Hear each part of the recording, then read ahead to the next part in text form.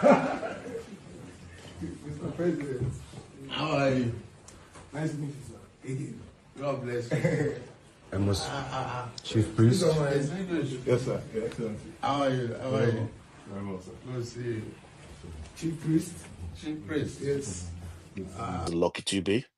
That said, your father didn't tell you the truth. Your mother didn't tell you the truth. We don't know where the war started from and all that.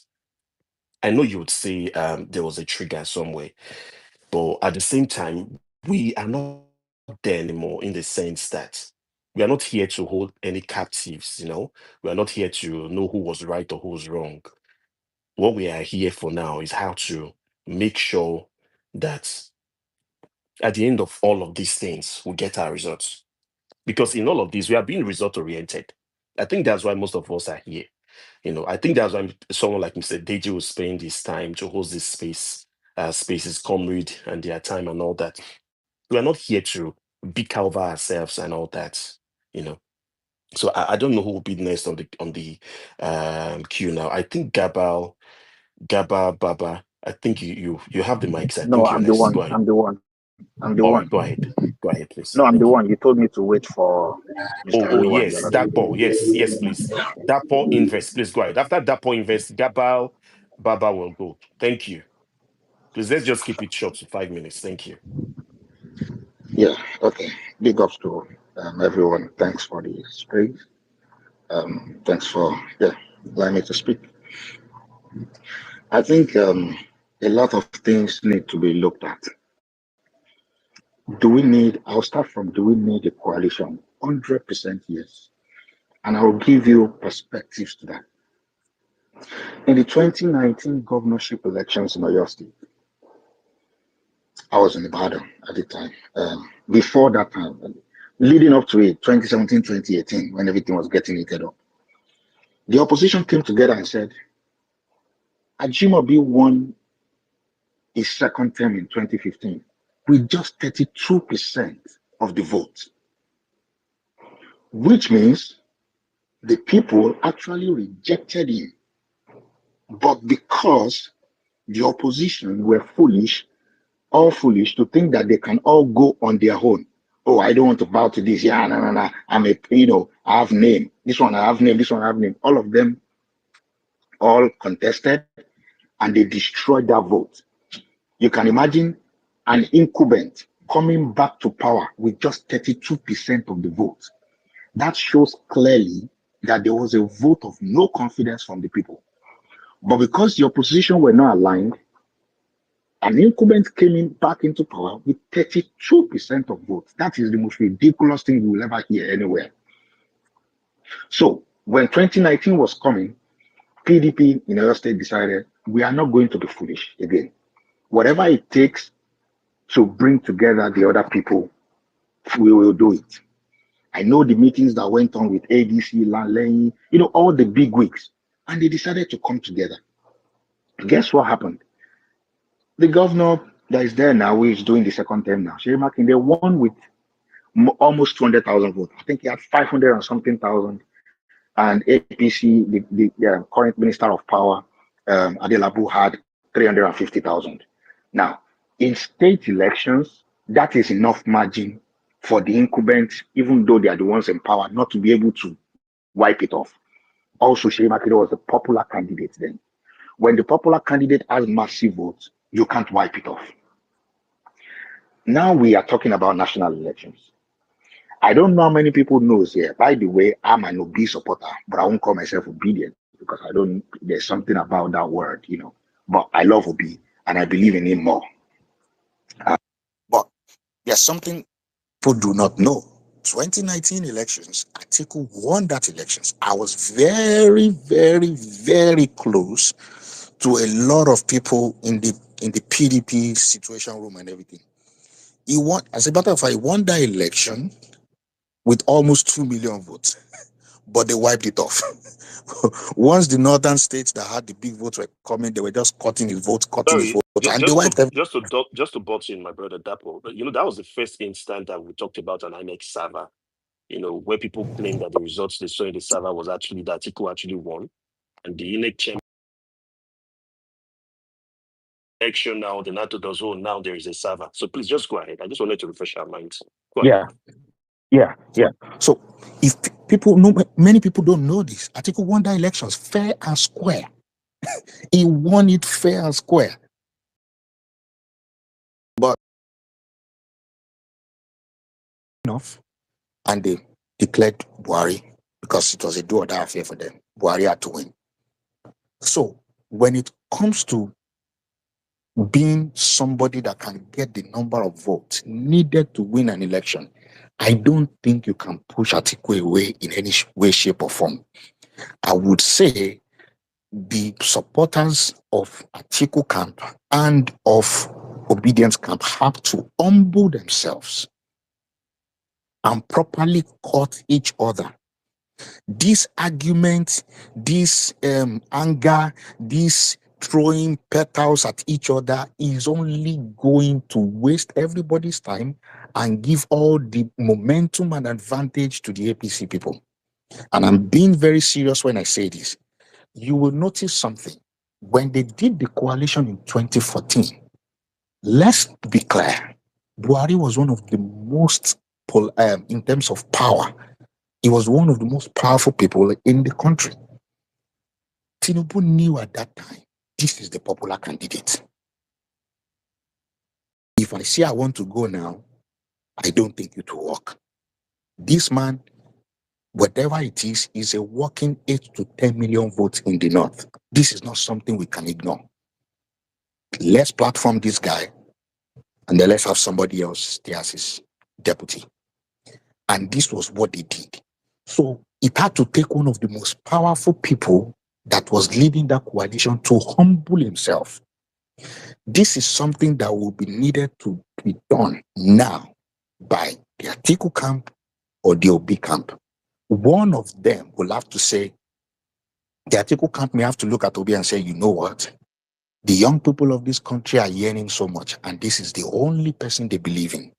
Or the Obi camp will have to look at Atiku and say, you know what? He's been trying for a couple of times, and he's been really close. Why don't we let him go? One of it will have to happen. One of it will have to happen. One of it will have to happen. And just looking at these things, you have to look at it from the angle of nation building. The reason why I will not support Atiku is that we are actually trying to repair this country, not trying to grab power. And I will explain that. Politically and years of political experience, if you look at the antecedents and the trajectory of Atiku and of Tinubu, there is no difference between both of them. Both of them are capital thieves that have just mastered a way of being very powerful politically. Sorry, sir. Please, just a moment, please. In as much as these persons are not on that trial, would not want to use those words. Why trying to form or bring about this coalition? So please, let's try to use words that we can actually be able to stand by. When I mean stand by, things that we can actually take into the future and be able to speak on. Because, for example, if it happens now that the coalition is formed and I know from how you spoke on, you're open-minded, you are emotionally intelligent, and you want to support the ticket that comes and is an OB Atiku ticket or an Atiku OB, I think it would be difficult for you to campaign when you have actually called or reading this people off and called one of them a thief. So please, thank you. Go ahead, sir. Yeah, not a problem. Yeah, thank you for bringing that up. It's actually a double mute. You can unmute your mic, please.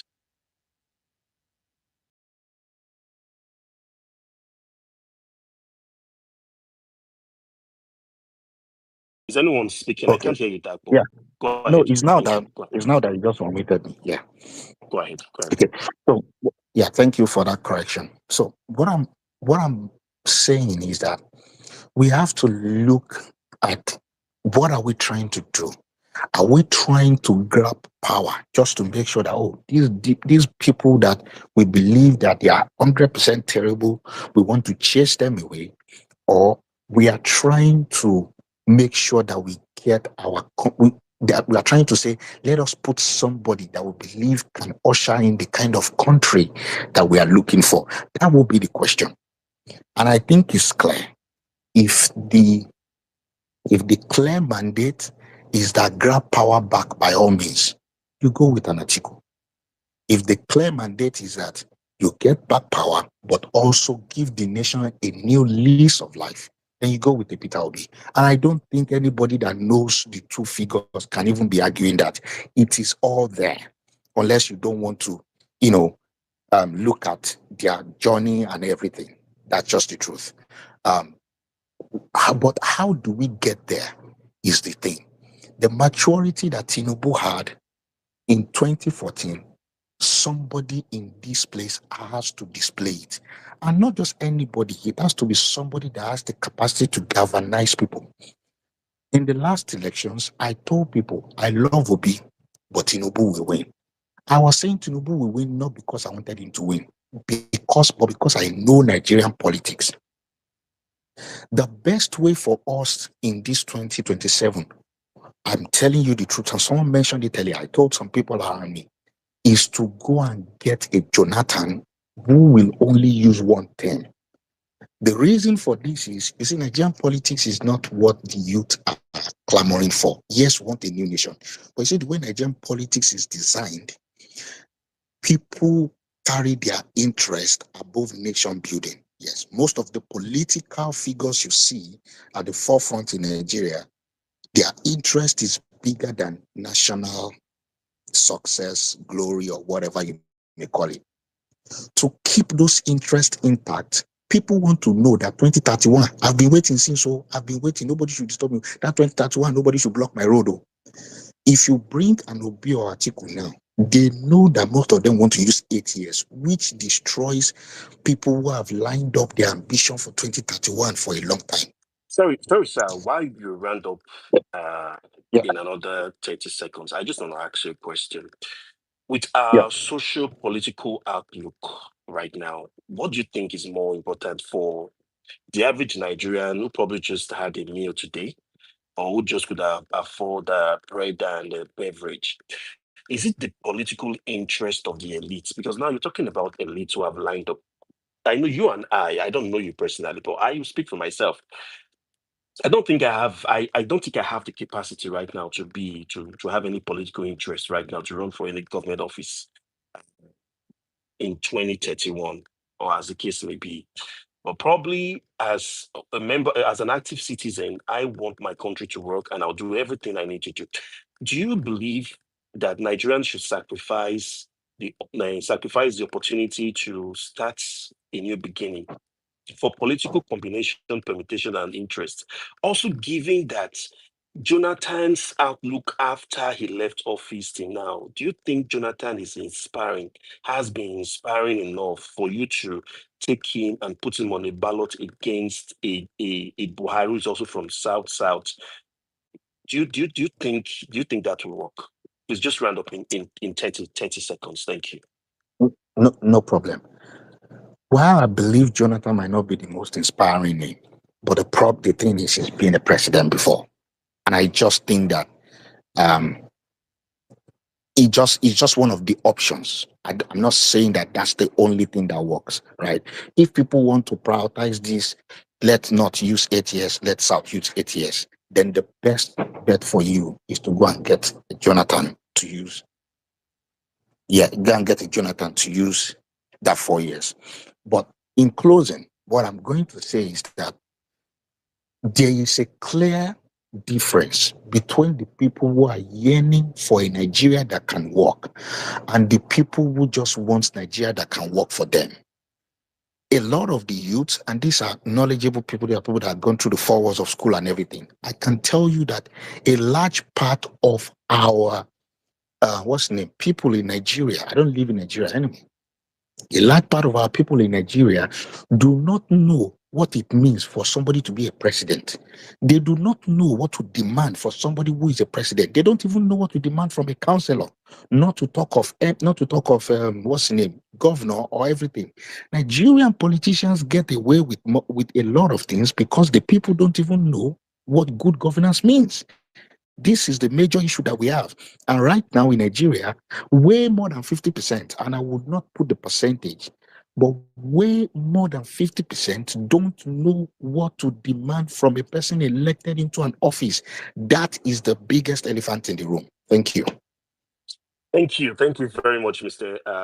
Dakpo. Thank you. You said a lot of things, but I think the most important to us on this space, and as much as you've taken us through political history, that you are in for a coalition and you believe that a coalition is the possible way to probably reset this country and get APC out of power. Thank you very much. So I'll move the mic to Mr. Gaba Baba. Thank you. Please go ahead, sir. Thank you, Atish. Good evening. And thank you for the time.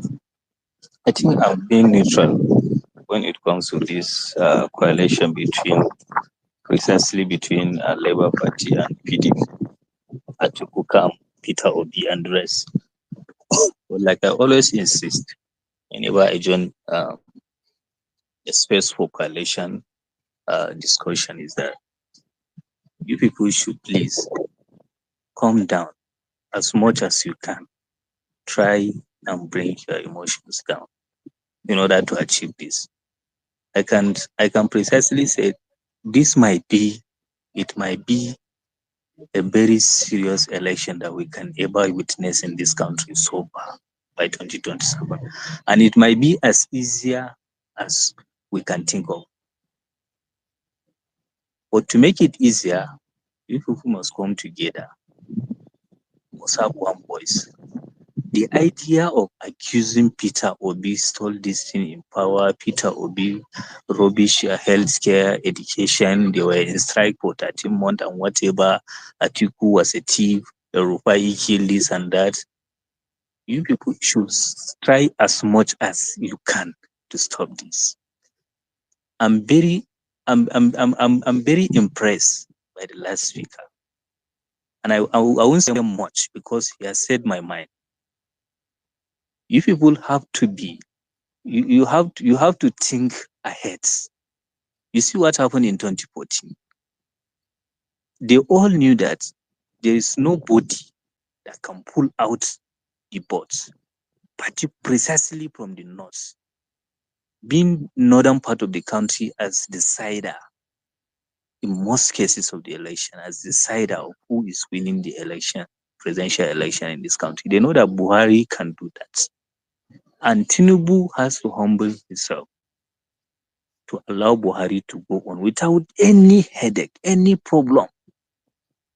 And he patiently waits until this 2020 or last 2023 general election to contest. And he won whichever way. But for you, because I have attended so many spaces of this coalition, including this one, I think I didn't attend this Deji coalition space 1.1 and I attended 1.2. And this is the third one, I think so, if I'm not mistaken. Please, stop pointing fingers. I swear to God, it will not work like that. You see that Atiku and Obi, they don't have problem as we are seeing it. It's not even Atiku that chased Obi out of PDP. In any way, it's not even Atiku. Unless you don't follow the Nigerian politics. It was Wike and Co. They think that at that time, the power has to go to South. Atiku has to give up to the Southerners to contest in 2023. And that is where the problem comes. And Atiku has once decided to give it out if they are giving it to Igbo, because Atiku too doesn't want Wike to grab the tickets. And he prepares to give it to the Igbos. And they said they refuse. And they even find their way to chase out Obi out of the party. So they don't even have that problem. I don't think they have any problem. And these people, behind the skin, they have been trying their best over 3 or 2 months now. They have been trying their best to see how they can do this coalition in a smooth way that you and I, as a voters, we can be able to accept it.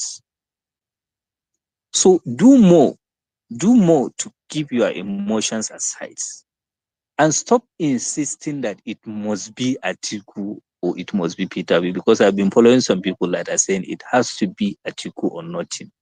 It has to be Peter Obi or nothing. Please stop that. Try as much as you can. If God destined that Peter Obi will be your president, Buhari contested for it was the fourth time or the third time he grabbed the presidential power at the end of the day. You can imagine since 2003 you have been contesting up to 2015, and you finally get it. So whosoever going to be the president will be what has decided already. So please and please keep emotion aside. Me, I'm neutral. To be precise, I'm an APC member, or like what somebody just mentioned. I think I can't remember the speaker. I'm an APC member, but I cannot vote for APC. We are just waiting for you people and your leaders. I never go Atiku way in my life. Never. I'm a northerner. In fact, I'm from Northeast. I never go his way. Atiku never won my. In fact, PDP never won my.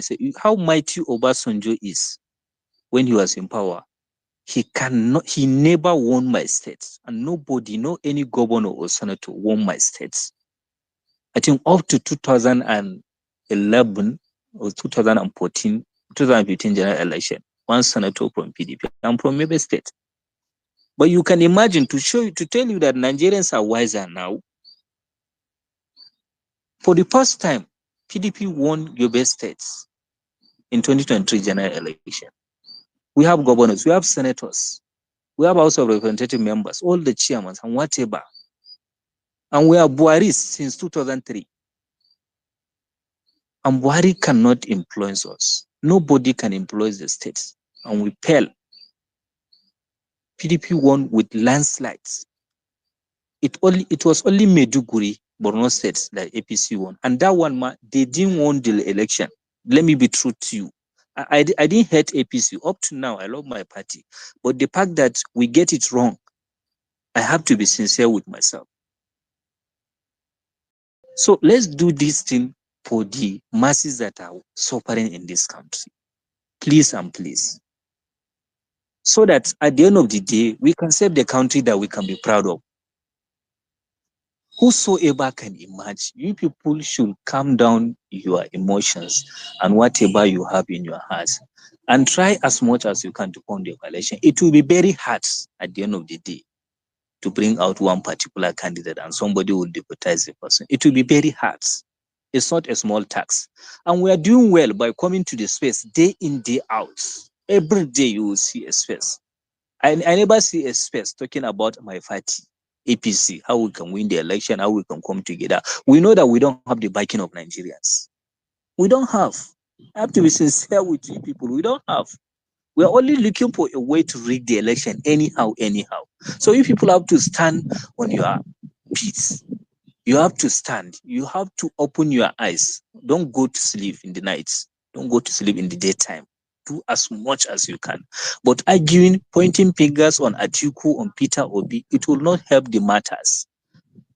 I know the politics of Northern Nigeria to the best of my knowledge, to the best of my ability. I was able to know the politics, how the politics is going, and even the southern part of the country. I can mention a lot of governors that passed on. Chris Ngigi, Rotimi Okorocha, what do you call it? That Imo State, a lot of them southern governors. I know the politics of Nigeria. There is nobody today, nobody have the backing of the followers, particularly from the southern part of the country than Peter Obi. And you see all these three campaigns, they can't do anything. They will never stop people from voting Peter Obi. Be it Peter Obi as the presidential candidate or vice president, or Peter Obi decided to give it to someone to contest, and Atiku himself. Nobody, so long as you people follow Peter Obi on his decision, whether he is the one or the other person, any other person, nobody can bring a substantial vote that you can be comfortable of winning the election than Peter Obi. And to be sincere to you, I'm a Buharis since 2003 up to now, and I'm still Buharis. But to tell you that there is nobody in northern part of this country that can bring ports as Atiku. Nobody. I swear to Almighty God, nobody. If I die before 2027, somebody will remember what I said. Nobody. So that is why the coalition will be hard. To go to southern part of the country to sell Atiku is a problem, and it has to be it has to be that Peter Obi that can do that in order for a lot of voters in the southern part of the country to accept it. And to come down to northern part of the country now, you see that Atiku and Erupai, you people have to hold them. And that is it. Nobody can stand and bring the boats. Aza Atiku and Erupai, they can stand for you people, whether Peter Obi will be the president or the vice president or whosoever, so long as you agree on the coalition at the end of the day. I'm just a neutral. Thank you. Thank you very much. Yeah, so that's my Mr. permission. You Gabal. people should do as much as you can. We are praying for you, and we are, in fact, I am doing a lot of things behind the scene. I'm doing a lot to be able to bring people to tell them that they should not vote for this particular APC administration. They should wait. And thank God I was able to convince a lot of people. And I can do that even with my own money. I can still do that. So we are doing it for you people. Stop fighting yourself. Stop, I beg. Please do it for the masses. That's my submission. Thank you very much for the time. Thank you, Mr. Gabal. Thank you. You've spoken well. Powerful submission. When there's a dispute between two people or two persons, and a third person who is not affiliated or someone who has an interest in the issue also comes in and gives his stake. When you listen to that person, you should be able to pick out the sincerity in what he's saying for you to be able to guide yourself. Before I move to Mr. Polonium, in all of these things, we should remember that Atiku has never, for all I know, debased or denigrated Obi in any way.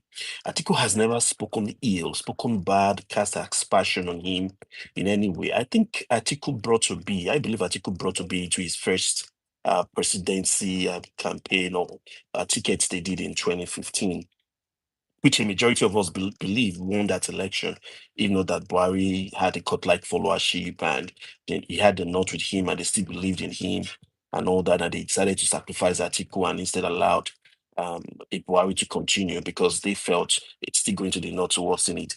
Let's give it to the person who we have this cut-like fellowship followership from. And if we really want to be sincere with ourselves, after Buhari, the next Northerner who has that same clout that can pull that same effect on the Northerners is Atiku. And we should not begin to tear ourselves apart between these two individuals. When you see them in events, the cordiality that they have is even more than the one we think we have amongst ourselves as a movement or as a group or as friends here on these streets.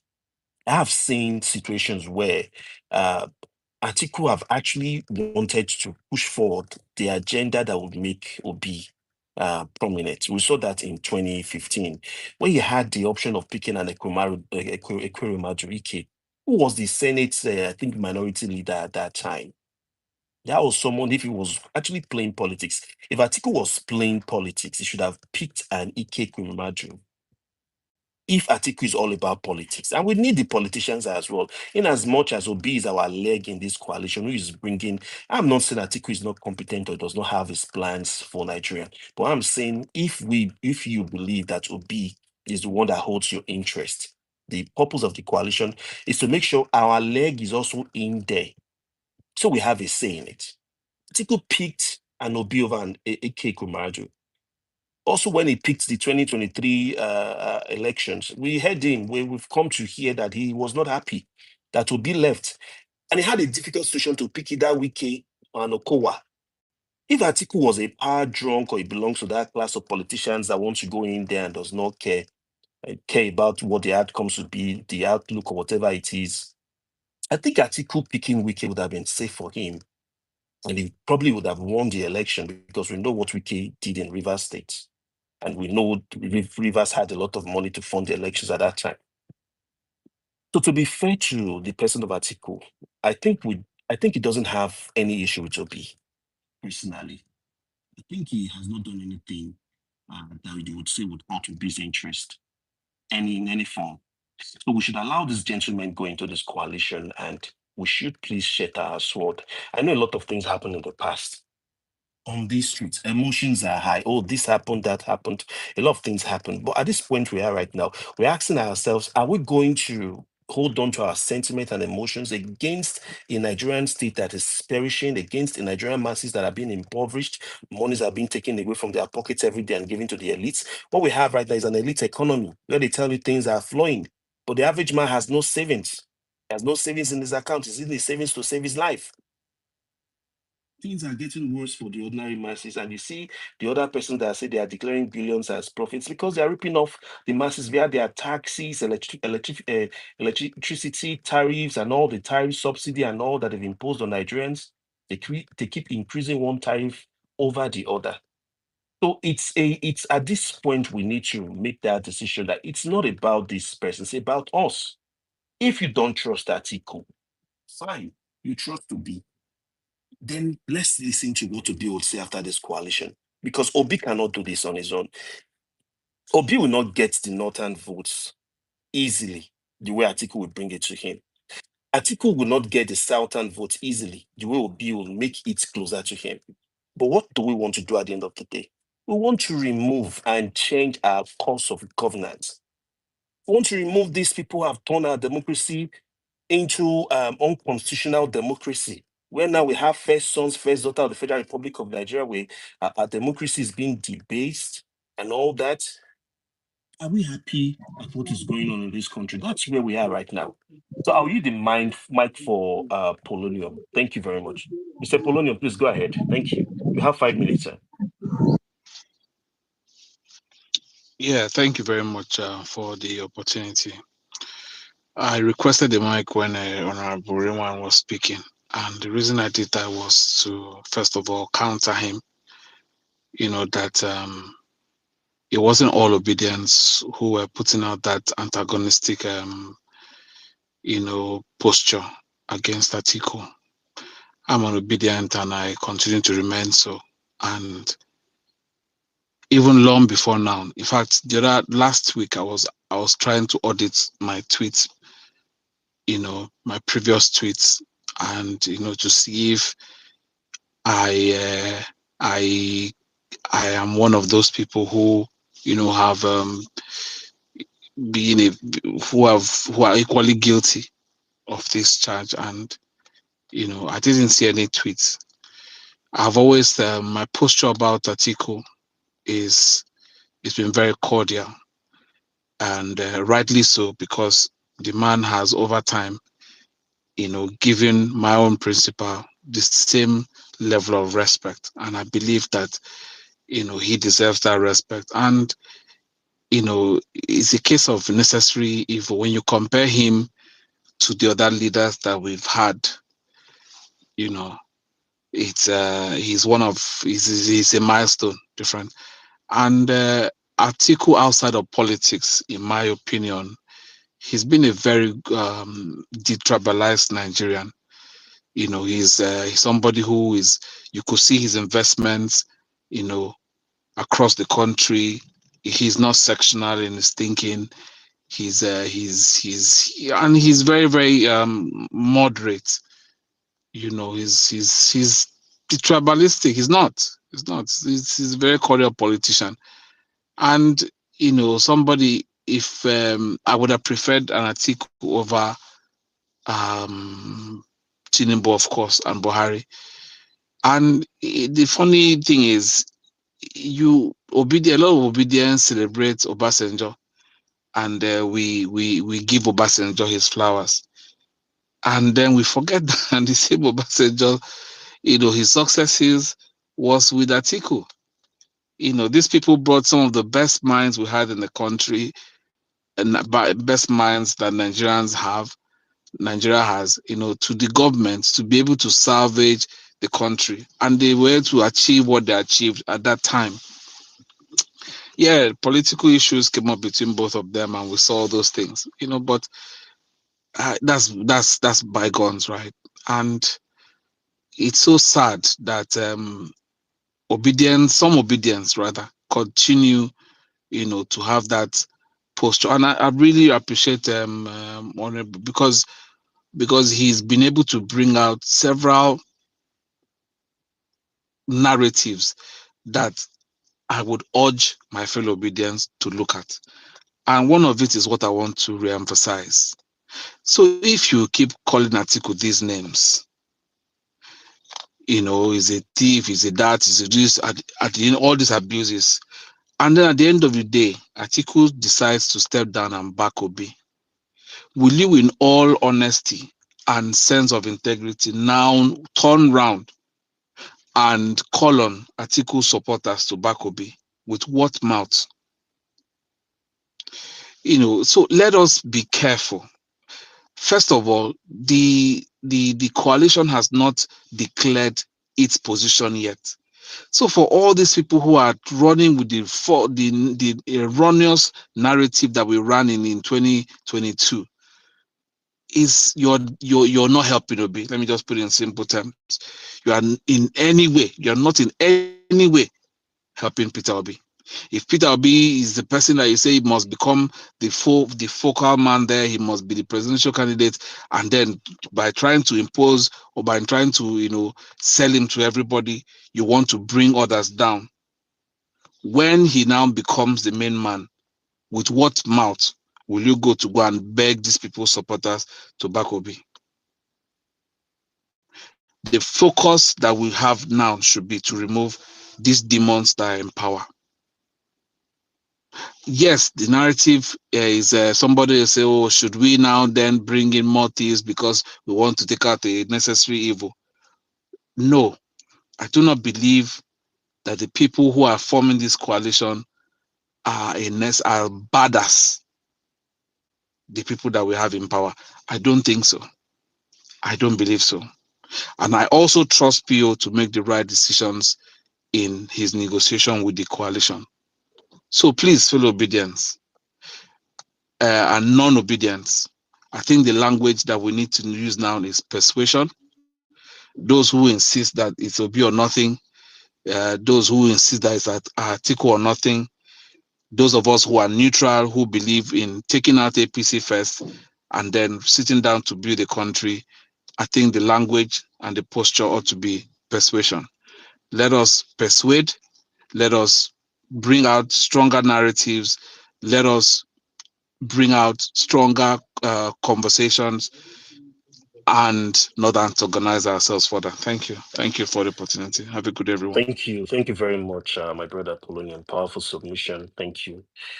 We move to Jide. After Jide, Mr. Odunayo will go after him. Thank you.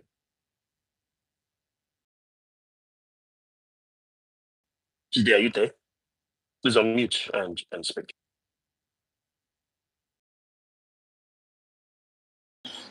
Yeah, I'm here. I've forgotten I had the mic. So, um, good evening, everybody. I believe I'm audible. Yeah, about the coalition. My only contribution to this is I think Atiku and Obi, Atiku being the president and Obi being the vice president, is the most viable ticket as we have it today. My opinion, because if you look at it, that ticket has been tested before, right? That is 12 million votes. We have tested it before, so you don't need to gamble with any Obi and Erufai on a ticket. So if you really want to oust Tinubu in 2027, that is your surest bet, right? Whatever agreement that comes after that, whether Obi should be the president in 2031, you guys they can reach an agreement on that, right? But if you want to chase Tinubu away, it is Atiku Obi. If you put Peter Obi and someone like Erufai on the ticket. Peter Obi's only problem is he doesn't have that popularity in the north, right? Because Peter Obi is the most popular candidate in the south, right? So what I'm saying is, if you put someone like El, you are not guaranteed those votes from places like the North Central and like places in the Northeast. You know, it's just logical. I don't know why people are being they are not trying to be they're not trying to be diplomatic or be rational with their choice. They are saying Obi or nothing. Excuse me, you have to put your ego down. That Atiku and Obi ticket is sure banker if you want to remove Mr. Tinubu from the coalition is should be primarily about ousting the APC. I think that is what it should be about. It should not be about who should be the president. It is mainly about how are you going to take away the incumbent government, right? I just believe any logical person, anything short of this, voila, is fail. Anything short of this is fail. That's the only submission I just came to drop. Thank you very much. Thank you, Mr. Jide. And we strongly believe that you will still be on these streets to galvanize opinions and join us in taking this message everywhere. We're waiting You for the believe qual. Jide? Ah, I take so you dey believe Jide. Jide will be going. Like, you see, you have to filter information you hear. Not everybody you hear information from. Please hold on. Thank No, you, no, sir. no, but No, I'm not here to make. I'm not. Sorry, sorry, guys. I had to please, Mr. Oduna, you're going next. They say you take people for their words, right? So let's assume we'll take Jide for Maybe you're his a new words. person He's on this spoken street. well. This guy is a hypocrite. That's what he came to do here. So that's why you have to filter what you hear from people. Mr. You know the Oduna, you're going information. next. You're going Yes, next, sir. Let me just I'm speaking. This is my yeah, turn. I'm just speaking. hold This is on, my turn sir. to speak. Just Yeah. hold on. Just hold on, sir, please, sir. We said this is a coalition, and if you say it's a coalition, that means you're bringing everybody in. It's like you casting a net in the river or wherever, and you get to pull in all that you find. At the You end of like the to be in day, wine. You don't want to be in wine. You're just on this street recently. I'm telling you okay, about this Mr. young man Oduna, here. you can You just don't you even can, know this but thing about Mr. this Jide, person. thank you for your No problem. Just submission. leave it the And way like it I is. said, Not everybody you go speak their I opinion. Yeah. sincerely Jide is one of believe them. that you will make a difference when the time comes because it's for you. If this is your profile picture, you are young. And even if you are out of this country remains your country and the country for your kids if you don't have any already. So, Mr. Duna, you can go ahead, please. After Mr. Dunayo, Malam would go, Mr. Sami would go. I don't know if Prince Zella has anything else she wants to probably contribute. Then we'll just go in that order. So Dunaya would Yeah. go, Malam Yeah. would Thank you. go, Sammy would go. Thank you. Then Prince Yeah. Zella. Thank you very Priscilla will much. use more of my time. I will just use 1 minute. And the only reason why I came to talk is because of one Adamu guy that came here and spoke in a very ridiculous manner against Priscilla. This is the only woman speaking in this place. This is the only young lady trying to have an opinion here. And the young guy came here and insulted the lady and tried to talk her down. You get the point. So that's the only reason why I came to tell you that as a moderator, you I'm should so able to sorry. I'm so sorry about that. I think I yeah. fell off the space at that point in Okay. time. That's the Or only reason later why I I came. came back and it was a I bit don't care what rowdy. happened anywhere. But what I'm saying is Thank you. I would that's love the to only voice I was trying to apologize. make an I would love to opinion here. You apologize get the point. for Yeah, thank thank you. you. Yeah, that Thank you Adamu very much, guy, Mr. Dunayo. the intention I want to like let it tell all the street he lives in. Let me go and wait for him in that street so that he will fight physical fight as a man to man. That won't be necessary, Mr. Otunayo. That won't be necessary. That's not the Nigeria we want to build, even though we know we have to go through fire now to, change the narrative. So, my darling Princella, I use that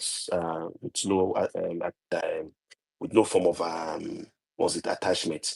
I'm sorry, I wasn't on the. I think I fell off the co-host at that point in time. So, please, on these streets, how they've been, and sometimes it's bass, it's politics. People's emotions are real. Some have their opinions which they believe must be heard. So we just I apologize for that. Thank you very much. And you have the opportunity, of course, to speak again and bless us as the only woman amongst our midst. Thank you so much. And we know that as we continue to speak on this narrative, public opinion is forming, and I know you are beginning also to test and see what exactly we need to do that will get us results. Because at the end of the day, we're not talking about what happened before, but we're talking about what we want next. The result is what we're looking for. Thank you. So, Malam, please, you can go ahead. Thank you.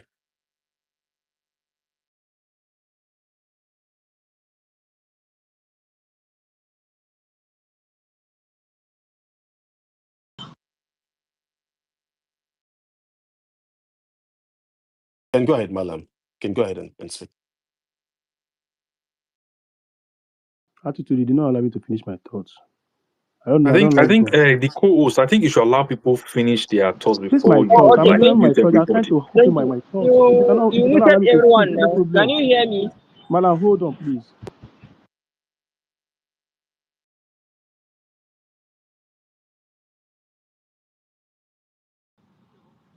Can I go on? Please, where's Deji and Comrade? Ah, Please, Just hold on. can Just I hold go on? on, They call Malam. my name again. Can I go Yeah, on? Malam, just hold on. Just hold on.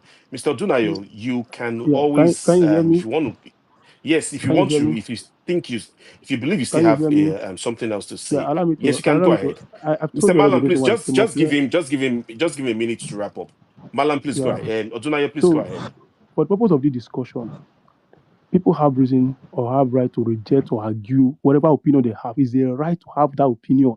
And nobody can stop you from having an opinion in whatever guise. Whether it's support to be or support article, whatever it is, so is the reason they have a right to hold it. If you're not comfortable with it, lower your volume and wait for the person to finish his or her opinion, then you can continue from there. When you try to gag a young woman who is trying to have an opinion here because you think like a man, that's the reason, not because of opinion, because he feels that he's a man. That's why I said, tell us your street that you live in so that we'll fight you man to man. So that's how you wait people. I'm not going to be here after now, but that's why I can here. I don't care about what happens or whatever it is. But for a woman to try to have an opinion in this sense, where people would even where people shy away from, and you are trying to bully her, shut up, and do whatever it is because she has an opinion, it's what I reject completely.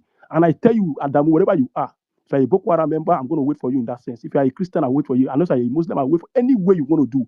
I'm waiting for you anywhere I see you on spaces. I'm going to tell you this thing I'm telling you here. So I hope that you can hear me very well. But I'm waiting for you to see you anywhere that I'm going to remind you completely that if you bully anybody, Okay, I think it's not necessary for us to, they say two wrongs don't make a right, Mr. Tuna. You've made your points. So there'll be no point for us to pass threats along, amongst ourselves. If you rightly coach, I said, have something to Priscilla, say. please hold on, Priscilla. You Please. you you would speak. Just hold on. Just hold on, please. Just hold on. So we'll try as much as possible to be respectful, because we are adults and we are in a public place, it's a public space and we don't know each other from anywhere. So it is wrong for anyone to disrespect anyone. I know when we have political talk and discussions, your temperament, your emotions may get maybe part of it. What that gentleman did was wrong. I wasn't here, and Mr. Duna, you've condemned it in its strongest form. I also join you to condemn, but please, we shouldn't go into a personal trait because I believe that person cannot do nothing. Princella, I give you that assurance that he cannot do anything, and we'll just move ahead. Thank you. So, Princella, you can just unmute. You said you had something to say. Please go ahead. So for the records, Adamu came here. He said he's a neutral. I've gone through his page. He's an articulate. That's a lie. I've seen where he has quoted so many tweets speaking in support of Atiku and all that. So saying that he's an APC member who is rooting for us, that was pure lies. I've seen APC members, APC people also come here, speak and all that. Then I think another person came up said he doesn't know why I have I have gone against Herify. I've always made it clear. I've made it very straight, and I will not stop saying it. One, if you they say Herify did a lot, Herify did a lot. You backed a candidate 2023, and you could not deliver your state as a sitting governor for that candidate. You lost Kaduna State during presidential election when you were the main actor in that state. What is the assurance you're going to? If the charity they say begins at home, you could not deliver that even as a sitting governor. Now that you're off the seat, and the current governor of that state, you are not in good terms with him. Where's the votes coming from in Kaduna? You cannot influence your own state. You now said other states you want to come and bring support. No, when you are coming to a negotiation table, there are things you talk about, you post off, you bring on the table that these are the records, these are the records. So I don't know. And two, I've said I saw a son in the last conference and all that declaring for Tinubu and all that. How am I supposed to match this and just trust it like that? Then three, the tone of people from the North Central, from those from Nasarawa, Taraba, and all that, we can't just plateau and all that. We can't just sweep it aside. PO, for the records, I think one plateau or had over 1 million votes in plateau. He won Nasarawa. He won FCT. Saying North Central or part of North is not probably North Central minority, because I've heard people say they are minority. You want to. I don't think you want to go by that records. Now, looking at the data, a percentage of votes by geopolitical zone, I think 2023, total valid votes, Northwest. Northwest had about over 6 million votes, which is 6,690,000, like that. And now, the Northwest, you are not guaranteed. That is the place we are trying to penetrate, that Obi has probably a low vote. Northeast, we have a sitting vice president currently who is from Northeast. What is the guarantee you win that place? Now you want to lose North Central that has over 4 million something votes as valid votes that came from 2023. And we are not guaranteed that we'll get all of that for over 4 million votes. But at least you should be fighting for substantial votes from that place, knowing now that Tinubu has inroads already in South. Yes, Peter Obi had elections, had votes from South in 2023. Trust me, 2027 is not going to be the same ballgame. Looking at, he is now a sitting president. The South governors, they are declaring for him. Rivers State that he was supposed to win, Wike actively rigged it, and Peter Obi did not get. So 2027, do you think he will get the votes? Right now that the current the governor that Wike rigged in is already lobbying with Wike and all that. Now, even the Southeast, now, Tinubu is aware that the Northwest will be difficult. He's trying to penetrate into the Southeast. It's starting from Peter Obi State himself, Anambra. We are seeing the romance that is happening between him and Soludo. Let me tell you, he is not Jonathan that believes in, you have to vote and your vote will count. They are ready to rig by all means. So the ones you can lay hold of, which is the North Central, at least for now, they are still in support of you, which is Peter Obi. They like you, they want you, and they are telling you, you can't be tone deaf to what people are saying. They are telling you that this person he has held a stand or statements in which it has not favored our region. Please, we will not stress ourselves. And you want to do against that, we want to bring somebody that they are not contented with. You see that over 1 million votes you get in Plateau. Do you think they will come out like that and come and vote? You people have to balance it. There are other candidates that can actually deputize him if he emerges as the presidential candidate. To me, Tambuwa is there. If Kwankwaso can be wooden and is to be trusted, it's not a bad idea. But saying that, F-Rufai, I'm looking at the votes. We are looking at the data. I'm dissecting it like this. And even Southwest, forget it. We know Tinubu holds that as strong as a stronghold. If you lose North Central and they vote My for sister Tinubu, Princella, I'm sorry, I'll just yeah, have to butt in. Sorry, darling. yeah, I want to ask you a question. yeah. Sincerely speaking, looking at all these permutations and the political environment, do you really believe 2027 Please, is going what to am be I about speaking votes again? and What voting am I blocks? speaking again now? From just Can you 5 hear minutes me? ago. She's the only. We are just trying I to be just Please a I allow have bit to her to pause speak. it because I Sorry. how will want I say it? Please allow her. Sensitive to Let the me fact that she's the only let me go. No, female don't person worry. who's Let been others here and she speak. stayed on the space. Please let others speak. So just a question, Princella, just a question or an observation. We probably come back and answer. In all of these permutations, do you sincerely believe that 2027 that the APC is banking on votes from the northeast, from the middle belt? Do you believe that their game plan is for votes or to rig the election? I I'll just put a hold on that. Um, you will respond okay. later on, Okay. please. So 10 over. Malam, please, just Malam, 10 over has been here. 10 over has been here before you. 10 over 10 has been here before you. So please just let him speak. After 10 over 10, Malam, you go immediately, and I apologize for the mix up. But Thank you very it's not much. fair 10 now. over I 10, please have go to ahead. park for almost 5 minutes Let now. him go. I would have reached Attitude. my home. Let him go. I could have reached my home. All right, fine. 10 over 10 just gave his position to you to go. Please go ahead. Thank you so much for your patience, Please, Malam. please, Please go ahead. attitude. When you want to call me senior malam so that I will know the difference. I am Who is senior malam, senior? okay? Who are you, be senior Malam? Is it not? Is Attitude. it I'm not just back telling like you. It's just a sense. We have 3 Malam on these streets, I'm a so senior malam. maybe we'll have to give you people. Yeah. Oh, yeah, the senior Malam. So Okay, that it's I will fine. know the difference now. So, you are even the Malam fake Mohammed, of the please. fake of Malam. You know, Mogul was the fake Malam. Malam You are the Mohammed, fake please of go the fake ahead. Malam. So Please thank go you ahead. very You have much. 5 minutes. Thank you. Thank you very much. You see, I've heard a lot here concerning the coalition, and I see a lot of people try to have self-entitlement as no, if it is not we, it won't work. If it is not Peter Obi, or it is not Atiku, it won't work. And I think it should not be the argument if we really want to have the real coalition, and if we really want to achieve our goal. And I heard some people even also saying that it's not about removing the presidency by anyhow. Just because if we remove it by anyhow, how are we guarantee the next person will not behave?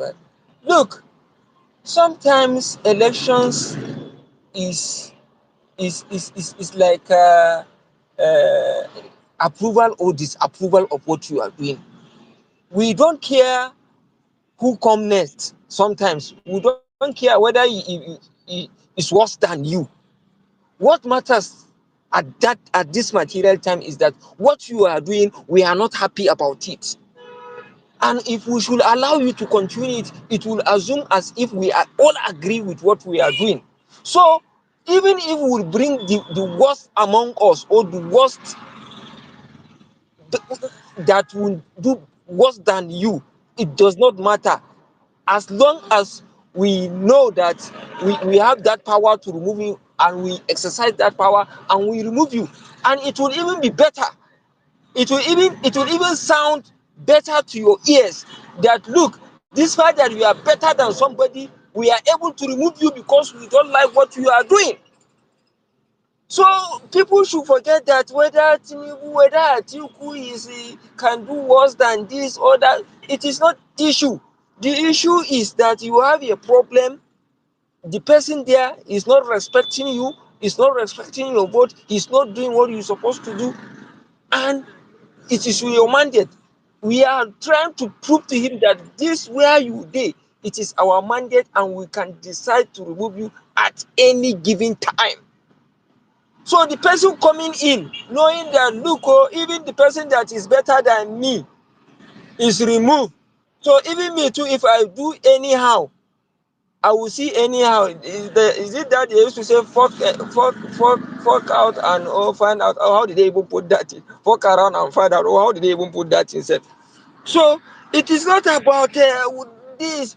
Peter Obi will perform better than Atiku. Oh, Atiku will perform better than. No.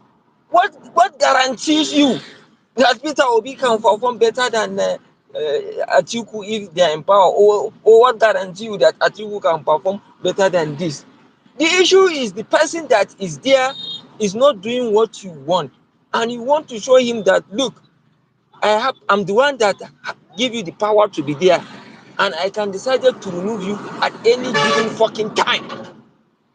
So you need to prove to him that way, and I think this is what should be in our mind, because nobody guarantee anybody to you can't know that no, this one will do this one will do better, this one because sometimes it depends on what the material the person is available with him. And I believe governance is not a rocket science. To some extent, what does even president do? If you even look at it, most of the work is delegation that he normally do. The brain work also, he has people that do the brain work for him. So it's not about individual thing, you know. So this self entitlement that people will say no, Peter B is better than, he has charisma, he has this, oh Atiku is this, is no. Our focus should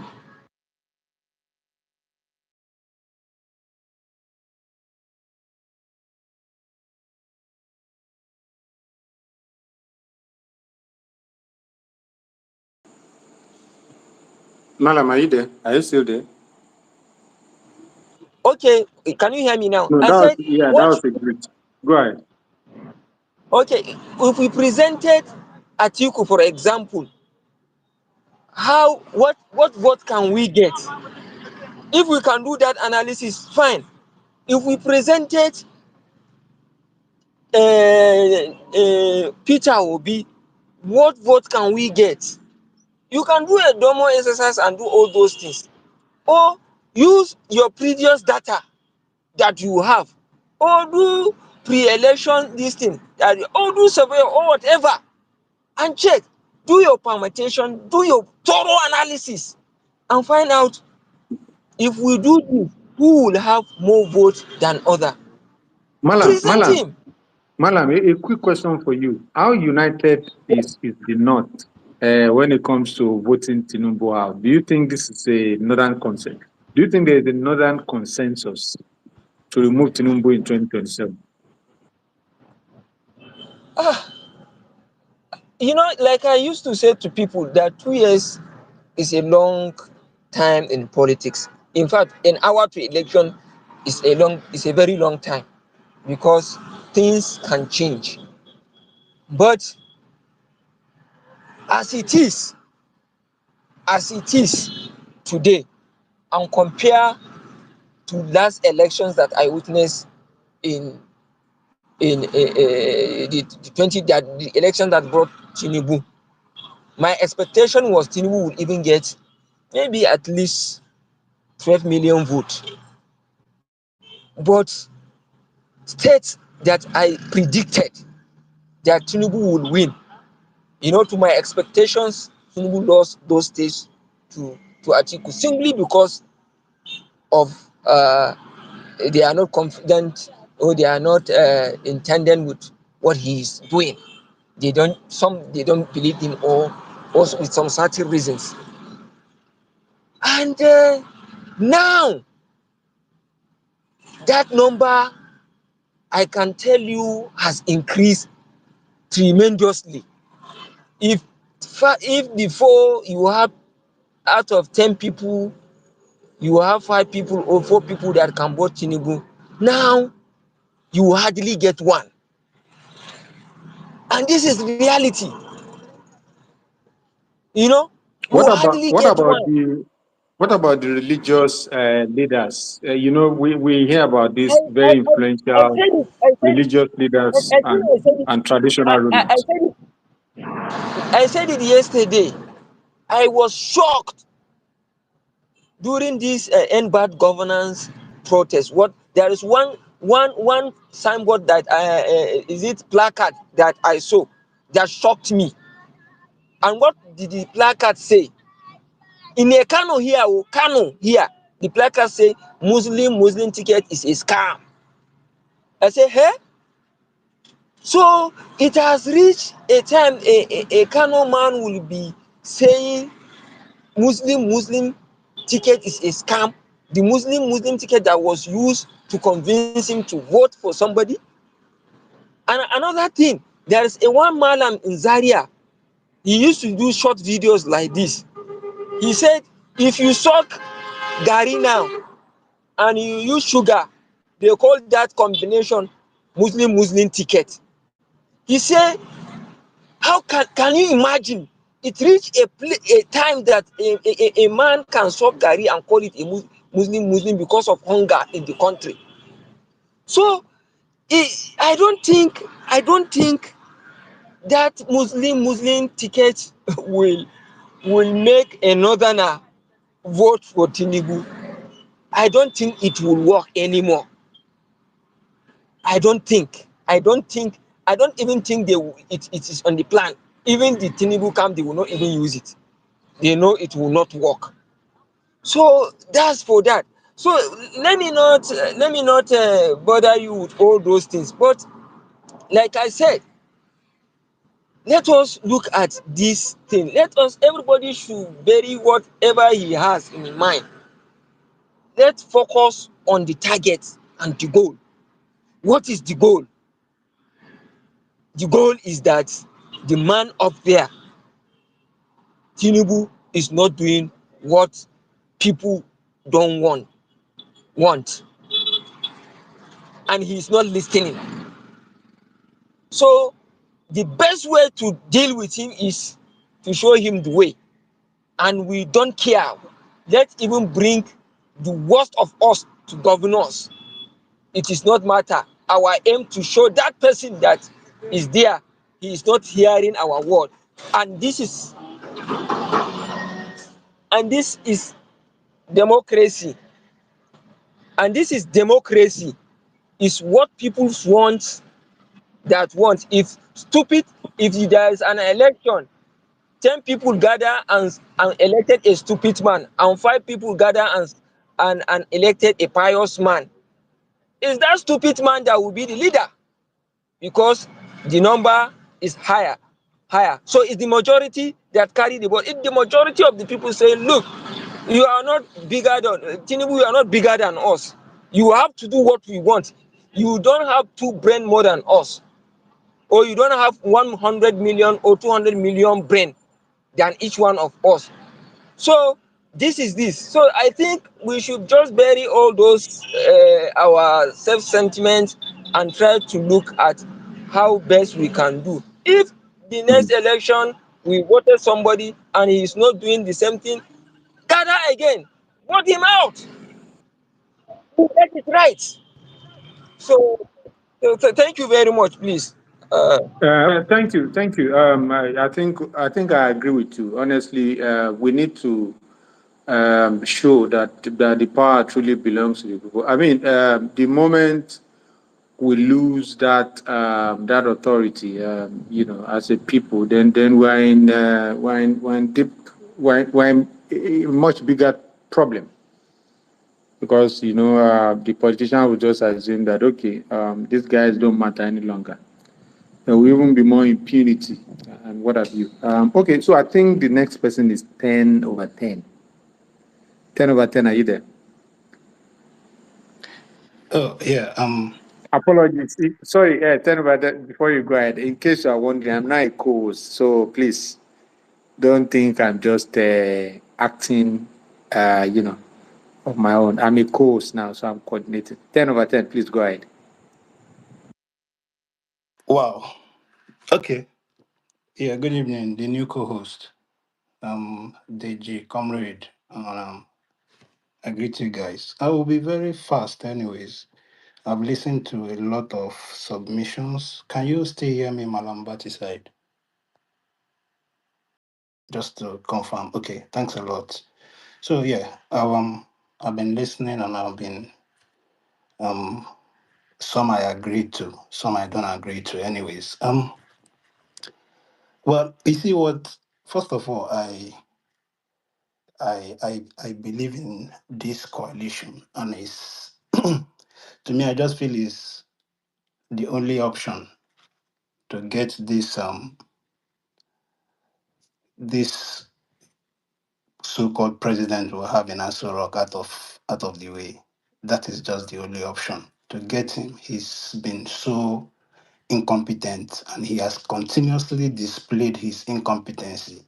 That one we all agree. Checked.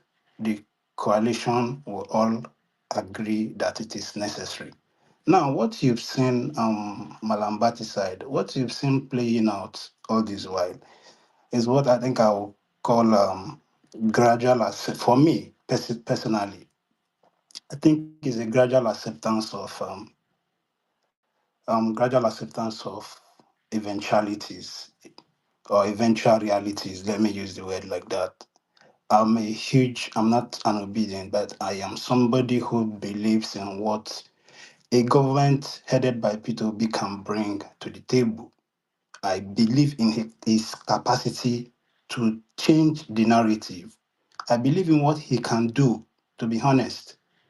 And like I said before, Malambati side, you can't control people's sentiment on their level of followership, regardless of who the candidate is. And for someone like me, and to be specific, I am from the southeast. I would downplay on that, but you know why I just echoed that part that I am from the southeast. Now, tribe is not the question here. If we were to go by tribe, then it's a different conversation. But as somebody from that region of the country, your guess is as good as mine. But we're talking about getting a lunatic, getting somebody who is incompetent, getting somebody who does not know his right from the left out of Aso Rock and bringing in somebody we know based on his lifestyle so far can kickstart a drowned economy, right? And that is the person I see in P2V. And like we've all echoed here, a lot of people, anyways. And let me even put this part. Every stand that Prince Zella has established here, I mean, whatever her sentiment has been, I am in complete support. Like I can less agree to her sentiment on what she believes in, everything she said she stands for, and who she believes can help her kickstart it and make her proud of the country she believes in or she has, then you can't agree less. And for someone like me, to be honest, if you ask me, again, let me even put this again. On the consensus or on the coalition, I am not in support of a direct or an indirect primaries. This is my reason.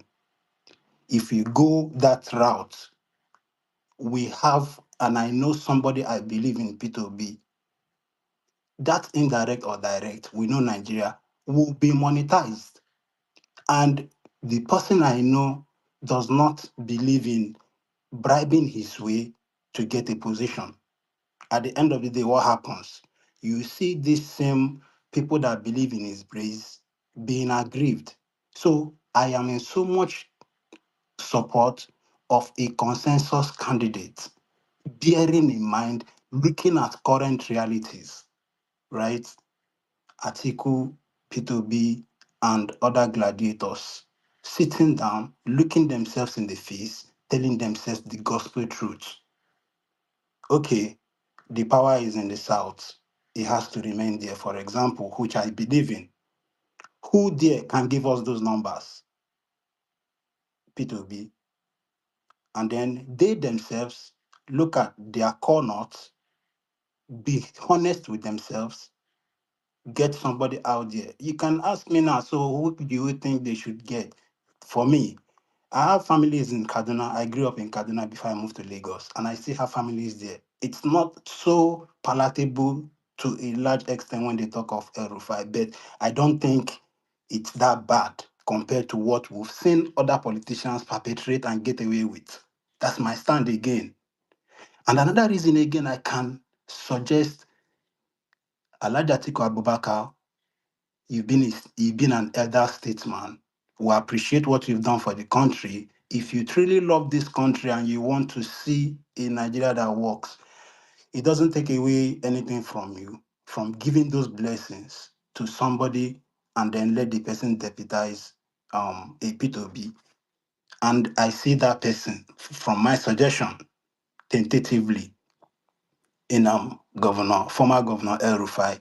And you know why I'm looking for El Rufai? Let me tell you, people, I've said this in many spaces. You see, all those devil, all those whatever that worked with Tinubu then, that for whatever reason, what they ate started purging them, right? And they ran away from him. We want them in this coalition. And that's my own opinion, right? All In those fact, people.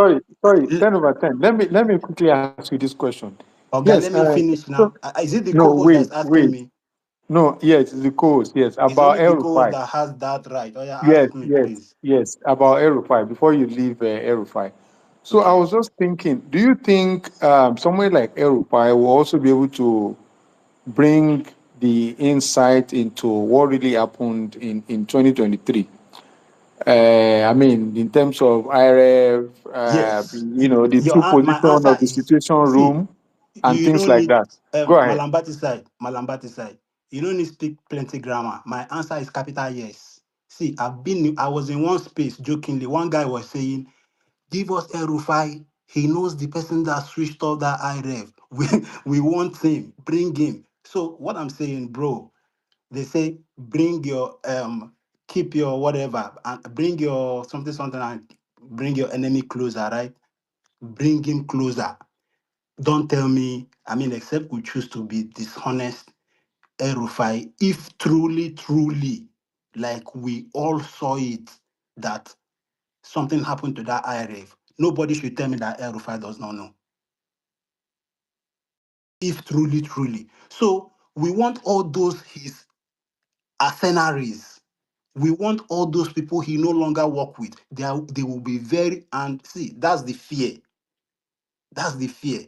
Even the fact that he stood on a podium, I'm talking about the clueless president we have. The fact that he stood on a podium then and told El-Rufai to come, please come. Before I leave this podium, you must come and promise that you work with me. And if they tell us that Bola Tinubu is a master strategist, let's even accept without conceding, right? That he truly is. So has he not recommended somebody for us to work with? Good and fine. So he recommend. In fact, that was him checking his CV for us. Let's accept he's a master strategist. Now let me not digress, right? So what I'm just saying is he is also needed in anybody. For me, both the devils, the whatever, no, both the saint and the sinners should be there. That's where me I'm coming from. After all, they've done it in the past. If they do it now, if the coalition people do it now, heaven will not fall in Wike's language, right? So I will use the mic so that I don't take people's time. I've been listening here for a very long time, and it's been very refreshing, right? Very, very good to Thank see. you. Thank you. 10 over 10. So, I so was just just going to round just up. out of curiosity, yeah. Okay. How do you think?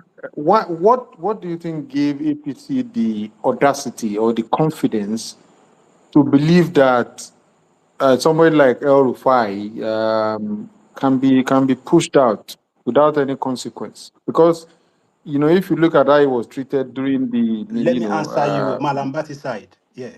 That was yeah, that was you asking me, right? yes, Okay. go I ahead, just please. want to make sure because in space I only want to answer questions from the co-host of because all these other detractors, me, I don't do that. So what I think, okay, do you know that I believe if it wasn't for that, Tinubu will not go about now shopping in the plazas he's shopping from the south to an extent. If he was comfortable with what he has done with people like that in the north, this is my own political understanding. I may not be 100% correct, but to an extent, he's looking for those numbers from other side now. That's what I think. So to answer your question, he feels confident that even if he does not get those numbers from quarters like that, he can make up for those numbers from quarters such as the other side. You get what like the other side he's been trying to galvanize and bring to his side. I believe that answers your question. So finally, before I hit my mic, I won't finish without saying this. See, the stand that Prinzella still has, I wouldn't lie to you, I am still struggling to shed some of those. Me before, in fact, when I say before, I mean couple of in less than 2 days. Me, I've said because I was in Nigeria during the last election before I left, and I believe that the moment I see somebody like P2B on the ballot, I will definitely go back and do what I did with my little quarters. But mm, I mean, cautiously, if they go into that room and comes out and it's not him, me, I won't lie. That's the part I'm trying to. That's the position I feel Prince Zella is still holding, and which I feel I am shedding off my skin at the moment. I've always held that position that see, if it's not this man, Nigeria is not doing anything. No matter who comes, even if he like he should deputize me, I'm not doing anything from my own little quarters. You get, but you see, that's why it's also interesting to ventilate ideas with people, see where they're coming from, listen to spaces, and then have interactions such as the ones we are doing. Over the past few days now, I'm beginning to look at it like, okay, yes, I trust this person to make the right decisions on my behalf. I can as well still trust him to see. I still will not lie. I cannot trust him 100% to make a decision for me if he wasn't on the ballot by himself. But I can. I can, to an extent, begin to look at it and feel okay, which I am doing now. I feel right now I can, based on what I've listened and what I've heard from people too, and some of the things I've done research on my own from reading about people he has interacted with, and hearing that here someone like Atiku has never ever had a single issue with him. I feel they can both work together as a team. So looking at where it is and where the whole thing is right now for me, I think um I am just hoping I'm waiting. But my own prayer is that he goes in there and comes out on that ball. Comes out at that and as that leading person. But if that's not the case, I will still try my best to to get on. But it's very interesting how I we've had to been come trying out. to I had get to here. shoot up. Yeah. Thank you. 10 over Yeah. 10. Okay. All right. Apologies for the rest of us. We've been here for a while. So let's just take turns, maybe 3 minutes each speaker. So I will just call the names randomly. Apologies if you think you should be speaking before someone. You know, just bear with me. So just let's take turns 3 minutes, and then if the space is still open, we'll now, circle back to the other speaker. So Francis X, Ambrose, Mike Flo, and then Ichi Z. Let's go in that order. Thank you. All right. Francis, are you Thank there? you very much. Okay, good. I'm here. Thank you very much. Um, what I want to say is that I'm an obedient. I was one of the people that was of the opinion that without Obi is Obi or nothing. But I've come to realize that Obi can't do this without Atiku, and likewise Atiku cannot do this without Obi. So the most important thing is coalition. Let the coalition happen. Whosoever comes out, we will definitely stand behind that person. But if I am to be an elite and I'm amongst the coalition, from my observation so far in the spaces where I've been, I don't believe that there's anybody that wants to play a tougher opponent. I'm just suggesting an idea here. I don't believe there's anybody that wants to play a tougher opponent. Now, I've been in spaces, even in this space when I came here earlier, I think two APC people have been here and they were saying that they would prefer Atiku than Obi, that Obi can never be president. I heard someone say it here, that Obi can never be president, that they prefer someone tougher, Obi, that the moment we put than Obi, that we put if we end up with the coalition and Obi is the flag bearer, that the result will be announced before um, before 12 o'clock, that Bola Tinubu have won. Which, of course, in a match where you are playing against a bigger opponent, because as far as I'm concerned, the incumbents are a bigger opponent. You are playing against a bigger opponent, and they have bought the officials, and we still allow them select our starting lineup for that match. I think that would be the biggest mistake for us. So I think from where they are pointing fingers, if I am to suggest, if I'm an elite, and they call me, I should suggest. I will suggest Obi should lead the coalition because I think maybe they have a campaign. Maybe they know something we don't know. Maybe they have already drafted out what they will use for Atiku, the propaganda, the campaign, what they will do to demarket Atiku, especially in the north. I don't know, but I think they have Atiku sorted out. So Obi, being that Obi, his character and everything is too difficult to blaspheme him.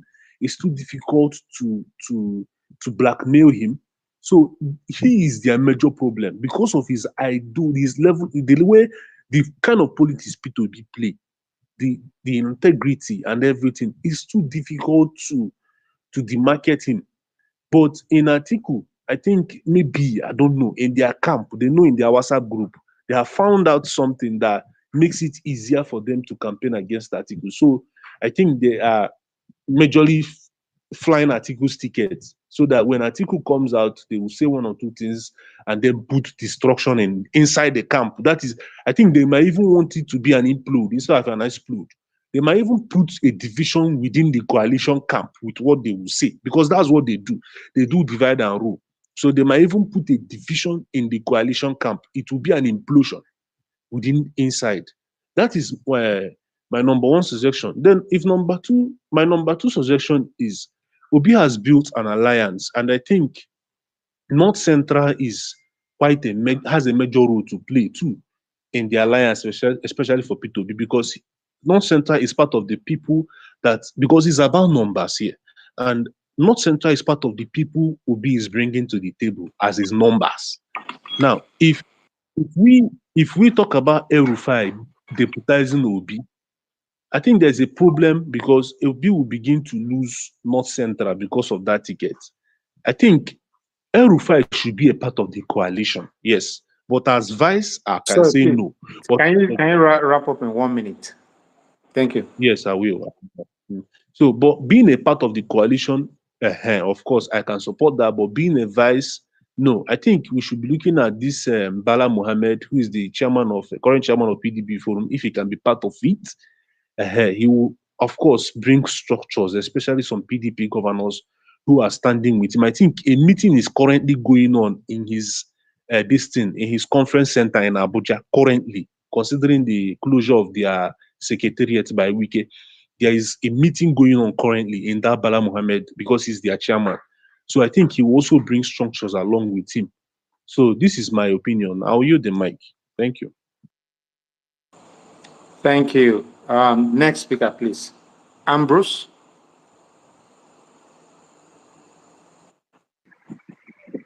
Yeah, sorry, the AMB. Yeah, Yes. good evening. Go ahead, please. 3 minutes. Yes, thank you. All right, thank you. So I think I've listened carefully to everyone speak. My submission is simple.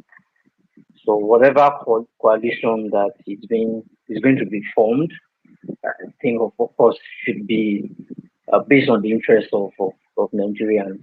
So any coalition that is about the power grab, which of course Obi has rightly posted that it's not going to be part of. So of course, I'm not going to advocate for such, but if it's about the interests of well-meaning Nigerians, I think it's what every sensible Nigerians, of course, should be part of. But one thing is for those that are coming to join the coalition, I mean from APC, or I think well, of course they also need to be very careful because somebody like El-Rufai, for me, I don't think it can at now be trusted. Of course, we know his alliance, with the present government in 2023. So care needs to be taken. So it's not going to be too early to suggest that he's going to deputize Obi or not. So, but I understand that Obi is a very smart, politician, and he understands every of these gimmick. So, of course, we can just make the permutations, and suggestions, but the ball lies, in their court. They are still going to decide what becomes the coalition. But of course, as I said, it should be about the interests of Nigerians and not just about paragraph. Thank you. Oh, thank you. Thank you. Next speaker should be Mike Flo. Yes, Mike Flo. Okay. Good evening, everyone. Good evening. Yes. Thank you for giving me the opportunity to speak. And anytime I'm a part of this people parliament, I feel very elated. I feel very happy. Now, speaking of the coalition, which is a front burner issue, for me, my opinion is this. Obi captures and ticks all boxes. I'm not trying to sound selfish. I'm not trying to sound just for the South, and the North should be outlined in this equation. But what captures my emotions about Obi is this. He emphasizes how to develop Nigeria entirely with the available resources being available and present currently.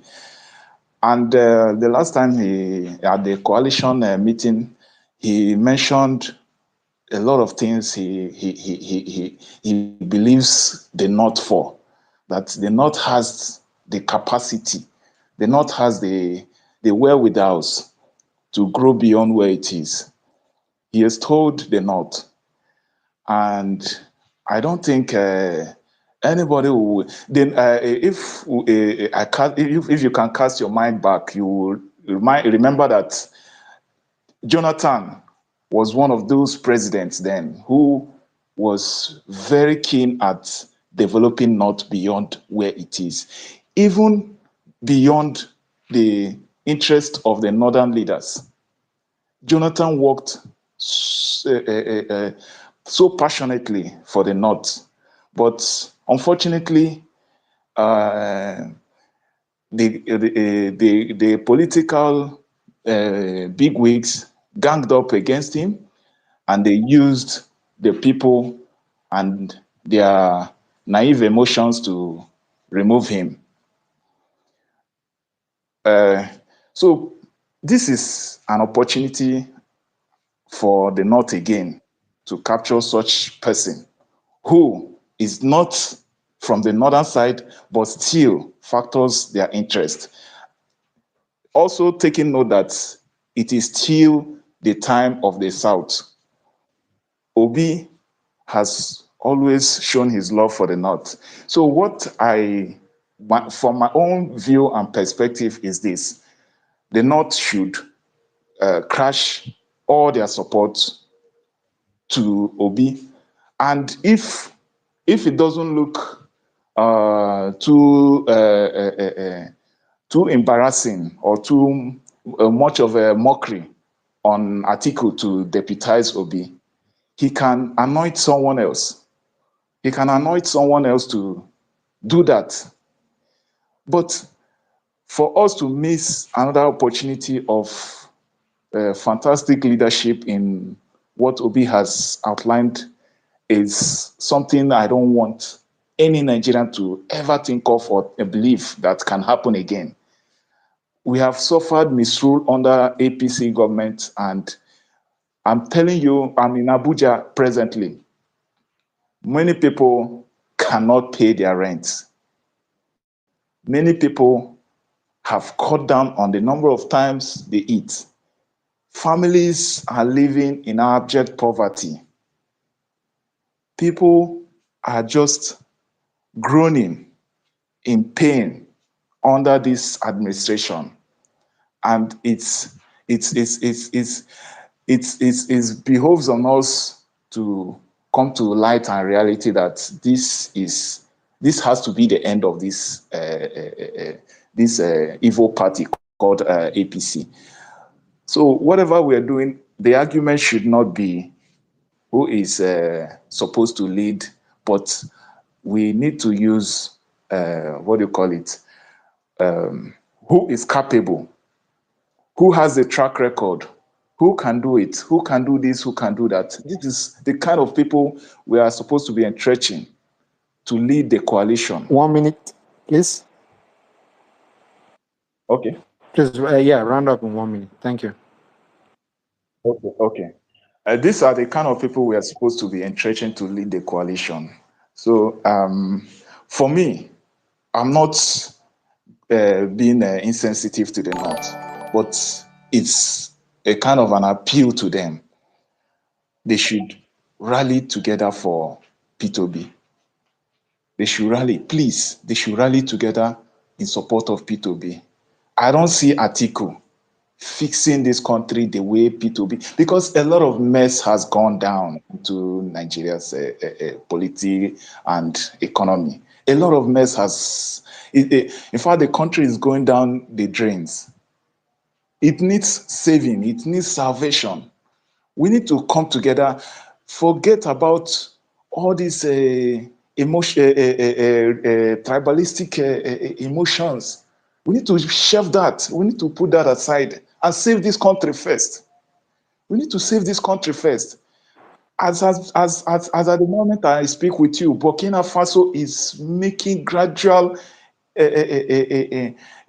steps to taking over as a world player from the African continent. Thank you. It is not something Nigeria sits back and watch. Thank you. So let me ask you this question before we move to the next speaker. So there's this school of thought that given that whatever the outcome of the coalition is, we might still need the support and perhaps Atiku, if that's what the coalition agrees, that Atiku would need to work genuinely for Peter Obi. And by that, people are saying that maybe this rhetoric of, yes, we know nobody is perfect, but people are saying that we should tone down because Atiku is now one of us. And then, just to ensure that we don't piece his base off, that we should tone down on this, he lacks capacity and all of those things. What do you think? Do you think that even matters? Okay, if you remember, Atiku spearheaded the creation of the coalition, and this is I used to disregard Atiku especially when he went against Jonathan, but for him to have spearheaded the creation of this coalition and brought people that mattered together, I think he has regained my respect. He has regained my respect. So it's also an admonition to obedience. We should also begin to regard Atiku as an elder statesman. But then Atiku needs to understand that the job ahead is very tasky, and it's only P2B that can take on this job and head on and make a meaningful progress. So it boils down that Atiku should please keep acting as an elder statesman by giving support to Obi, lending every hand of helping hand to him to achieve a common goal that we all Nigerians are looking at for. Thank you. Thank you very much. Thank you. Ichis, please go on. Maran, thank you very much. I spoke before, and I have to speak again because there are some kind of wrong impressions I need to correct here. During the time of 2022 PDP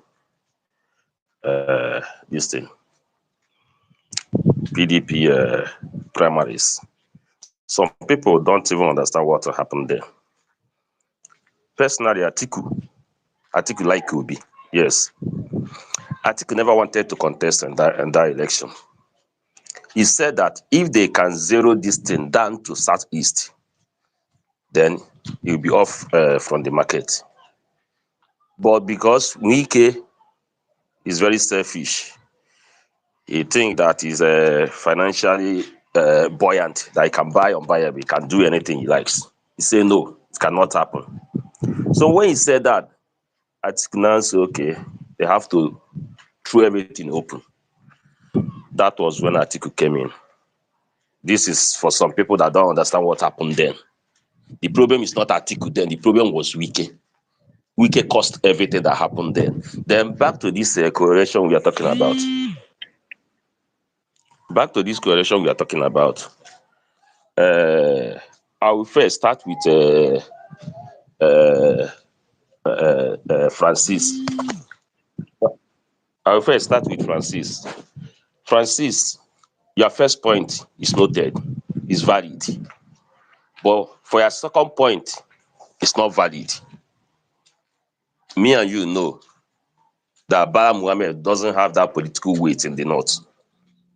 Even Tambua doesn't have that political weight in the north. The only three people alive that have that political weight apart from Bugari, Tiku, El-Rufai, and Kwankwaso. And when we are like pleading for Atiku to push Obi, to support Obi, we are now left with El-Rufai and Kwankwaso. And I said this thing about Kwankwaso.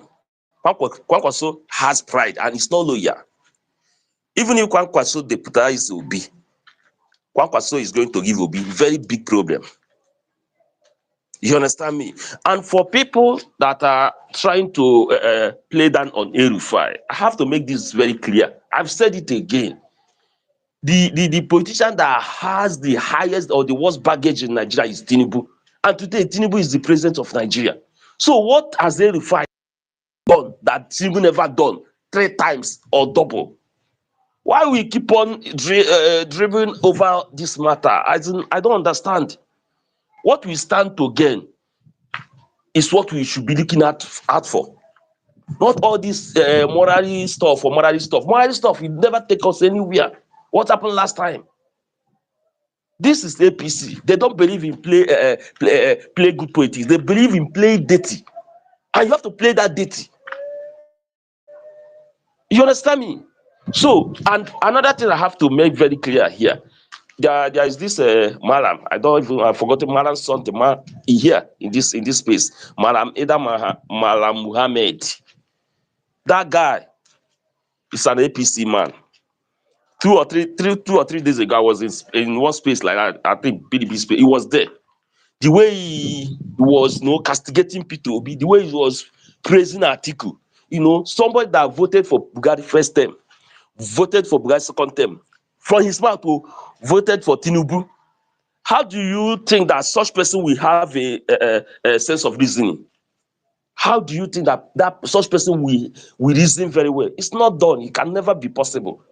And he's pushing for Atiku. And if you watch like what Francis said in his first talk, he said that if you watch.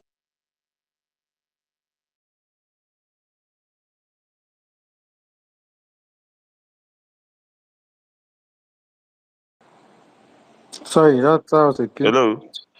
Yeah. Okay. Yeah. He Go said ahead. if you watch the way APC people are going, they castigate what they fear. And one of APC guy came on this line. Sorry, I forgot he said he was shouting that P2B will never become president, that they should give the article, they should give article. That alone should tell everybody that these people fear P2B 100 times more than article. They don't even stand article, they don't even fear article. Please, It's as simple as ABCD. And I want to ask this question. Let me throw Wrap this up in question 1 to minute, everybody that please. have 1 conscience. minute. Thank you. Let me throw this question to everybody that have conscience. If P2B happens to be from the north, and they have another 4 years to complete their tenure, and Atiku happens to be from the south, will they be clamoring for Atiku being from the south to take over instead of P2B? Is it because P2B is from the south or P2B is from the southeast?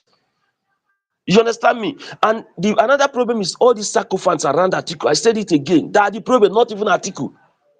You understand me? And some of these PDP guys, they will come online and be gaslighting obedience. Me, I'm not obedient. I'm not a article, but I just want good leadership. They be gaslighting. They started all this install. They started all these abuses. Now they want to shift it and put it on the obedience head. It doesn't make sense. Let's call a spade a spade. Please, what I have to say is this final thing. Me personally, I want Peter Obi to be there. Why Erufai become his vice? But if Peter Obi don't want to play dirty, I will repeat it again. If Peter Obi don't want to play dirty, let Peter Obi step aside. That's all I have to say. Thank you. Thank you. Thank you. Okay, so we'll take another. Okay, Ambrose, you have your hand up again. You have a rebuttal or something? Please do that in 1 minute. Yes, Thank you. yes. Thank you so much. All right, all right. I'll be quick with that. So the last speaker, you make good points, but there are a lot of things that I did not agree on. I just want to ask this simple question: do you think, based on the kind of person Obi is going to play dirty or in quotes, play to the gallery, just like what the APC do to grab power? Do you think he's going to do that? You asked me a question. Yes, Hello. please. Yes, please. Okay. Please, can you Yes. rephrase the question? So my question is simple. You said that of course if you cannot beat them, you join them in parties. So you said that the Nigerian politics, the way it is, of course, you have to play dirty. It's not a gentleman politics in court. So I'm not asking. You think based on the kind of personality Peter Obi represents, is going to play to the gallery by playing dirty if he needs to become president of Nigeria? Peter Obi has weight. If Peter Obi utter a word, that word has weight. Let me give you an example. Last election, if Peter Obi would have that last election, if Peter Obi, like assuming Peter Obi come out from that last election, say, I'm not taking this result. It's not me. This is not my result. What do you think would have happened? Yeah? Look at anytime Peter Obi tweets, do you see the reaction from the APC camp? That's all it takes. And that's one of the reasons I'm pushing for Erufai to become his vice. Because where Peter Obi fell as to be a radical person, then Erufai comes in. You understand me? Okay. And when Erufai, Beautiful. Yeah. I get your point. Don't worry. I think I've taken what I needed to take. Thank you. Okay, all right. okay. Let's move on. Thank you. I can only see one hand up. Please put up your hand if you want to speak so that I can call you. Benedict, go ahead, please. Good evening. Am I audible? Please, can anyone hear me so Yes, that I will not yes, get... yes, yes. Go All ahead, right. please. Thank you so much, the host and all the co-hosts here. The thing is, I've been listening to a lot of people speak here, and it's been quite encouraging seeing that there are a lot of people, both young and old, that still believe in this country, that still believe that we can still get it right in terms of leadership. Is something to cheer about, is something to be happy about. But I also have a few things I would also like to say as my personal opinion. The coalition is good because you need strength in every front to be able to wrestle power, especially from a conclave like the APC. I believe in coalitions, but again, I'm seeing the coalition having the coloration of what happened in 2014, which had its intention on take power away from the ruling party, take power away from the man in Aso Rock, and then there was no thorough permutation on who becomes how we can do it better or what we can do better. It was just all about taking power away.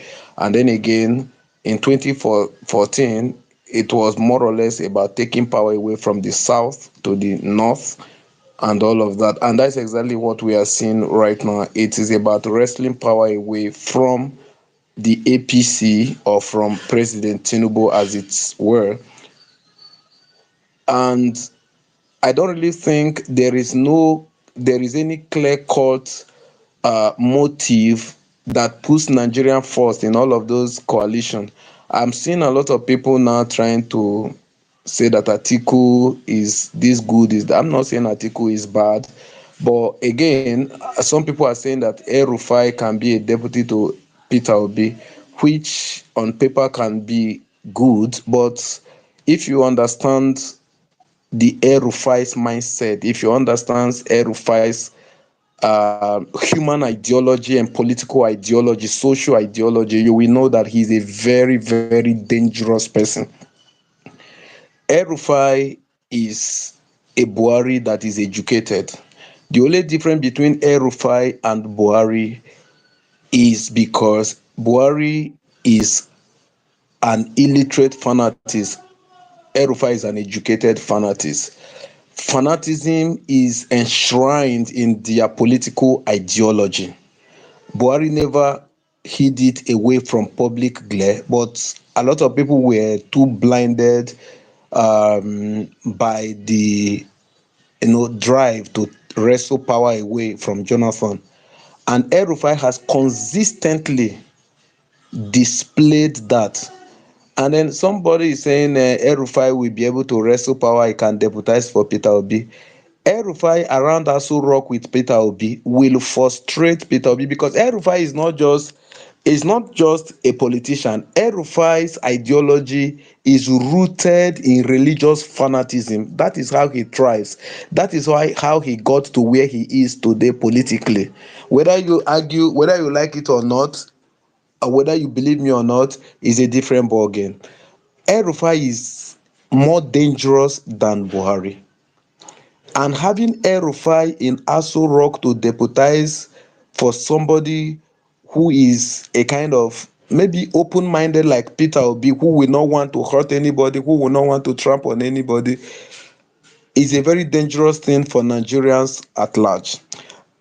Will Peter Obi do better than the current system we are running now? Yes, I believe so. But how will they be able to wrestle power away from somebody like Tinubu? Somebody is saying that Tinubu has more baggage than El-Rufai. Yes, based on maybe international and otherwise local evidences, that is true. But for me, if you understand El-Rufai as a person, you will know that Tinubu is more compassionate than El-Rufai. It is good to now begin to try to market and paint El-Rufai to be an angel that we never saw over the years him coming up, even to the point where he has gained political prominence. How did El-Rufai gain the political prominence? Nobody is, and everybody is just about El-Rufai can wrestle power, El-Rufai can wrestle power. So for me, if this Sorry, coalition will please, work, please, can you wrap up in 1 minute, please? Thank all you. right, all One right, minute, thank please. you. Yeah. Thank you. If this coalition will work, personalities will matter.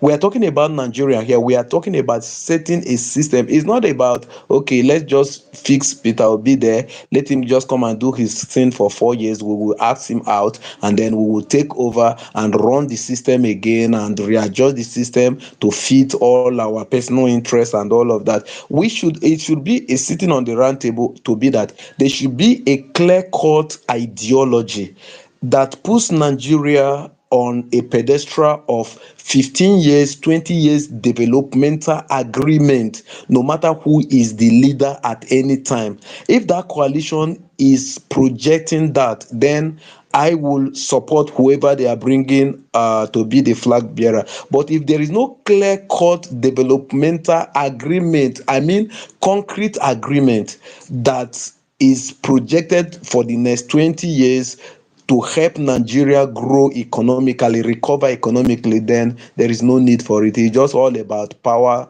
struggle and take over and gain power back and all of that. So I rest my Thank case you. for now. Thank you. Yeah. Thank you. Thank you for your submission. King E, please go ahead.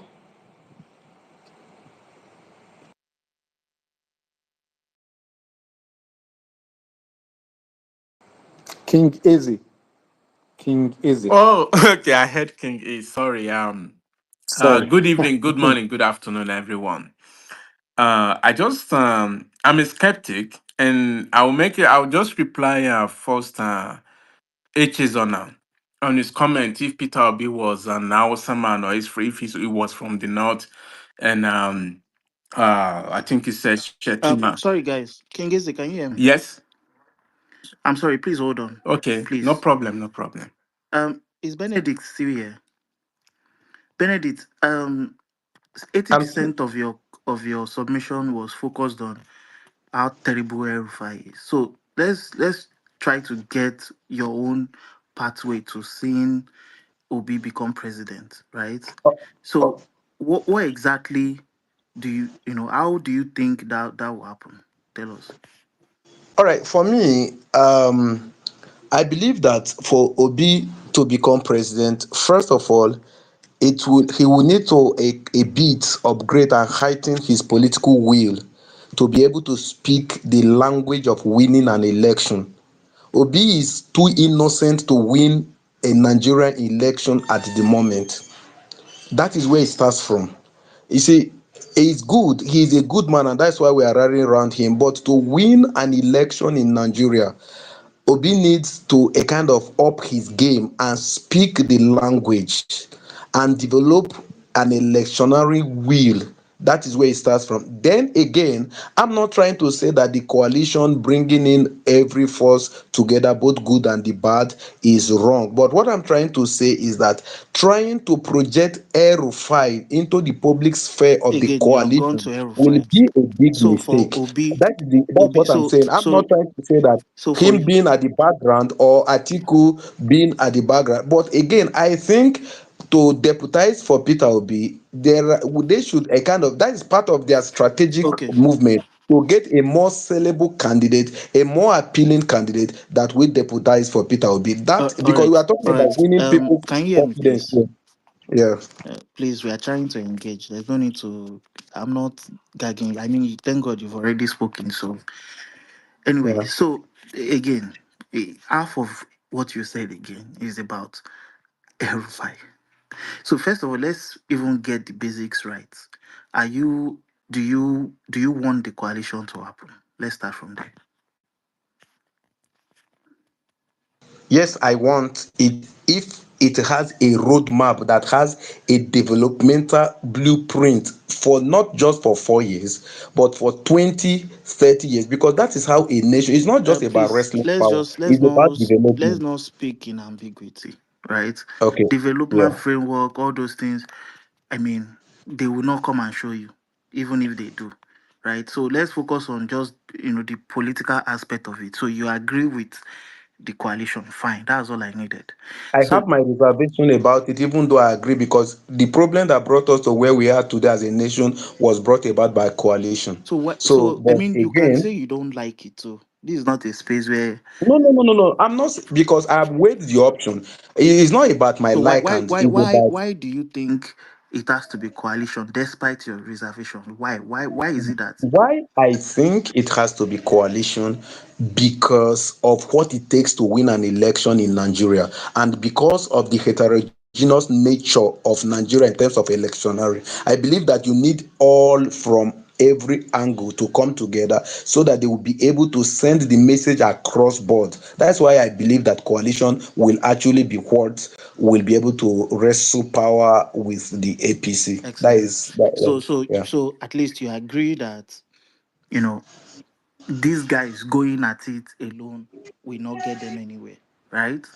Now, where you then have issues is in terms of who leads the ticket, and for you, you would prefer Obi to lead the ticket, right? Now, Yeah, sure. even if for you Obi leads the ticket, he cannot afford to have someone like El as vice for you, No, correct? no, no, no, Okay, no, no, no, no. so as far as you are concerned, you want the coalition to happen. You are rooting for Obi to lead that ticket, but you don't want Malame Rufai as vice. Correct? So Sure, sure. let's now dial back, right? So this leading the ticket, how do you want that to happen? Would it be everyone coming to agree that Obi should take it, or through primaries, direct, indirect? What's your, at least for you as a citizen, as someone who Yeah. also has stake in this, how would you want that to be to for that to happen? We are clamoring for true democracy, and in true democracy, I believe that consensus is a second option. Allowing the people make their choice is the first option, and then consensus is a second option that is also rooted in the people's unanimous agreement. But again, I also believe that they should allow the people vote. Let it be that it is the common majority that picked who runs it. But if unanimously there is that kind of consensus agreement, it is still an option. But voting is the first thing that represents the will of the people, in general will of the people in in a democratic setting. I'm not ruling out consensus agreement, by the way.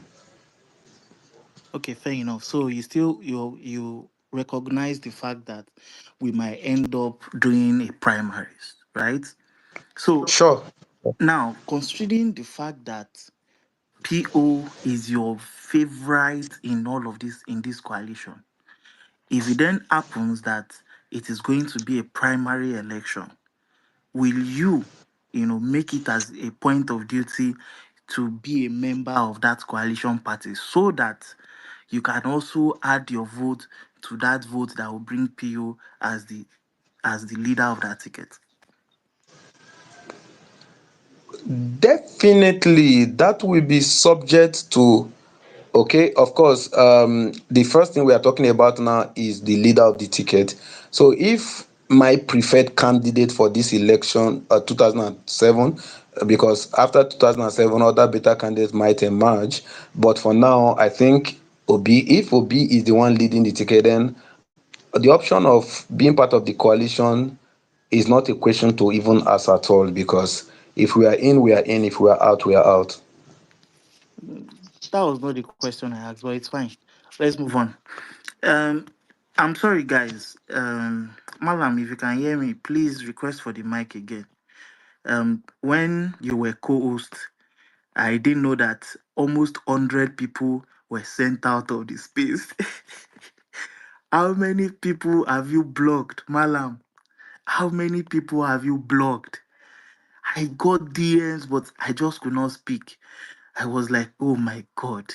But it's all good. The space is open again for everyone to come in. So, Malam, forgive me. I had to drop you from the coast. Oh my God, look at everyone. 100 people just joined the space.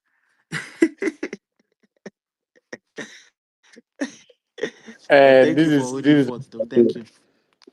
yes. This, I have to keep my mental health, straight. So I mean, maybe I'll start unblocking people because now I think at some point I will have to block myself. Oh, You know, but as I make um, you calls like this, like 1 million people I just know. left. I was very when I saw the course, you should see how happy I was because there was somebody that was about to speak and I didn't want him to speak. So you made me Ah, course at the right this time. guy, you just like to I was very regard people. happy. Thank you. All right, all right. So, thank you guys for joining the space. I apologize for being away. I had two options, either to close the space or just continue, and people were very keen on continuing the conversation, so I just left it. All right, let's go back to the conversation. Thank you, Benedict. Again, I just wanted to know where you stand on things, and everyone have different ways they are looking at this coalition. You know, we've had people who are saying it is Atiku or nothing. Atiku has a better pathway. He's a leader. He has been doing this for the longest time. We had people who also believe Obi is the best candidate. He's the one that wants new Nigeria. He's the one that is not the same as these other guys. It is him or nothing.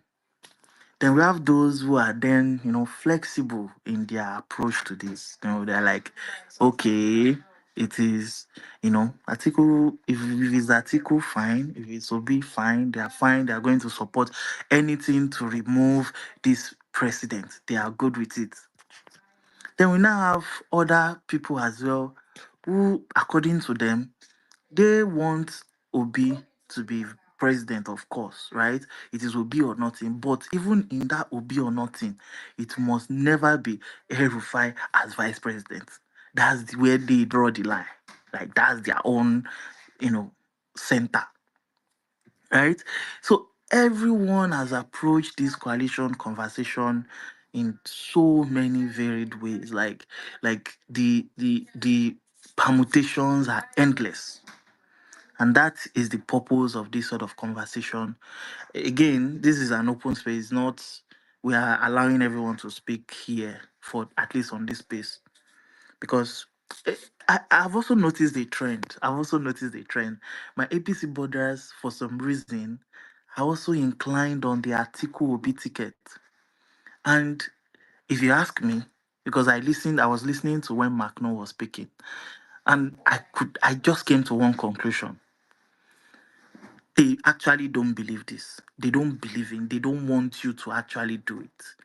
But what is the best way to get that obedience?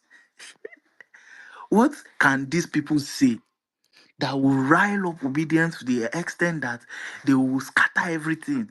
How can you say Atiku is this? How can you say, before you know it, they abuse, before you know it, coalition don't scatter. Coalition don't scatter. So again, it's fine if you actually still hold this view that it is Obi or not. It's fine if you hold the view that it's Atiku or nothing. At the end of the day, the decision lies in the hands of these leaders, right?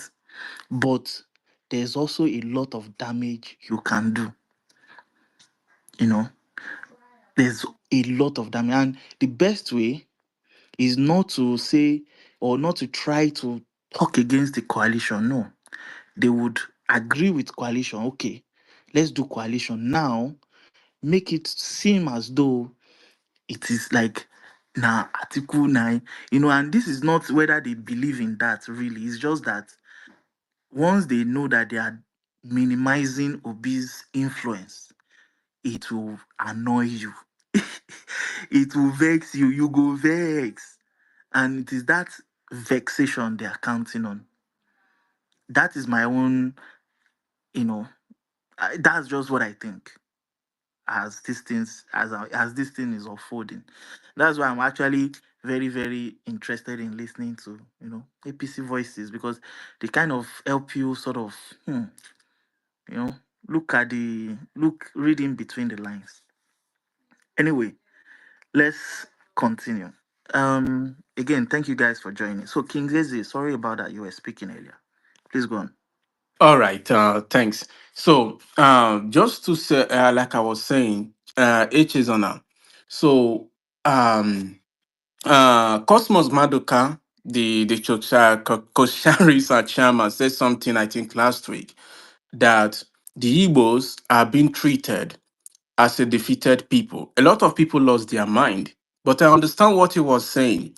There's over 4,000 recorded religion in the world, but no defeated people are worshipped or the gods of a defeated people. No statue is built for the defeated. We have to accept that as Igbo people, or Biafra, if you will, lost the conflict, and Nigeria has not gone through a proper reconciliation program or process to overcome that conflict. And I'm saying this as someone whose father was a personal prisoner of war to a Nigerian captain. So this is very close to my heart. So if Peter Obi is being treated as an outsider in the Nigerian political scene, He's been treated as someone from a tribe that lost the conflict. I don't think this should be a controversy. It's a statement of fact all over the world. Now, my next point is that there is no point in the coalition. I'm sorry, everybody. I know people will see this wrongly, but let me quickly explain. The coalition between Peter Obi or anyone will not work, at least for now. I said this in the last election that Tinubu is going to win, and in the next one, he is going to win. I wish it's not that way, but he's going to win because in the political elite class of Nigeria, Tinubu has more political leverage. Now, I'm not saying about voters, words on the street. If Nigeria is a place where election actually count, individual vote, maybe that would not be the case. But as it stands of today, in Nigeria, no man, not even Obasanjo, is close to having the leverage, political leverage, that Tinubu has. Again, I'm not happy to say this, but we must be able to accept reality the way it is before we can move forward. Now, the skeptic part of me want to ask a question. Okay, this is a question I'm open to any answer. Does anyone here on this space actually believe that democracy will work in Nigeria and develop Nigeria or bring Nigeria to the modern world, knowing that democracy on its own has never done this anywhere in the world? Please don't say Singapore. Singapore was not and still not a democracy. And don't say Vietnam, it's not. And don't say the United States because we know when black people got vote. And don't say Switzerland because women only got vote in 1971. In fact, Nigeria got there were Nigerian women has the right to vote before Swiss women. So I know what I'm talking about here. Does anyone actually, since it has never been tested and proven anywhere in the world? By the way, most South African infrastructure was planned under apartheid. So does anyone actually truly believe, Peter Obi or not, Tinubu or not, does anyone actually believe that the democracy as we have it in Nigeria will take Nigeria to the next level? Thanks. Yes, I believe Do it. you I need an believe that answer? democracy I will believe it can work. take us to somewhere at some point, and that's why we are here to see how that will work. Kingezi, are you more inclined to, you know, Traore? You want someone like Traore to come to Nigeria? Now, I wouldn't necessarily say someone like Traore, but I understand the benefit of men like that. I understand the necessity of men like that. I think Nigeria can explore something else. Not necessarily Traore. We can learn a lot from the Chinese system. It might not be the nicest. We can learn a lot from the Singapore system. Again, I'm not saying these are best, but if we have to copy a system, democracy has never done what we want to do or how we want Nigeria to. It has never been done. So, what is our point of reference? That's what I'm saying. Since we are not reinventing our own political system to be different from anyone else, so we are copying some people from somewhere else, and the people we seems to be copying since 1999 at least, that system has not anywhere in history done what we want it to do for us. That's where my skepticism comes in. Traore or not, like I said, there are other systems that are proven to have done the things that we want.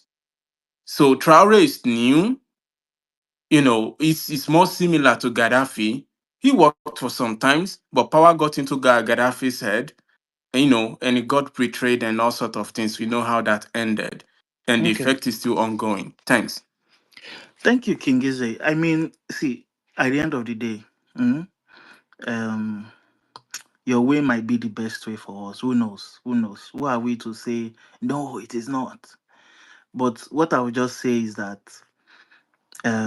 no matter the system, no matter the style of governance or whatever, human, people determine whether it will work or not, right? You can have the best system on earth. If you have terrible people leading it, it will never work. You know, so no matter what you have say, like take for instance this Burkina Faso that people are talking about, oh Traore this, Traore that. Personally, I am not for military government, so I don't rate him because I mean he could have easily just, I don't know. I don't even want to speak on that. So I see a lot of conversation around him. I don't take it seriously, right? But if he was like someone that is very terrible, like the worst of them all, I'm sorry, you will not be hailing Burkina Faso right now. So I feel like even as bad as dysfunctional as you know we are as a country or our system, I feel like maybe we just need to have the right people. At the very least, even try to, you know, let it be that, oh, we actually had great people in this particular um in this particular system. We had people that had the best interest of the citizens at heart, you know, but for some reason it did not work out. Because I don't know, whatever you want to say, maybe call me naive. I don't think we've had it yet.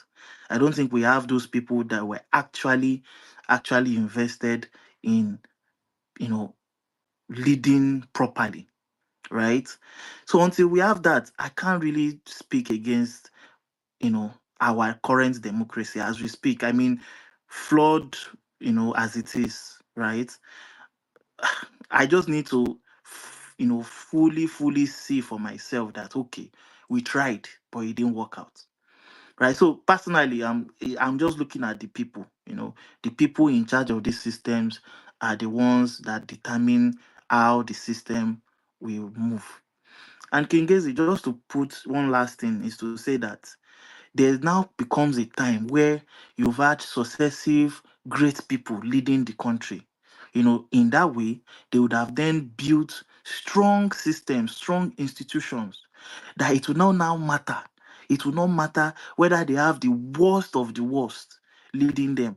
Those strong institutions would be able to stand their ground and make sure that things don't collapse.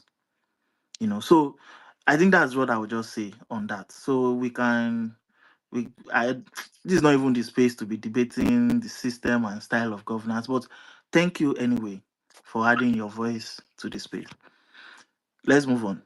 Ubando Junior, Ubandoma, you've been coming and dropping. I don't know if you've spoken at all, but please go on. Okay, thank you very much, Deji, for giving me the opportunity to speak. Just like the space implies, political roundtable. It is a discourse that concerns everybody, all meaning Nigeria. The matter of the coalition, it is not only the politicians that are supposed to have been talking about the coalition, but even the average citizens suffering in the street of Nigeria, and even to Nigerians outside Nigeria that are more concerned about the happenings in Nigeria and how their people are being treated in Nigeria. We found ourselves in a situation whereby we are being treated in our country to the extent that even animals are more given priority more than our lives. You can check the happenings in Benue, Plateau, and other places where there is insecurity, where there is some conflict between farmer header clashes and others. We found ourselves in a country whereby students have been graduated in universities, finishing their NYSC without the hope of even being employed, which is driving some of we the youths into committing one crime or the other. Some are committing suicide. Those that don't even have the ability to resist the pressure are committing suicide. All happening in Nigeria. Numbers of unemployment keep increasing every day. So it is a matter of concern to every Nigerian youth, not because you don't like Tinubu or not because you don't like any other politician, but it is a matter of how can we secure a better Nigeria for ourselves. If the leaders of yesterday make Nigeria so dilapidated, so died, and so unfuturistic like the way these current ones are doing, can those people occupying positions today have the certificates or even have the potentials of being the leader? The answer is no. You can ask yourself that question. So it is a matter of urgency for all well-meaning Nigeria. In as far as you see the numbers of unemployed being increasing every day due to some lacks of you don't have anybody, they ask you who even sponsored you to go to school, who finance you through school, and that is why there is discrimination even when they want to employ, and that is why the numbers of unemployment keep increasing. Then you guys can all tell yourself that operating a one party system in a multi-ethnic and multi-diverse country like Nigeria, it is totally condemnable, because one person will eat his cake and still have it. One person will determine who to be who and who to succeed and who not to succeed in Nigeria, which is totally no and which is totally condemnable. We want demarginalization. We want government of inclusion. We want government that is going to involve everybody in the national decision making. How can it happen? It is by coming together to define a common goal, fight for the common goal, and get a level ground for each and everybody. So coalition is a welcome idea.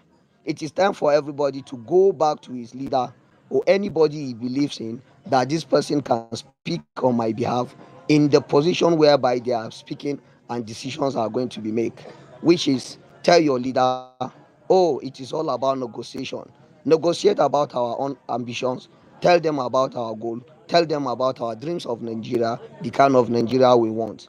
If they are going to come up with that very suitable and very sustainable plans for the youth. And that is why I also say it is time for us, the youth, to also stand up and negotiate. This coalition, oh, we are going to support this coalition wholeheartedly because we are the leaders of tomorrow. We are the leader of today, self. It's just that they are denying us our today. Then, if we believe that we are the leaders of tomorrow, we negotiate. Oh, this is what we want. This is how we want our country to operate. And I don't see anything. Oh, sorry. Am I audible? Sorry, please. So it is just that we this is the kind of Nigeria we want. We want inclusion. We want a Nigeria whereby youth are going to be given a free playing level ground. We are going to strive. We are also going to, like, with our potentials. We don't want positions of essays. We don't want positions of this and that. We don't even want to manage some ministries and agencies that doesn't even have any value, that cannot contribute to the development, growth and development of Nigerian youth. It is very simple. You can hate somebody. Yeah, no man is an island. But then it is going to be very difficult for someone to say from the day you are being given birth to up to the time you are certain 40 or 45, there is nothing good you have ever done in life. So whenever we want a reconciliation, mostly at times you don't focus on the weaknesses of somebody. Look at the life ahead. They said we are leaders without followers are not leaders. So they cannot do without us. We cannot do without them. It is a matter of negotiation, either Obi or any other candidate on the ballot. The fight is double.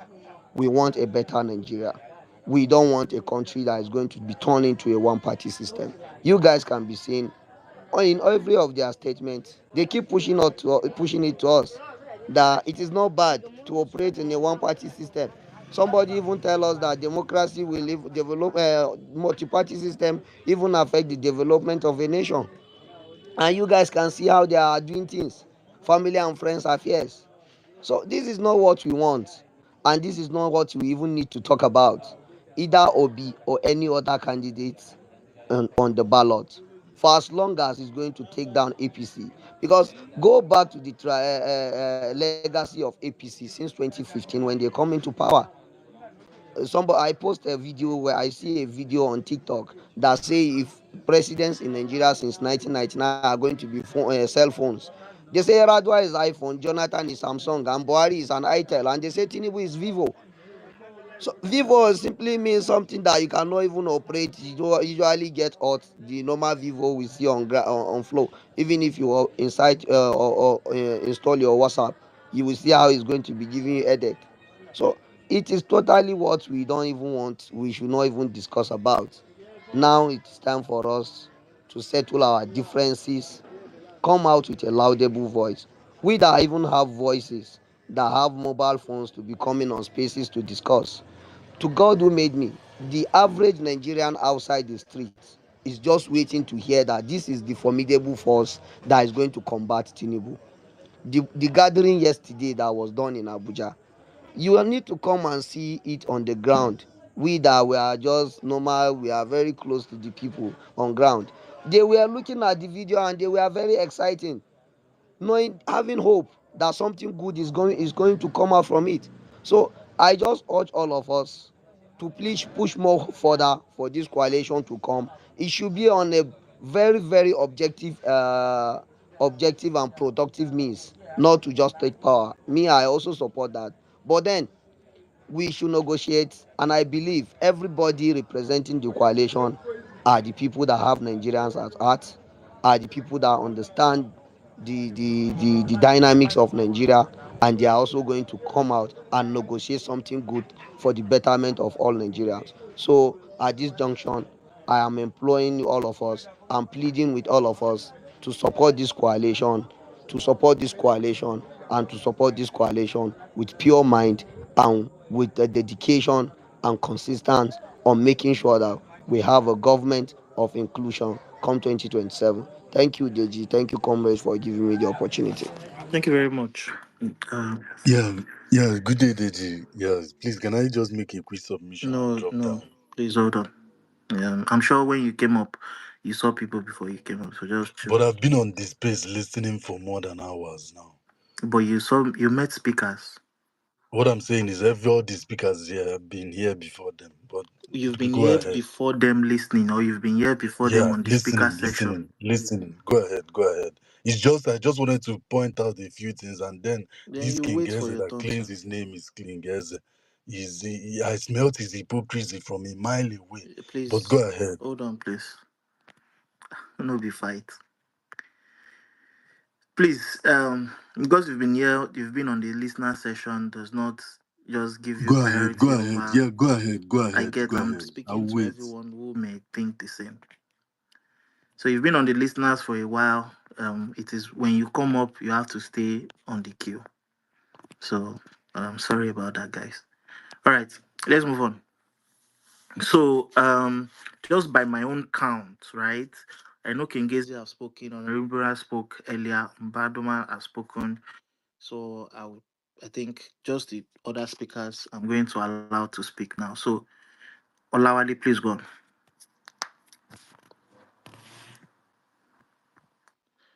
Is Olawale there? No. Okay. Okay, Tobe, go on. Yeah, the person that came here to advise people on his timeline is saying that it might go down in history that the World Trade Organization died under the leadership of a Nigerian woman by the name Ngozi Okonjo-Iweala. Imagine the type of hypocrite that is coming here to disguise himself in the name of King Eze and spewing trash. I hardly take things personal in my life with anybody, but hypocrisy is something I frown upon heavily, and deceit. But that is not the reason I came up. The reason I came up is to advise some of the obedience that in life, God is not only Igbo people that God created. God created wonderful human beings in different cultures, blessed people, upright people from every corner of this world. And so when we are dealing with this coalition, we have to be dealing with the coalition with a mindset that is above regional barrier. The person that article that you are looking down upon, some people are looking up to him, and they are in their right mind. That same article that you're looking down on, B2B, was his running mate in 2019 election. That El Rufai you are looking down on and calling all sorts of names. Some people are looking up to him based on the good he has done. No man is a saint that you call Peter to be a saint and you call Atiku a sinner, or you call Peter to be a saint and you call El Rufai a sinner. These people are the same human beings as you. The only difference is that you're viewing the world from your own point of view, and them and their supporters are viewing the world from their own point of view. So for you to come together, you have to break down your barriers and be willing to accept people the way they are. Accept people the way they are and understand from their own point of view. So when we say that this coalition, if you trust the leadership of P2B, then you should be able to trust his decision when the time comes.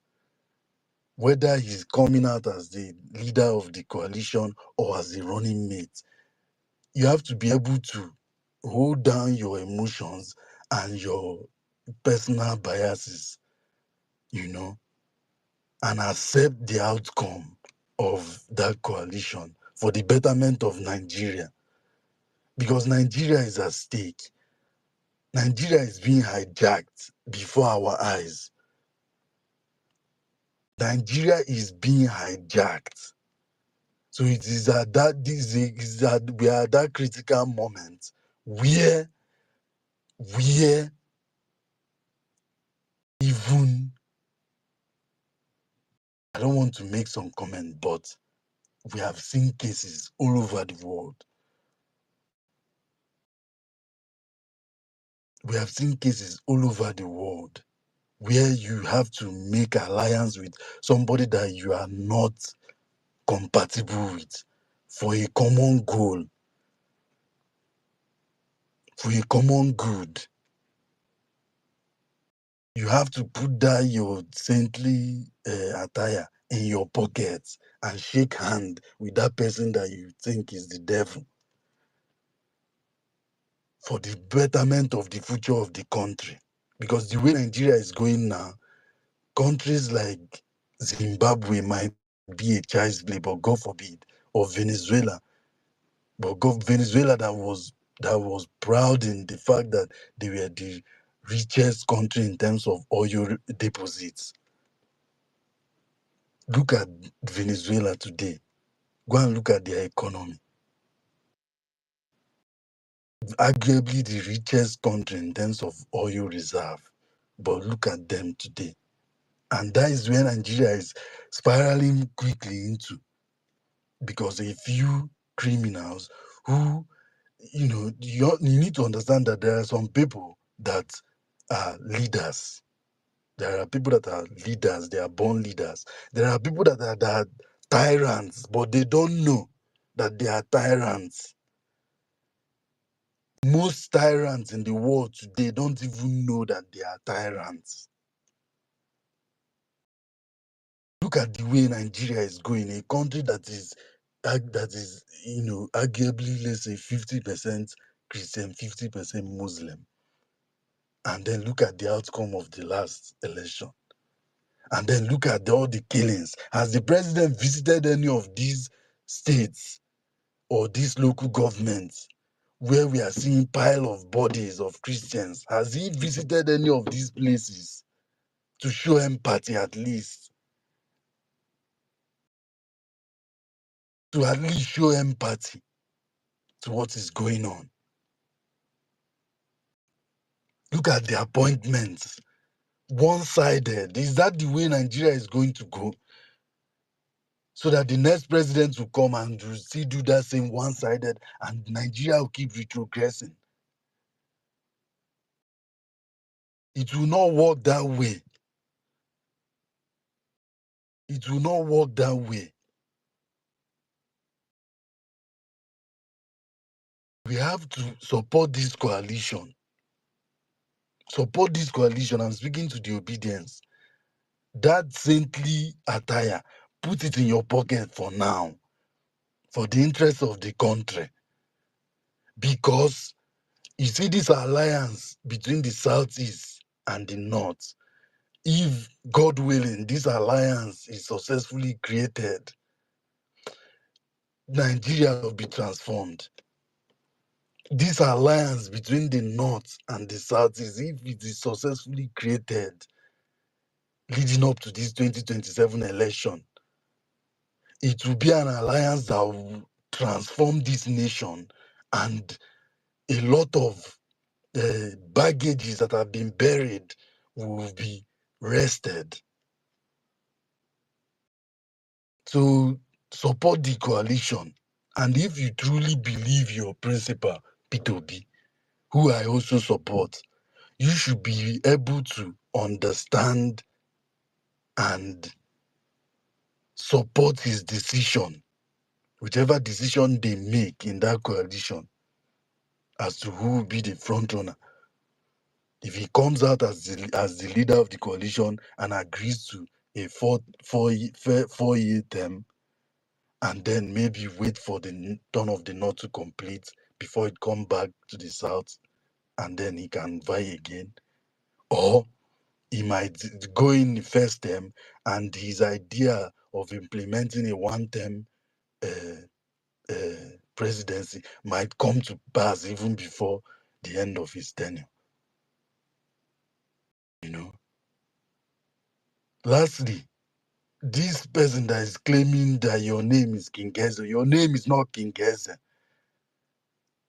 This your deception. This your deception is getting out of hand. It's getting out of hand. This is the way I speak. I'm not angry with you, Okay. and All I'm right. not. All I'm right. just. You going I'm back to Kengese just tells me that you are done with what you want to say. So first of all, I'm going to give Kengese benefit of the doubt to sort of give us the Don't give him context. any benefit of that. Toby, I'm not going please to mute your engage him. mic. I'm not going to engage him. I'm not asking you to. Do you want me to drop you so that you can speak? No, Deji, wait, hold on. Are we quarreling? Benefit of that for what? Please mute your mic, sir. All right. Kengese, do you want to give us the context? Is there any context to that tweet that Toby just read, or you're just angry at Nigerian women? Okay, first of all, I don't think this is the space for that. Tobechukwu, you can engage me if you want to, but let me just give a Aburo context. Nwanagi, Aburo Nwanagi, Okay, sorry. Aburo Nwanagi. Iburonwanam, sorry. Okay. So let me just give a quick context since I don't think this is the space for that conversation. Now, I live in Switzerland. Okay. I've been to World Trade Organization um, public forum Where in multiple Switzerland times. exactly? Where in Now, Switzerland exactly? So that I will come there. Where exactly in Switzerland are you? I live Toby, if you unmute your mic again, I would have to drop you. Right? This is not even what we should be talking about. You brought it up, and I'm just asking Kingeze to clear that so that we can move on. So please don't unmute your mic. If you want to know where he stays in Switzerland, DM him. He seemed to like his page, so follow him and DM him. So Kingeze, sorry about that. Please go on. okay.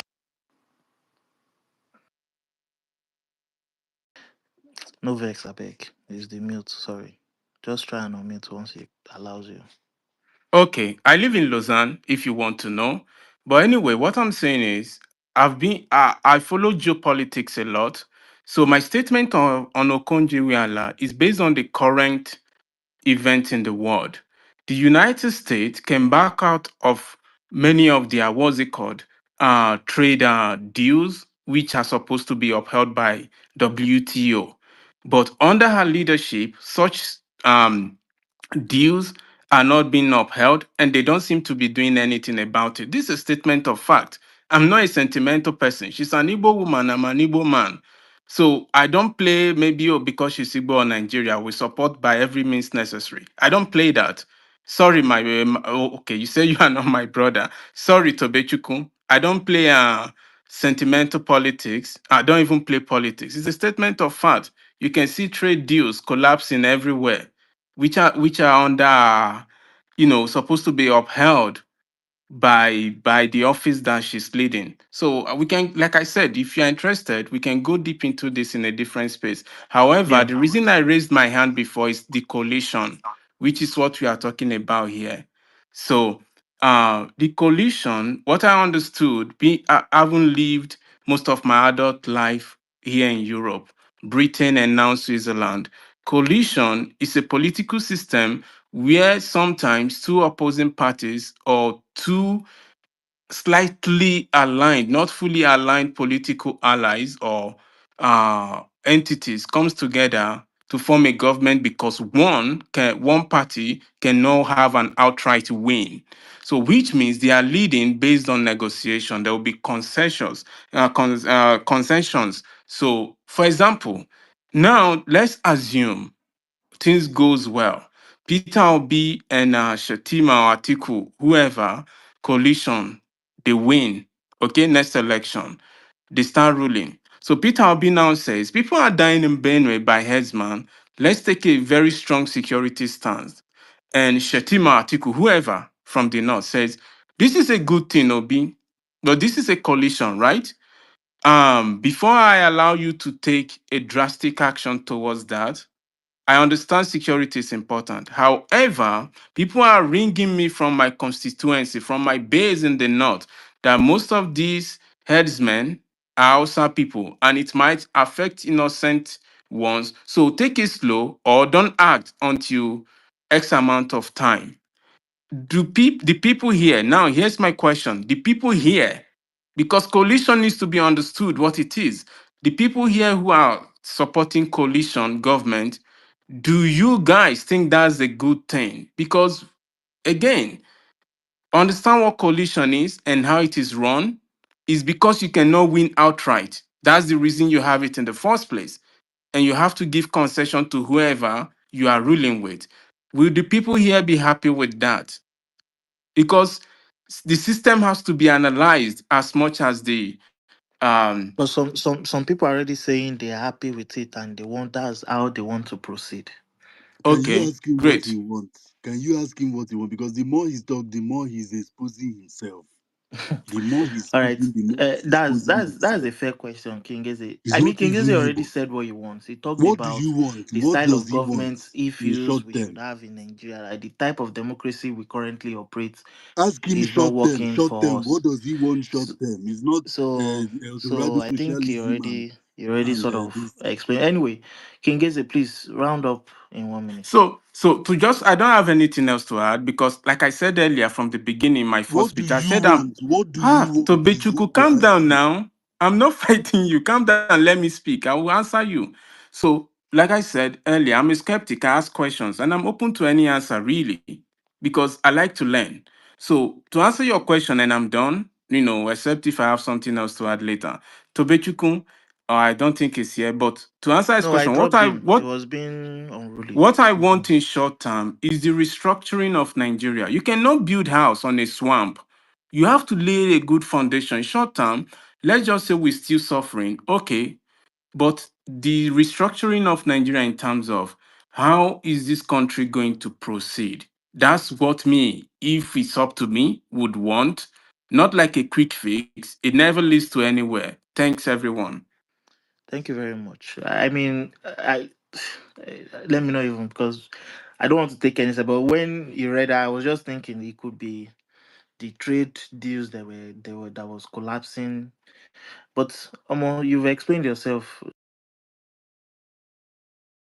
It's not for me to explain. So let's move on. Um. So yeah, thanks for joining the space again, guys. Dr. Ayodeji, please go on.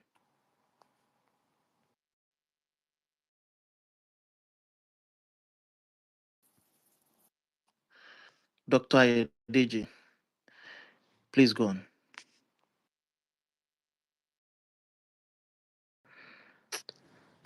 Wow. No say me now. I no be doctor. I be Deji. Me, I no be doctor, so maybe I cannot be calling him like that. Dr. Ayodeji, are you there? Please unmute your mic. I don't think he's there. Yeah, can you hear me? Oh yeah, yeah, go on. Oh, thank you for the beautiful space. I've enjoyed it. Your I've voice listened is low to though. several. Yeah, can you hear me? If you are using an headphone, just disconnect it. Try and speak to the mic. Thank you. Okay, all right. Can you hear me right now? Yeah, Oh, thank you very much. So the conversation, here in this space has been we can hear good. you again. First, hello, you can hear? Can you hear me now? Your voice, I don't know what's going on. Are you using headphones? No, no. No. Okay, just go on. Go Yes. on. Okay. Uh, okay, can you hear me better? Anyway, so let me quickly make my submission. So far, what I've noticed is All that right. Dr. Edeji, there's no point going further if we will not really hear what you're saying. So I would advise you go out of the space, come back, request again, and I'll prioritize you. Because we can't hear you. thank Yeah. you. So Okay, sorry about that. I'll do that. Thank you. Okay, all right. All right. Thank you. Suleiman, what's up? Hello, hello everyone. How you doing? Yeah. Can you hear me, please? Yes, please go on. Okay, thank you very much. First of all, I have to say that I've been following this political roundtable week in, week out, and I wanted to commend you guys for being engaging because we need to be engaging. We need to be more and more engaging. We tend to be disengaged from politics, and one way or another, we all end up suffering the consequences. So I want to commend whoever Deji and Co that are behind this program, and then to sustain it so that we can continue with that engagement. Wherever there is tyranny, the tyrants are afraid of the political engagement of the citizens. So let us remember that and keep up with the engagement. No matter the extent of disagreement we might have, just gathering together and talking to each other and talking about politics, making analysis, trying to agree with each other is something good in itself. So I want to say thank you and well done for this. Secondly, I want to raise the issue of this coalition. Uh, I'm myself not entirely partisan. That is to say, I'm a journalist. I don't have APC or PDP, obedient movement or either way. I just observe things as they happen, and I try to keep my own politics to myself. But also follow developments around the world. What I would like to tell the obedient movement in particular is this: there is no such thing as Puritan partisanship. There is no Puritanism in partisanship. Like Toby was saying earlier, if you have a political position, you have to understand that that political position is only a point on a spectrum. It is not the only point, nor necessarily the best point, although that's how it might appear to you.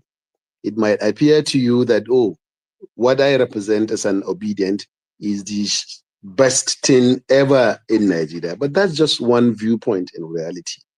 And elections are about aggregations of votes, aggregations of interests, aggregations of views. It's not something that one can say that I own this, therefore I am better than Mr. A, I am better than Mr. B. So that's one area where I think the obedient movement from day one, and I have been following the movement for a long time. That's where I think that has been missing. That understanding has been missing. There's always that sense. It's like those who followed the 2016 elections in the US. If you remember the supporters of this was this senator, what's his name now? Is it Sanders? He was always his supporters were always like, we're the best. We represent the Democratic Party better than those who support Hillary Clinton and all that and all that. And in the end, what happened? They both lost. You cannot govern. You cannot do anything in politics unless you first of all win an election. So winning an election is by itself a major outcome. And to get to that outcome, you might have to hold up your nose and shake hands with somebody you would not otherwise shake hands with. So again, you look at Atiku, you look at people like Erufai, you look at people like Obi, people like Konkuso and all these other guys. As long as they cannot come together and form this coalition or whatever name you want to give it, as long as their votes cannot be aggregated along the same line. So I'm not even calling it a coalition. As long as each vote is going to go outside, I mean, individually, they are going to lose. This is a statement of fact, and it has nothing to do with the cynicism about whether elections will count or not. Elections count in Nigeria. They count in Nigeria. That's part of the cynicism people should stop, because if once you say elections, votes will not count, you are telling people to not go to bother and vote. And even if somebody is going to rig election, there has to be votes on the ground first before they rig it. So votes actually count. And there is a point where rigging cannot work if the votes are so aligned in on one side. So it seems to me like you have Peter Obi and Atiku. This is a solution now looking for problem. And these people are not strangers. Until June 2 years ago, they were in the same party. And 4, 5, 6 years ago, they were in fact on the same presidential ticket. So it does not make sense politically or analytically or any other way for somebody to come and say, okay, I am an obedient person. I cannot do with Atiku.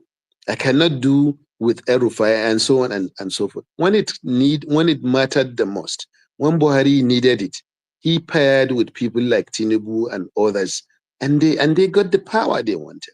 What did they do with it is a different thing. Certainly, personally, I would feel that they were disappointing. They didn't do enough with it, and so on.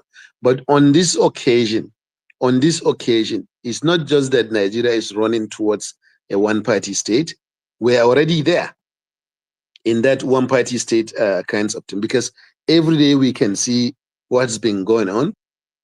We can see that nothing matters there's no kind of governance going on right now.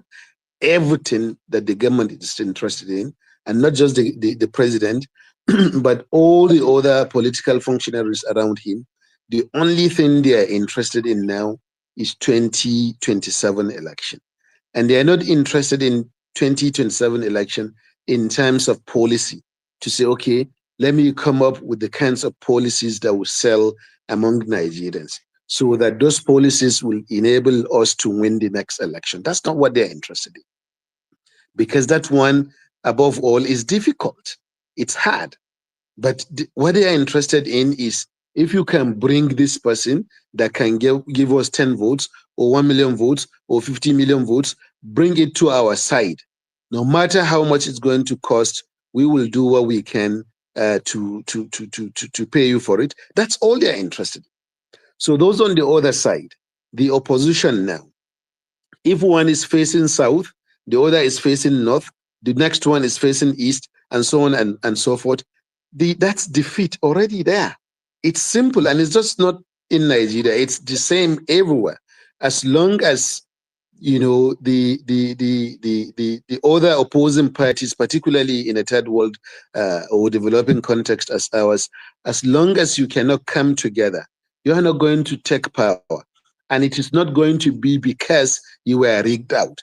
It is because you rigged yourselves out.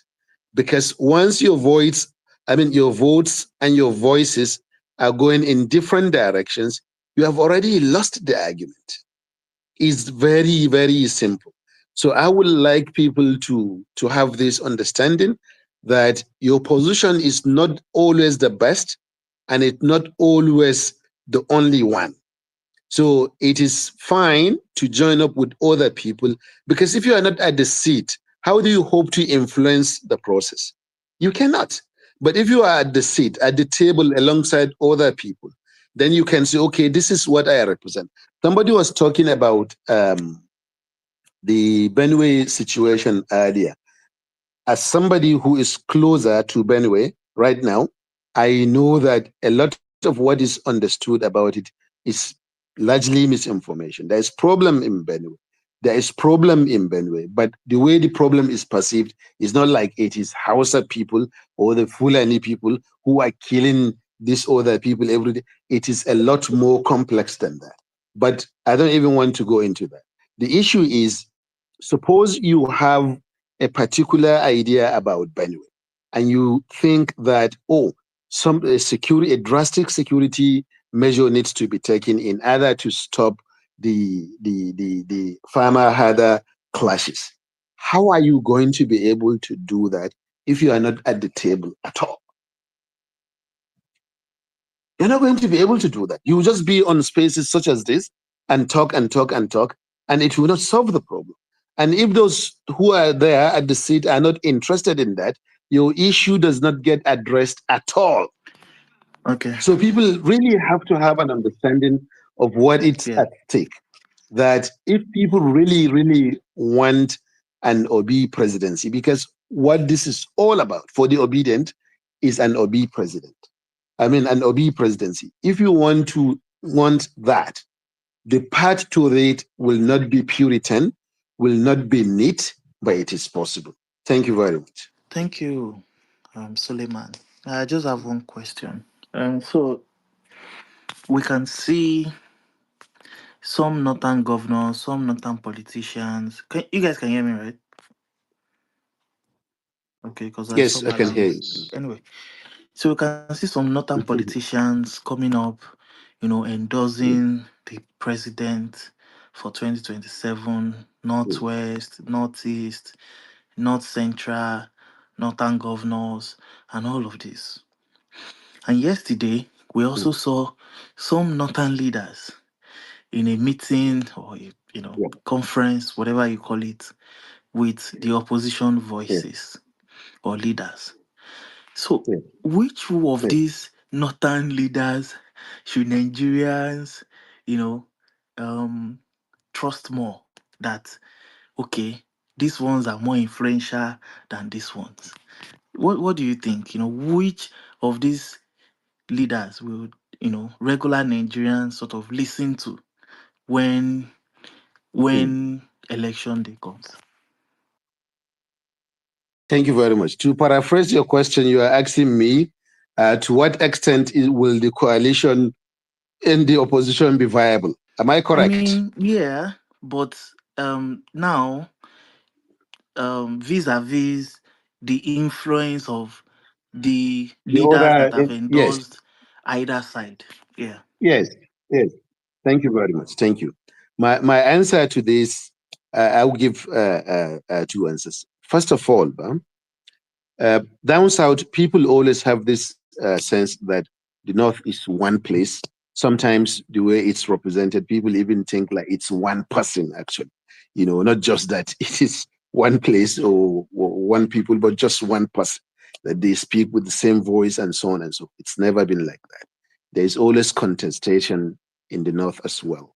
People have disagreements, people have their own factions, and so on and so forth. So if you see governors endorsing Tinubu, it's a huge place. You have 19 states, hundreds of millions of people. I mean, tens of millions of people around. So if you see governors endorsing Tinubu here, endorsing Tinubu there, it does not necessarily mean that they are more influential. Everyone is just flexing their own muscles. And it's on election day that people can know who is going to be victorious, which side it's actually the most. That's one. But having said that, I really want to say that, as to the extent that I think in the last 2 years, there is hardly any state in the north that I have not visited. There is hardly any state in the north that I don't have friends in or don't belong to groups where we talk every day on WhatsApp, or at least follow discussions on WhatsApp. In the last 2 years, I don't think there is any magic that anyone supporting Tinubu is going to be able to even come out and say, even to come out itself, because people can do this in hotel rooms, they can do this hotel boardrooms, I mean, or they can do it in places where large, but to actually go out and meet the people and say, oh, I am for Tinubu, I am this, I am that, it's going to be really difficult even by itself. Very, very difficult.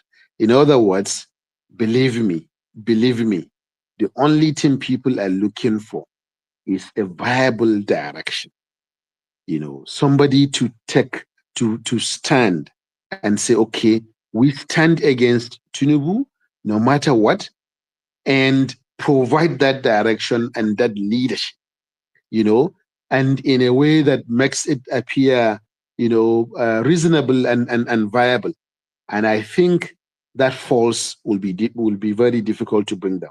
Even a few days ago, my younger brother, who is in Bauchi, he was telling me that I shouldn't mind all these things. He just doesn't see how, as long as this coalition movement, if they can find their things together, he just doesn't see how the votes are going to come for the government side. So in the end, the leading politicians can gather and talk and do that. If there is nothing happening on the other side, even somebody from within the same coalition movement messaged me earlier. I said, it is good for you people to start speaking out so that people will begin to see that there is a different vision of society around as well, not only the APC renewed hope vision.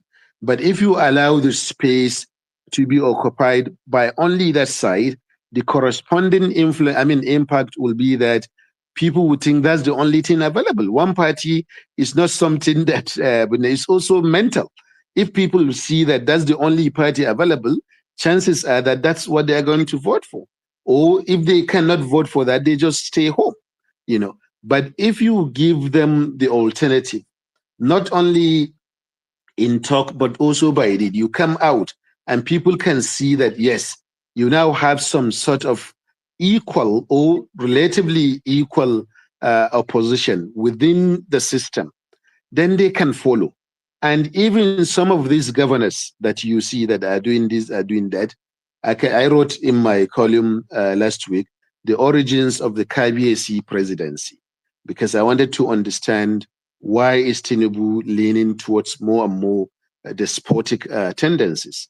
And part of the argument I gave is precisely because the government realizes that they are unable to win on the basis of just debate, on the basis of policy, on the basis of anything else. Therefore, they can intimidate any politician, they can intimidate anyone to fall in line, either through anti-corruption intimidation or through other forms of intimidation, or by compromising them with money and so on and so forth. And money is important in Nigerian politics. So to that extent that, who is really most influential, I would say that everyone has their place in the North, and the North has always been like that.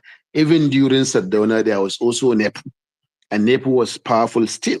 In the North, in the Second Republic, NPN was here, PRP was here, GNPP was here, and all three had followers. It has always been like that. But in the end, in this context, in this moment right now, I know very well that what people are looking for is some direction that goes against the side of the government and that appears serious and appears viable. In the absence of that direction, and I'm even worried that the time already is late, because by this time next year, in 12 months, the political parties will have to produce their presidential candidates. By this time, 12 months from now, we will be talking about parties completing their primaries, including presidential primaries by now. and you have to do all the lower level primaries before you get to the presidential term. In short, there is no time already. There's no time already. That's why the APC came out last week to say that they have endorsed President Tinubu, which is to be expected, even if, because that's the norm generally. Once you have the ticket and you want a second term, you are normally given the benefit of doubt, except in some extreme circumstances where people feel that you are not doing enough. And in Nigeria, you don't have that kind of exceptions. Usually, people will just say, okay, we are with you, and so on.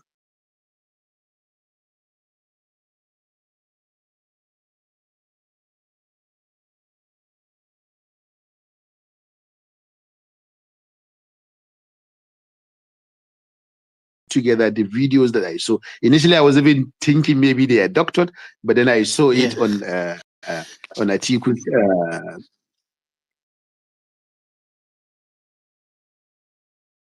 I saw it on Atiku's timeline that is as posted on his own. It's not. We're not in a religious field here. It's not about sainthood or whatever. If it's about winning power. Nobody wins power in any neat way. Not here, not anywhere. So I was feeling that this is a good development, and once people begin to see that, it will begin to raise consciousness, and people will begin to think in particular ways, and before you know it, even those who are undecided before can now be decided one way or another. Those who were unconvinced before can become convinced. But as I said earlier, believe me, the time is just getting quite short. Absolutely. Thank you very much. Thank you very much, Suleiman. You talked about your column. Where do you write? I write for Daily Trust, Monday column. Great.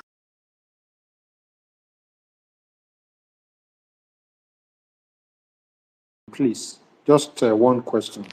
If he's I happy to really take it, enjoyed the that's fine. submission. Yeah, thank you. Sorry, I can't even.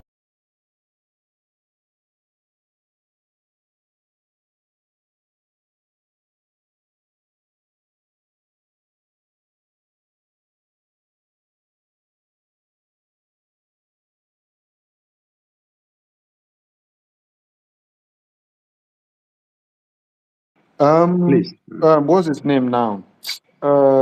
Sorry. The vice presidential candidate to Atiku Abubakar has just, has defected to the APC. Yes. When he granted an interview on Arise TV, and when he was asked, one of his strongest reasons was that he felt that it's actually unfair to be trying to support a northern presidential candidate when somebody from the north had just completed his term, and he said he actually regretted that, and that's one of the reasons why he feels he should be part of APC so that they will push the southern agenda. And this is my question: How important do you think is the north versus south divide? I mean, how much of a role do you think this plays in determining who wins the presidency? Thank you. Thank you very much. Who's speaking? Okay. Malam. Thank you. Malam, thank you. I couldn't follow your name. Yeah. So thank you very much. First of all, to address what Okowa said in my column last week, which I mentioned earlier about the origins of a KBSC presidency. One of the examples of the political intimidation I mentioned is the Okowa case that you just mentioned. And all I needed to do was just to, mention the facts and the timeline behind them. In November last year, just November here, that's about 6-7 months ago, Okowa was arrested alongside all his other people who served with him in Delta State on charges of corruption amounting to about 1.3 trillion. That's a lot, And if you remember, Okoa was not just a vice presidential candidate in 2023 of the PDP in 2023. He was also a major financier of the party and that election, and so on. And now he's been arrested for 1.3 million charges, and should. But from April last year, him and the governor, April this year, that's last month, him and the governor that he installed in Delta State, they all moved from PDP to APC. And since then, they have all been roaming around the country free of the charges, I happen to know quite a bit about how anti-corruption works in the country. And one of the is that there is always that political instrumentalization of corruption charges or of anti-corruption processes, either directly or indirectly. In this case, I don't know whether it is directly or indirectly. I just know that these are the facts. Only a few months ago, somebody was arrested on charges of corruption, and then a few months later, he joined the ruling party, and then suddenly nobody is talking about his corruption charges again. And if I understand Nigeria well, and I believe I do a little, chances are that no one will be talking about it. For me, that is the defining reason for his movement from PDP to APC. But of course, he's not going to say that. And do not expect him to say that. He would probably say things like, no, it is because they believe in the Southern presidency and so on and so forth. But he knew about the Southern presidency when in 2023. And the situation in 2023 is even more on anti-Southern presidency than it is in 2027. Because in 2023, a Northern president was leaving office. So that's the point you expect that if it were based on principle, that's the point you expect him to say that, no, I cannot do another, I cannot it has to be somebody from the South this time around. But he didn't. He actually not only got on the ticket, also helped to finance it. So I don't think that such explanations they're out there, but I don't necessarily believe them. But you also asked a second question. Can you remind me again? I thought I had an idea. But I cannot Yes. remember. Yes. So my question is related to that. That Yes. do you believe the North versus South Mm. sentiment it's an important Yes. factor in determining election outcomes? Which way? Thank you very much. Yeah, I think it does. It certainly does. It does, particularly when one person has had, at the very least, 8 years in office. In 2023, I wrote again in my column that I think probably in 2022, even before the 2023 elections, I said one of the constants of Nigerian politics is that, power has to change hands between somebody from the north and somebody from the south. This is a constant. Part of the reasons we're having the truncations in military truncations of democracy in the past is because that could really not be the time, and that could really not be laid out as a basic principle, But I also added that I don't know whether it has to be within 8 years or within 4 years. I don't know whether it has to be within the same party or from opposing parties, and so on and so forth. These details are left for politicians and political parties to work out among themselves, So the answer I would give is that now that somebody from the South had been in office since at least 2023, and he's going to remain in office for the next 2 years until 2024, the Southern argument, the North-South argument, is going to matter less in the North. I don't know to what extent it will matter in the South. It's going to matter less, and I'll come to that. It's going to matter less in the North than if it would have in a period like, say, 2023. because when El-Rufai said power had to go to the south, a lot of in 2023, a lot of people down here actually believed it. They thought that it's only makes sense, and those who wanted to impose a northern candidate, Ahmad Lawan at the time, because for the same reason they couldn't come out with it early enough, and it became too late. Again, the importance of timing in political affairs and electoral affairs in the country. So by the time El Rufai said something like that, to be honest, a lot of people thought, yes, that's only reasonable, and so on and so forth. But now, Tinubu has had 4 years. I don't think that that is going to matter, at least in the north, the way it did in 2023. That's one. And secondly, the south itself is not one place, just like the north. The north is even more. You can think of the north in terms of oneness more than you can even think of the south. So you have southeast, you have south, you have southeast. I mean, each of these represents southwest. Sorry, each of these represents a wholly different geopolitical entity, at least within Nigerian context. So my thinking is that for the people who will be, for one reason or another, likely to, support the coalition, if it does happen, I don't think the issue of Southern presidency at that point will be the primary thing in their thinking as well. They will be looking, if they look at it at all, they'll be looking at a path to Peter Obi. And I think, again, to that side, that's you have a chance to negotiate, to grab things, and not to negotiate on paper. We have to have these offices, we have to have these persons, so that in the end, while you are in government, because that's what the North didn't do with Tinubu, and that's why we're here now. If they had done that, that we have to have these offices, we have to have these offices, and installed some of this even before the election, chances are that they are in a better place to hold him to account. And all the one-sided appointments people are talking about, things would have been different. So the coalition, to veer off a little, the coalition have that they have that opportunity to not only enter. And when people talk about negotiation, it's just not verbal something. It's also in terms of personnel, actual people holding actual positions, not just something that you write down that somebody can tear down once they get into power.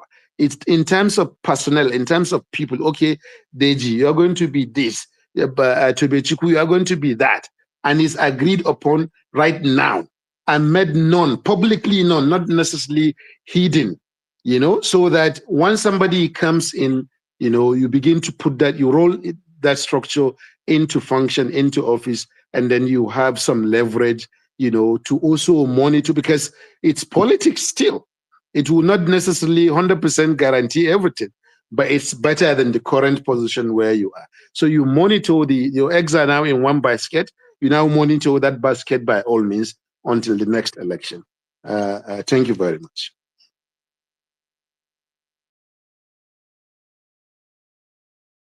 Deji, are you there?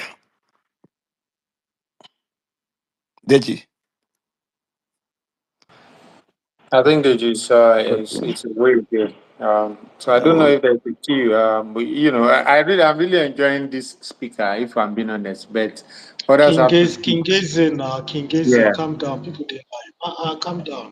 Comrade, me on allow this thing. Okay, who should go next? Sorry, I've been listening. Comrade, I've I not have I a been. think I question should go for the next. last speaker, please. I beg, Come please. again? I have a question for the last Yeah, speaker, go ahead now. please.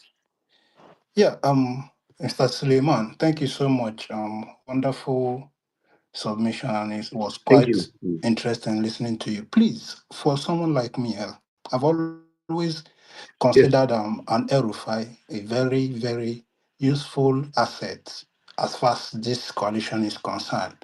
Can you Mm. and I have my personal reasons, personal thoughts, but I don't want to share it with you. I just want to Okay. double check if it is if it's in tandem with what I've always thought about his usefulness. Can you share with me What do you think Mm. an El-Rufai in this coalition can bring to the table as far as this coalition and the process is concerned? Thank you so much. That's just my Mm. question. Mm. Thank you very much, and thank you for the opportunity also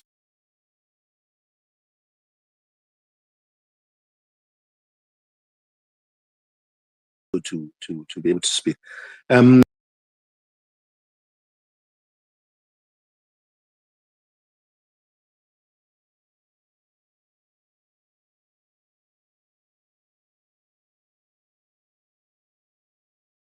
I think Erufai will bring two things.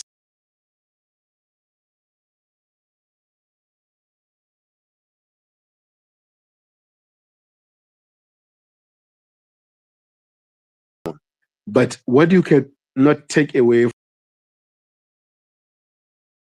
from him is that organizational ability, the ability.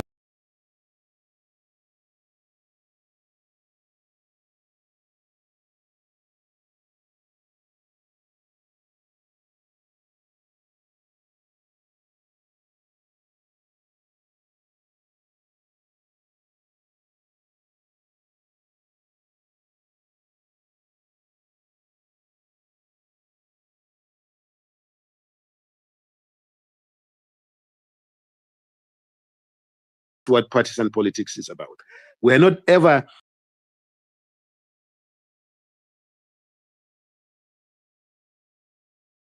When you see the Democratic Party, for example,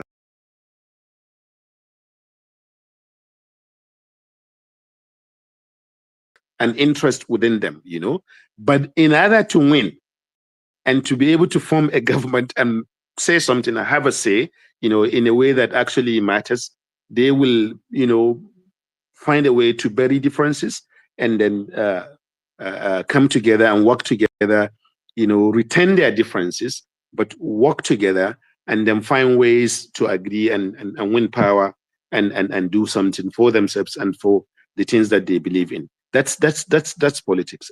Erufai has that organizational ability. I have to warn you though that I believe also that Tinubu has matches, in fact, more than matches that organizational ability as well.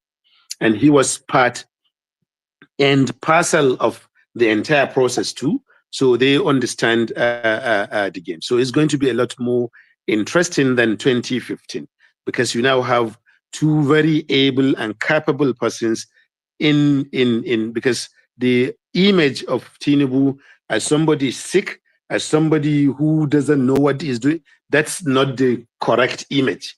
And it's very important that those who want to take power from him have to have the right image of whom they are dealing with.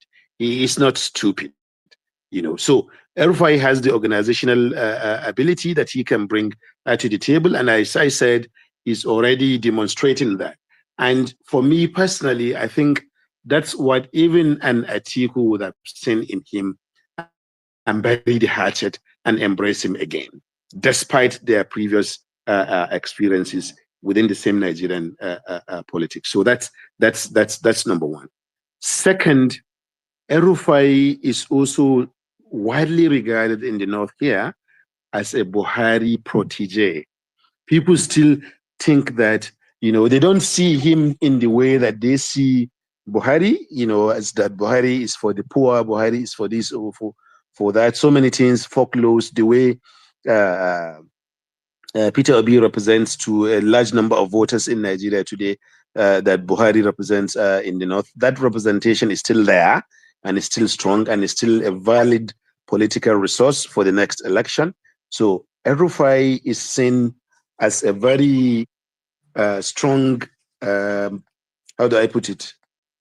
As a very strong contender for if there's going to be a next Buhari, Erufai is seen in that regard. A lot of people see him as representing,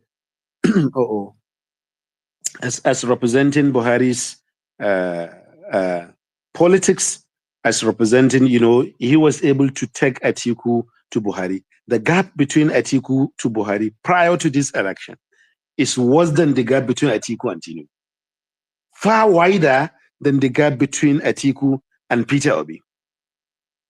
The gap between, politically speaking, I don't think they are personal enemies, but politically speaking, the gap between Atiku and Buhari is even wider than what you would think of between Atiku and Peter Obi or Atiku and Tinubu. And yet, Erufai was able to take him to Buhari, and he was largely accepted by Buhari, at least in public, even though Buhari would never leave the APC, right now, because of the kind of person he is. He will feel that leaving the APC will mean, he's bringing down the party that took him to power, and so on and so forth. And because of the claims of principles and all that. But it will not necessarily, the symbolism that he is together with this person or that person is more than enough for them to clinch votes. So I think that El-Rufai brings these two things to the table, and those two things are sorely needed if this coalition is going to work. And to that extent, I believe that it's not somebody that can easily be discounted. I don't know what happened in Southern Kaduna. I don't want to claim to know, and I don't speak for El-Rufai. In fact, I have written 4 or 5 times articles about him.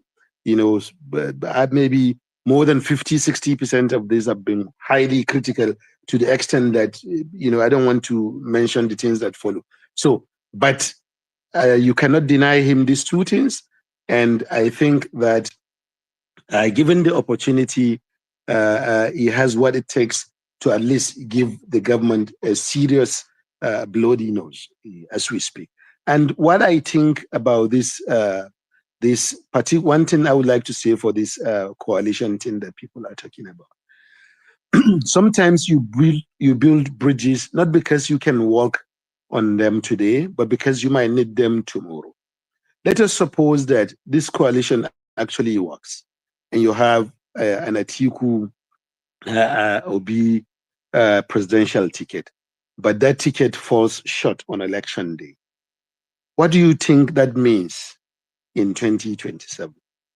It will just be the challenge of Peter Obi to now hold on to that ticket and all the groups within it and all what it represents for the next election. He is the younger party. So, if it is possible, because Buhari started his own political journey 16 years before he made it, or I think 12 years before he made it, and that's how things have always been difficult in Nigeria. It's not easy to take presidency in Nigeria, and we have to be very realistic about that as well. So, if it doesn't, if the goal is not achieved in 2027, and that possibility is there, and people have to open their eyes to read as well, because that's how you do politics, chances are that he inherits the whole of what that coalition, represents. And all that matters is how to manage that coalition until the next election, giving him a much, much, much better shot at it than anyone else in the country. Because at that time, Tinubu will be leaving. So this is how I see some of these things. So believe me, I think El-Rufai is not somebody that can be discounted on this. And there was a time he did an interview with Charles in Rise. As a journalist myself, I thought Charles should have asked him a question about the Southern Kaduna issue, because it is important that Charles should have asked that question, because a lot of people are interested in it, and it's the only interview he has given in the last 2 years. So there is no way you cannot speak about that issue. So it was important for Charles to have asked. That's one. And it's also good for El-Rufai for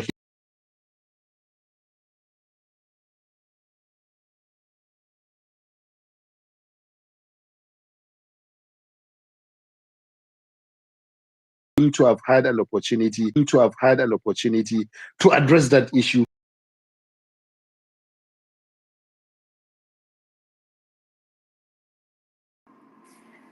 Yes, I can. All right. I think Big Boss is next. This is your name. They always doing someone. No. Doctor Ayodeji. You were Hello. here Okay, before. I think I'm next. Yeah, Doctor Ayodeji. Okay. Thank you very much. And I think you can hear me now. Space is interesting, and I also had, Very well. thank you. Well, what Suleiman said as a journalist. But actually, for me, I think in this coalition, what I have to say is short, and I know that the coalition that maybe is coming up now between Labour Party and PDP, that is maybe Peter Obi, Atiku Abubakar, and some other parties that are just coming up, from El-Rufai and some other people. I think where the purpose is to grab power in 2027. To the elite, maybe good, but in all this, maybe my views will be different a little from what people have been saying. Because in all this, my own concern from the submissions of everybody has been, what is the lot or the stake of the Nigerian people in this coalition? If eventually this coalition wins power from Tinubu in 2027, what will be the lot of Nigerians who number more than 200 million, and majority of that, possibly maybe 170 million or thereabout, live in poverty. In fact, in multi-dimensional poverty. I've noticed that, whenever we talk about this coalition, some people have even said they don't want Obi to deputize Atiku. They want Obi to lead, maybe El-Rufai be the deputy and stuff like that. But the question has always been, when we talk about this, we look at what exactly is the interest of people, or why do people actually talk like that? What I've noticed is when it comes to this presidency, especially right now that we are preparing for 2027 election, the interest of people have always been maybe based upon tribe, the sentiment of tribe. Some people being Igbo, they want an Igbo president. Well, for me, I'm not against that. So the interest of some other people have also been that, okay, they want maybe somebody who they just like, maybe based on the fact that he's a Christian or based on religion.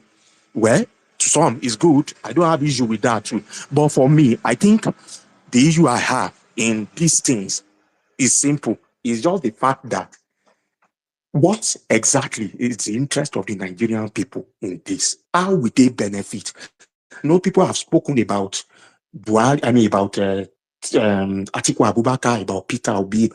For me, I'm sorry, these people they are establishment, they are political establishment. Take, for instance, somebody was talking about El-Rufai just right now. Even if you were to be the deputy, the question is that in 2024, I think the State House of Assembly of this Kaduna State, where he governed, they indicted him of a corruption to the tune of 423 billion naira. The issue is still unresolved, though he called it political persecution.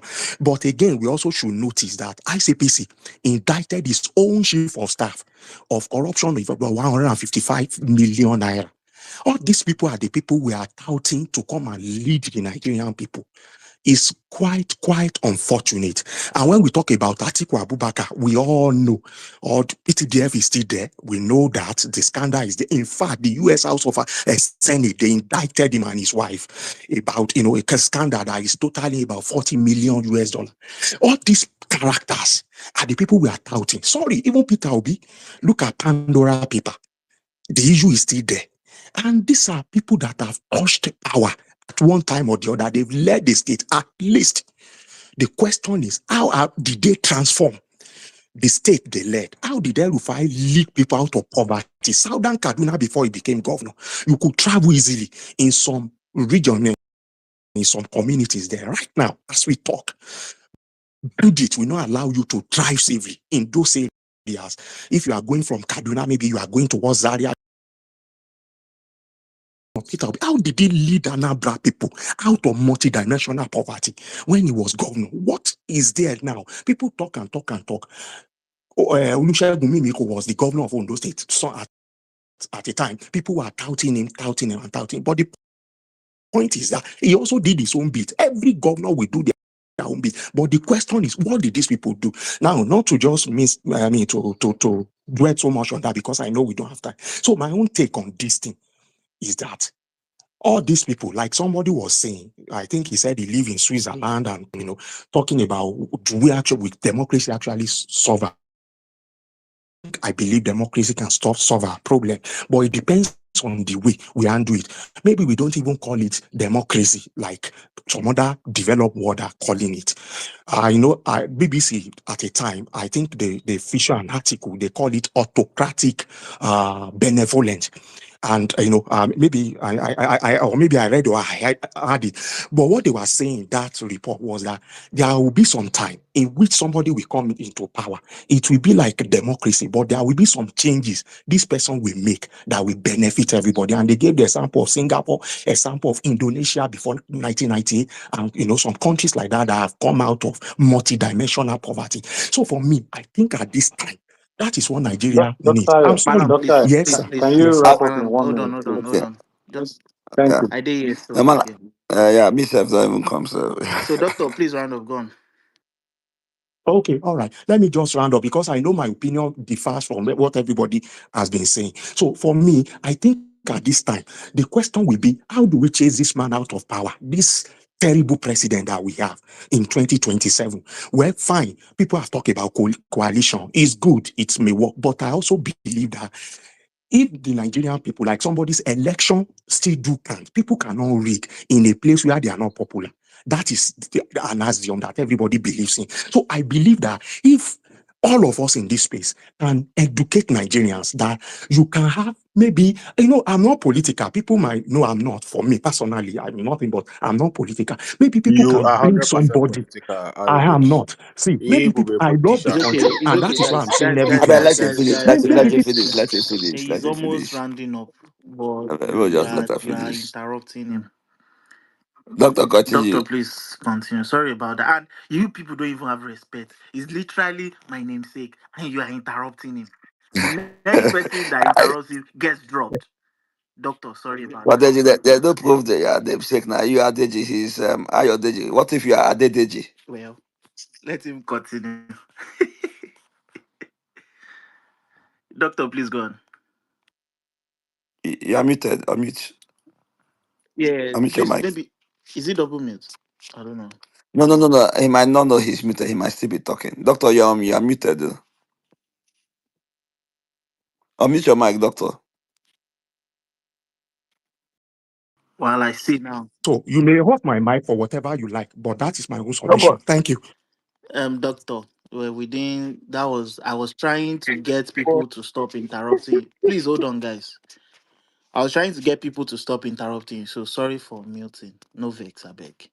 So try and round up now, right? Round up 1 minute. Very much. Where people are, but my point finally, as I'm rounding up, is that are we going to say in 2021, even if Atiku Abubakar and Peter Obi comes to power, can anybody in this space say we will have uninterrupted electricity in 2031? Can anybody say we will have good roads that connect everywhere, good hospitals, good schools in 2021, that 31, that anybody will be able to send his child to public school?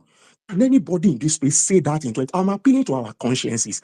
Do that. If you know it will happen, then I'm appealing to your conscience. Just take that within you. If these people seize power, will the Nigerian people benefit in any way? Will people come out of multi-dimensional poverty?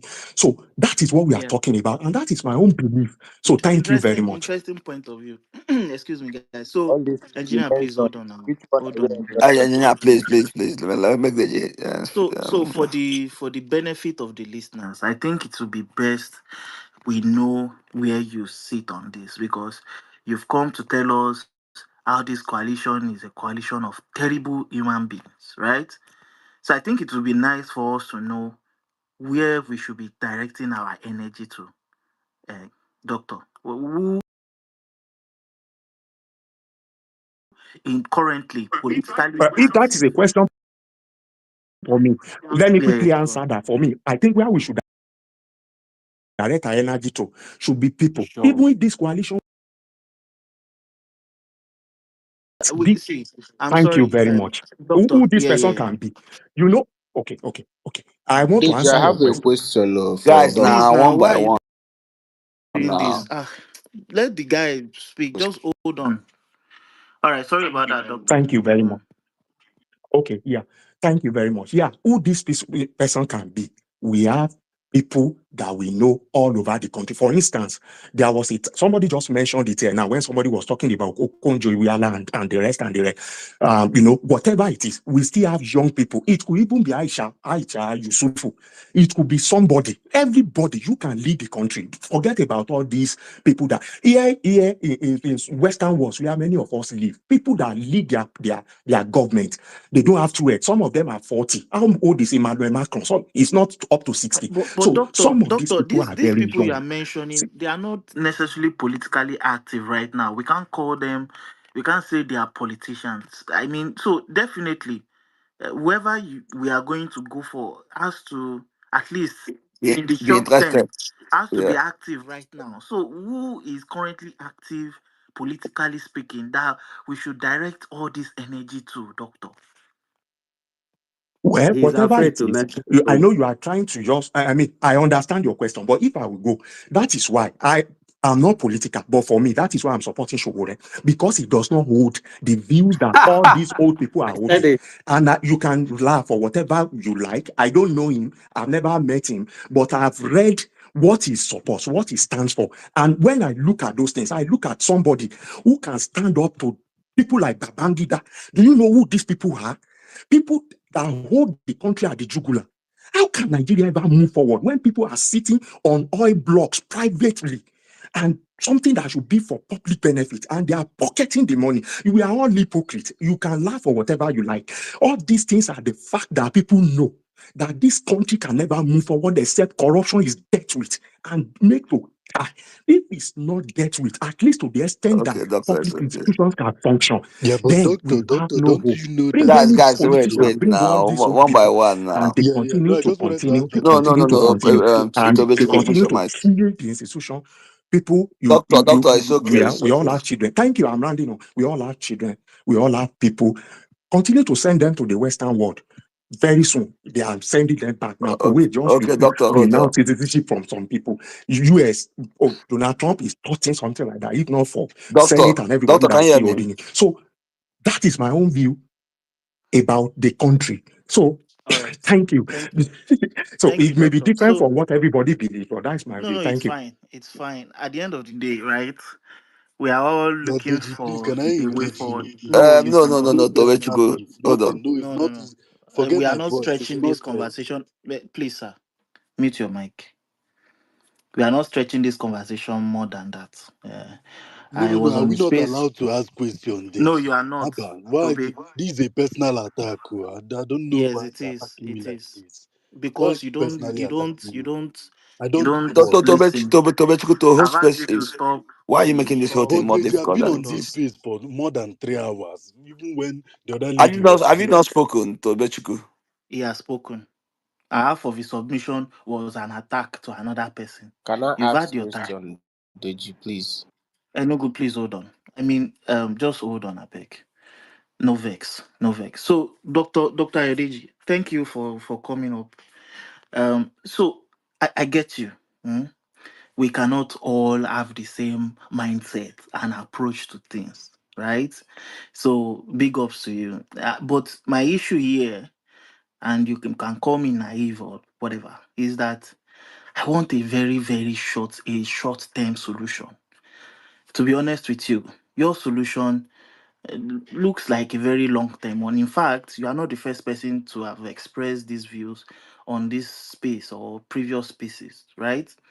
But it's long term. I don't have the patience, This man, if we don't squeeze our neck finish before Nigerians gather up to start aligning and buying into the message that you are pushing, especially from the Shore angle. So if you ask me, ask anybody, I like the guy, but right now, the conversation is just not about him, right? So that's just it. But I will allow these two guys to ask you the questions, even though I don't think it's necessary, to be honest. For me, you've addressed this thing perfectly. Yeah, I don't know what thank you, anybody Deji. want to Thank ask, you very but much, yeah. Deji. Thank you for hosting this No, you, space. Tobe, hold on. No, no, no, Enugu, no, no, no. ask your Let me give question you first. your flowers. You have Don't been give on me this any space more flowers. than Toby, stop. 7 hours, if I'm not Toby, mistaken. Toby, hold on And now. there's a God, good who's this to thing. speak now? Why are you still allowing someone who has No, spoken I have Thank a before? you. question. I No Please, don't want vex. to make a speak. this thing. Just because I'm sorry, big boss. I'm sorry. You are going next, I promise you. Toby, please mute your mic. After Enugu asks this question, you will ask your question, and I'm only allowing question. No preambles, just a straightforward question. And both of you will ask those questions, and Dr. Ayodeji will just answer both together at once, and we just move on. So please stick to the question. Enugu, please go on. All right, thank you, Deji. Dr. Ayo Deji, greetings to you. My question is very simple. Please, is it the responsibility of the State House of Assembly to declare somebody guilty or indict somebody, or the responsibility of the court of competent jurisdiction? Because I asked Okay. this question in light of what you said about Malam Nasir Rufai. Thank you. Okay, thank you. Doctor, hold on, please. Toby, ask your own question. Yeah, thank you. My question is, Dr. Ayodeji, you made a very wonderful point, and this is in no way a personal attack because some people confuse anytime I speak. But the question is this: you mentioned that this caliber of the coalition, that they are product of the establishment. Then you mentioned Shuore. Shuore in 2014/2015 was heavily involved in campaign for APC.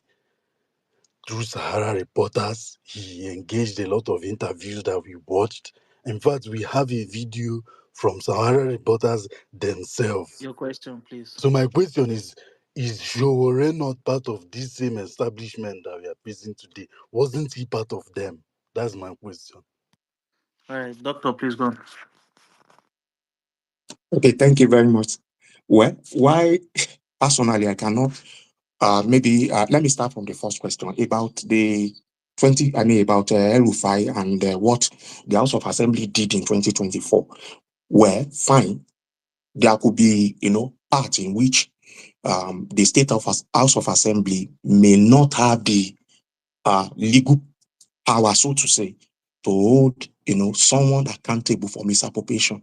But the point is that the ICPC, the head is chief of staff, and if you remember this story, I think it was last year, his son was also involved in this. I think was called to testify as part of this, and not just his chief of staff. Several other people in his administration were held accountable for money laundering charges that involved about maybe 155 or 54 million or thereabout. So now let's leave that. This also Rufai, you remember that this was the man that said in 2023 that Muslim ticket should be the one to take over Kaduna, Alaye, and the focus Christian. on the question. No. Oh Is it the yes, what responsibility I'm of the saying State is, okay, Assembly again now or the about court? corruption. Has any of Let them me been let me tell. Yes, indicted let by me the also let competent you know. court of jurisdiction? Abi, how did they talk am? Don't shift the goalpost. Okay, Respond. It's a simple okay, question. doctor, we don't have to take any less time to answer this question. Just Yes, answer to the no, question that I you think answered to Bechuku's own.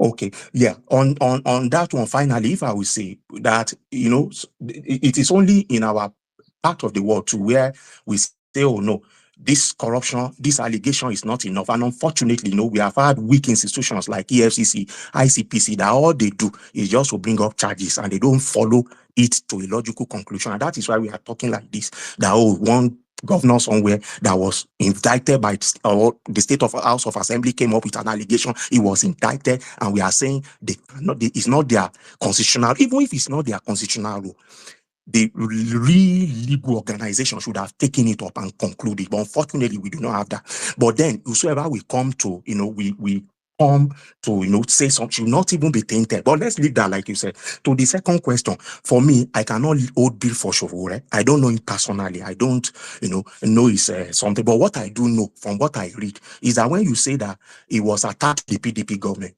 I think when APC came to power, when Buhari came to power in 2015, go and check, Google it. check online, you discover that there is no one that actually attacked the Buhari administration more than Shahara reporters. Several allegations, several killings that the government would have hid, especially in the northeast and the northwest part of the country. Shahara reporter was constantly reporting it. There are many of them. If I go online, I can give you the list of them. Many. Just go online and do the search yourself. So you cannot say one person or one Shahara reporter is reporting on one. That one, I will never agree with you on that. Shahara reporter reported on APC more than even more than Premium Times. Go and check Okay. online. So I don't think All right, that but view is balanced. Thank you. because part of what Toby said was that before APC came into power. So what you are saying is even if he supported APC to come into power, at least he also started, attacking them when they came into No, power. that was not what I was saying. Actually, let me tell you, in 2014, when Jonathan was in power, there were allegations, many allegations about serious corruption. Everybody at that, there was that time, that The people even beginning were of talking Hold about on, $20 guys. Hold on, billion guys. that was I missing. think we are missing, Everybody wanted a guys, change of government. guys. That is what I'm Hold on. telling you. In fact, we should just make Doctor, doc, what's it called now? doctor, A hold on, documentary about Alice doctor, Madueke doctor, that took what are you trying to say? doctor, hold I'm on, hold listening. on. I'm listening. I'm listening. I think you are missing the point of the I'm question. listening. So the point of the question is just like so. Your he said so. Campaign for APC does that not make him an establishment? And your answer is, oh, he also attacked APC after APC got into power. It's just like saying Onopasa campaigned for APC, but now he's attacking APC. He's no longer APC, right? So No, that is not my answer. My answer to you actually is that at the time, I'm not holding grief for anybody, but what I do know is that at every point in time, Nigeria has been changing from one dispensation to another. At the time, let me tell you, in PDP government, when Yaradua died, I think that was in 2009, when Yaradua died, it was this same Shahara reporter that revealed the fact that Yaradua had died maybe in Germany and that they didn't want Goodluck Jonathan to take over the power. Go and check. I think they were the first media that reported that. So that the government was brought to does that make embarrassment. him Jonathan not a member was of the the vice president at that time. establishment? Deji, make una handle this place now. Because no, no I wahala, don't no wahala. understand your but question. I'm just comrade, telling you, when you make comrade, allegation, let the I'm just discussion trying to evolve let you now. know Like there that are, Okay, guys, let's move on. don't Let's just be move on. Let's biased. move on. let's please. I But mean, hold on, people are guys, being All guys, honest. guys, right, all guys, right, guys. all right. Now, It's I okay. want to ask question. Deji, you don't handle this Abio, thing, no. I was going to Yeah. move on. Uh-huh. Enugu, where they say, where they talk now, you say you have question. Even to be. So I don't understand this whole So this so thing. so But when anyway, when somebody make I give an expo and when somebody where like if you make submission, just move on. When you start asking him question, you are giving him more time to expand out his view, right? So you just give him more time to anyway, again, because we are not necessarily, I know the conversation is majorly around coalition, but it's political roundtable. Everyone is allowed. Thank you, Dr. Ayodeji, for your views. Let's move on now. Thank you, Big Balls. Thank you for your uh, patience. Um, and please remember that patience is truly a virtue. You are a can you virtuous give me man, one Big minute to Boss. say something? I will Let's move drop. on. No, Deji, please. no, Big Boss, go Deji. on. Big Boss, go Okay, swear for thank you me, very much, guy. Big Boss, go Deji. swear for me. Go on, Big Uh, Boss. Big boys, 1 minute, please. Thank you. Yeah, 1 minute, Enugu. Just wait, I beg. Um, Thank you very much, Deji, and everyone who has spoken. I really admired Suleiman. Okay, he has gone. I've really learned a lot. I'm from Dr. Ayodeji. Okay, so about let me just say my own view. Personally, about the coalition, I have my doubt that is going to be successful.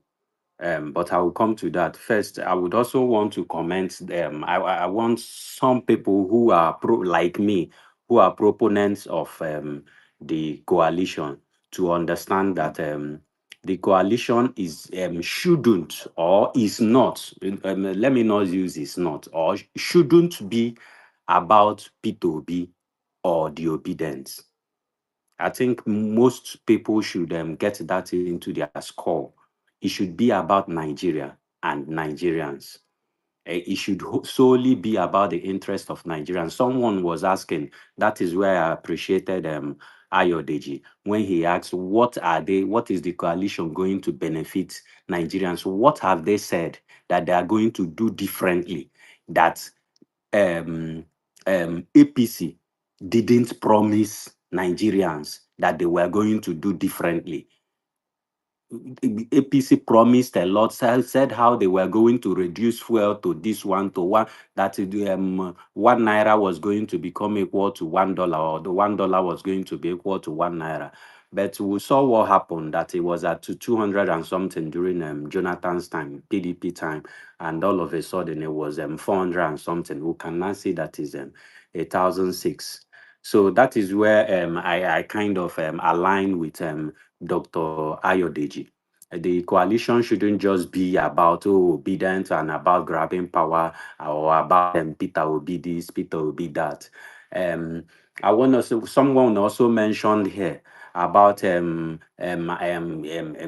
coalition, or just mentioned empathy, personally, that the coalition, the alliance between North and the Southeast is going to save Nigeria, or is going to be this, that. I don't want us also to, or it shouldn't be looked through that prism. It kind of makes it parochial, if not a little bit of sentimental. To me, from my own personal understanding, it should be about Nigeria, like I've said. Everybody should be part of the coalition, people who wants good governance and for the love of the country. That is the most important thing. It shouldn't be about anybody. In fact, if the coalition, to me, would not even have Obi on the tickets, if they feel they can win, if they've mapped out their strategy and they feel they can win, Obi might just be like a supporter, or a party chairman, or a policy, whatever, I don't mind as far as he's there, because I also support him and follow him. But he mustn't be on the ballot paper. He mustn't also be the flag bearer. He could also be a runner. It doesn't make, as far as he's there and they are working on this particular thing. I think it should just be about saving Nigeria, because we can see how Nigeria is going. In fact, at the moment, let's even forget about the economic hardship and the high inflation. At the moment, the way APC is going, the excuse me, negativity is now kind of, they are changing the narrative, where negativity is now becoming positivity, and people who are positive is now becoming negativity. Let me explain what I mean by that. The way slowly but gradually the US started saying, oh, man can be woman, woman can be man. I mean, just play. It now started that it even got into the White House, and that is what some of the thing that got Donald Trump into winning the election. Them trying to now change back the narrative to the traditional way, where just small people were thinking it was a joke and all that, but somehow it kept on going till it got out of hand. So back to APC, we can now see that for example, where people, when you now say something like the issue of taxation, all of a sudden you see APC influencers online and experts now trying to explain to Nigerians that more tax for you is better for you, that the higher tax you pay, in fact, you become more comfortable and you become more progressive. This is wrong. This is wrong. That it paying lower tax itself, you don't even, nothing, this one, that one.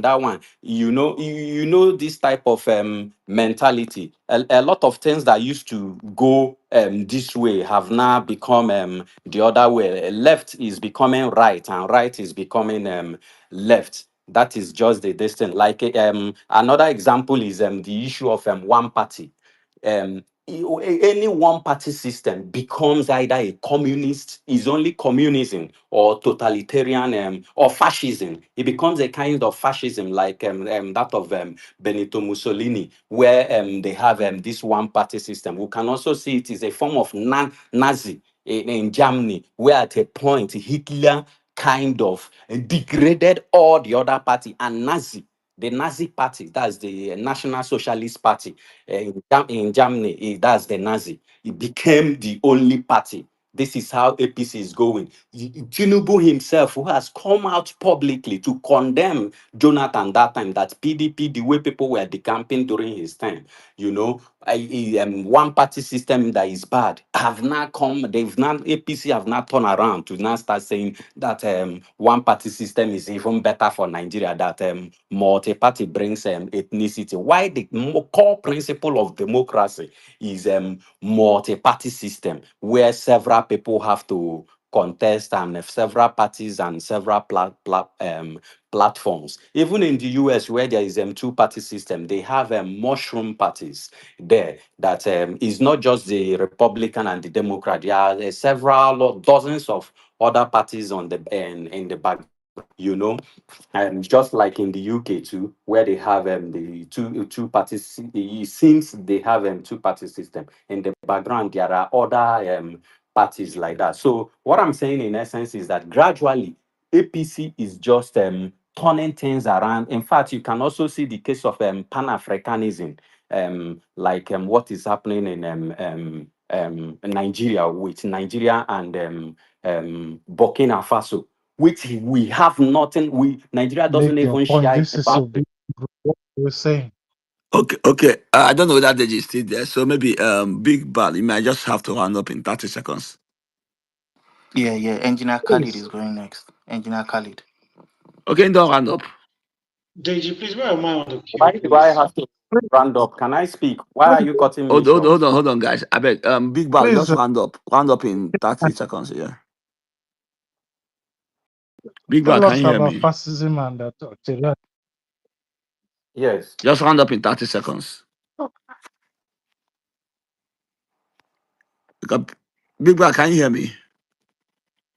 I can hear you. I don't know why people are I interrupting say me. round up, round up. I never interrupted anybody here. So why Big Bal. someone taking the, you didn't caution the person. You are telling me to round up within 30. One Amaka is here just telling me I'm talking You, about fascism. Is that not what yeah, APC no, is turning to? please, Why are please, you please. Nigeria to interrupting hold me? Did space I hard, interrupt he hard. anybody when anybody was speaking here? Wait, Big Bal, What kind of Brother Big Bal, Amaka, insult hold on, mute is hold your that? on. mic. Now Everybody Amaka, mute spoke your here. mic. I never spoke. Oh,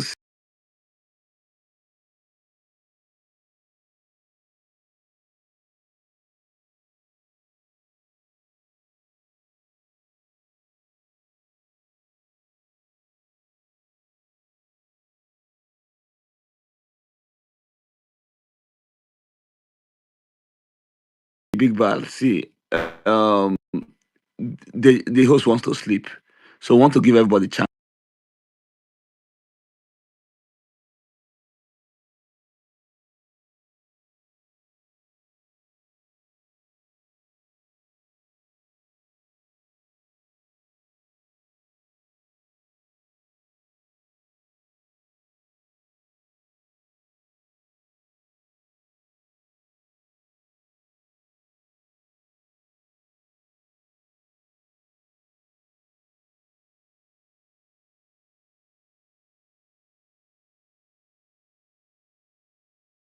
Policy to you. CPC did not start selling their policy to you. The ABGA, the NPDP, they kept together to get a platform APC first.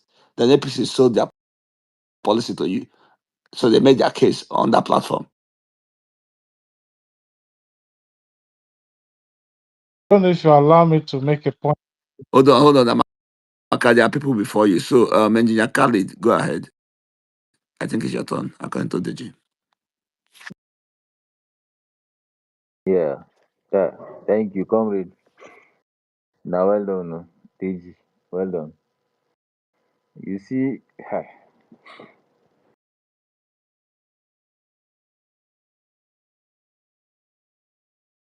want to to jam pack everything all at the same time. You are asking for, even if after even the coalition, you block this space now.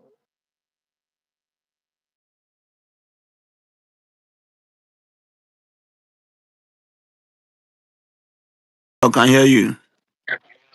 All right.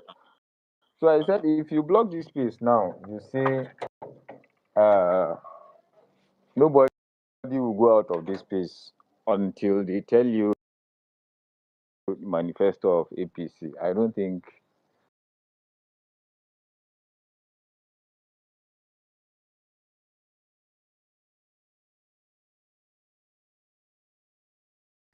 so. Let's wait for coalition to happen first before we start bringing all these discussions to the table.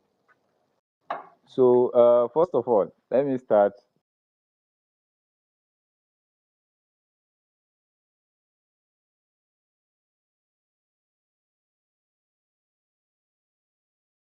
And he was just going all over the place. I don't even know what he was saying.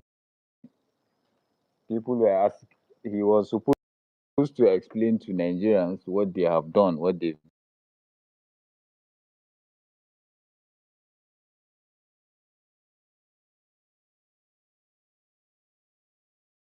trying to tell us to. They have done one website near, which is like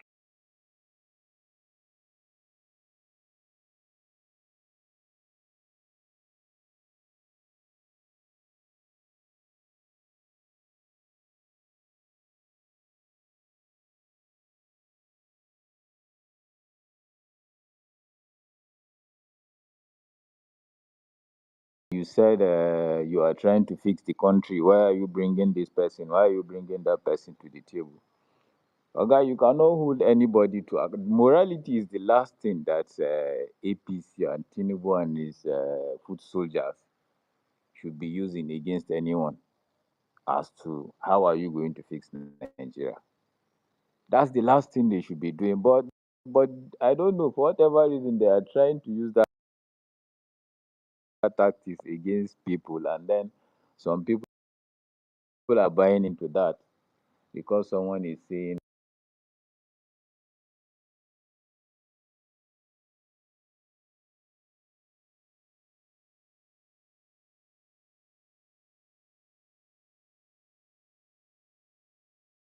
funny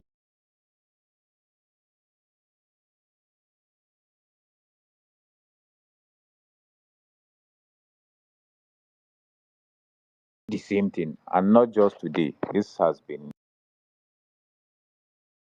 going on for a while. Maybe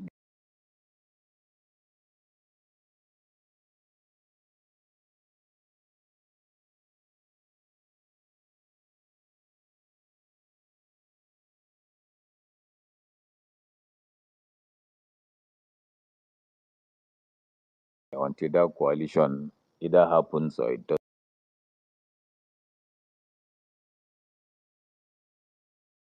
doesn't happen. But please, nobody come and gaslight us. Nobody should come and be saying,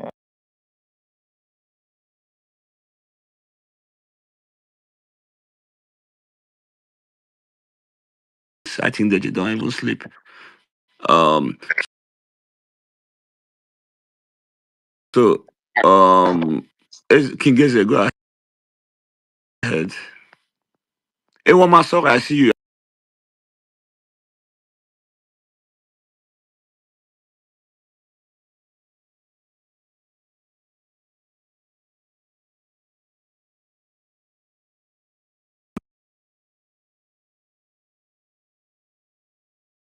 I'm not trying to justify myself, but I'm trying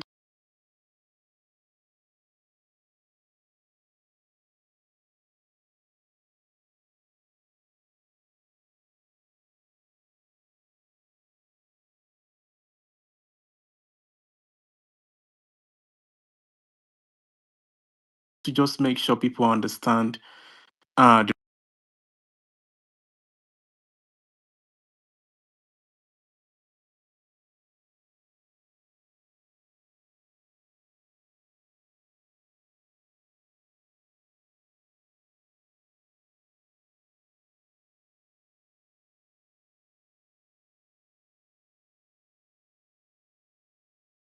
follow that systems. They make sure they are it's a method. And looking the way that we seem not to have um any sector that is very functional that we can be proud of. We don't seem to have a system in terms a method by which a political party or coalition could adopt or adapt their their what should I say, their manifestos or promises to serve the people. And it's important, in my opinion, that we don't overlook this thing and focus only on this political party or that political coalition. Like I said, coalition is all about concession. So I hope everybody gets where I'm coming from. Thanks, everyone. And I'm also Okay, here to thank learn, by the way. So I'm not yeah. saying I know it all. Okay. Thank you, Eze. Thank you for that clarification. Okay, thank you. I mean, always come around. Yeah, I mean, this place will continue other days. And you say I'm even getting tired. The plus of you will not speak here. To come back tomorrow when my head is working. Ewama, go ahead. So your head get time away the work with. You don't know.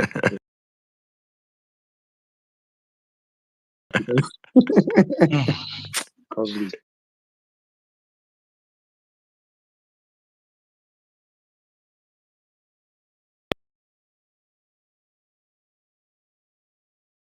Rufai Bala Mohammed. I won't predicate my submission on that one. I Yeah, hope go that's ahead. okay. Just Chuku call me how many times? Wetin they call am? Ewama. Teye for Suleiman. Which Ewama. kind bad Ewama. guy na for you? Wait, make I explain. Although I go explain tire. Yes, sir. So they don't sleep. I don't say me, I don't even fall asleep. Yes, sir. We want to just have the last speakers and we end this place. Comrade, Deji never sleep. Deji still dey respond to comments. He never sleep. If you don't tire, now you go sleep. Oh Make yeah, Deji Ewa, continue. okay. Okay, Ma Ewa, go just do ahead. te- Let me try Ewa, my best. Let me go try my ahead, go best. ahead, go ahead. Just go ahead. Okay. When you're tired, we go stop. Okay, yes. Don't worry, I could try to keep am brief. To the political roundtable. Good evening, my fellow Nigerians. Oh, I mean, I dey go straight to the real politics. I know they come preach for anybody. Now, for those where they talk, say, let me give Suleiman is not here, but get something I won't tell him. The way you see, he get something when he talk, say, I go knock this thing for pigeon.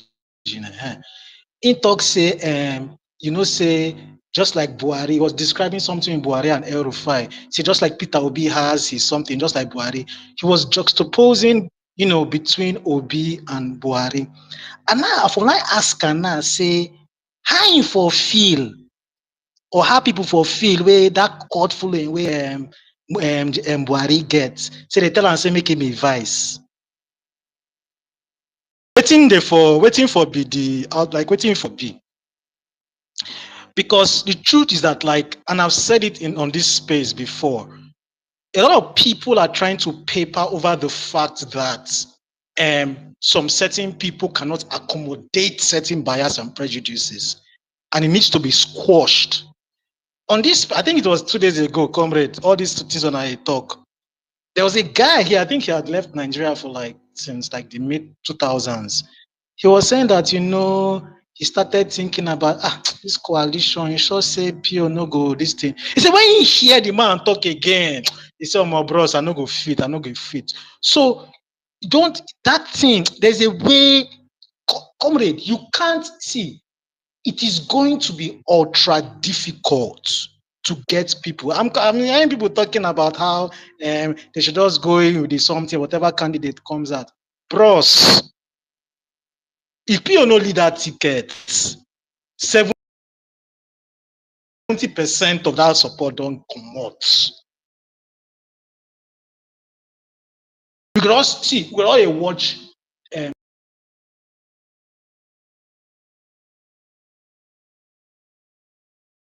election that day for TV.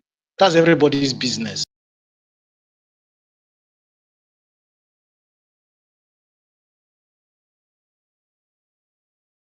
Jack's poll, he listed 4 names.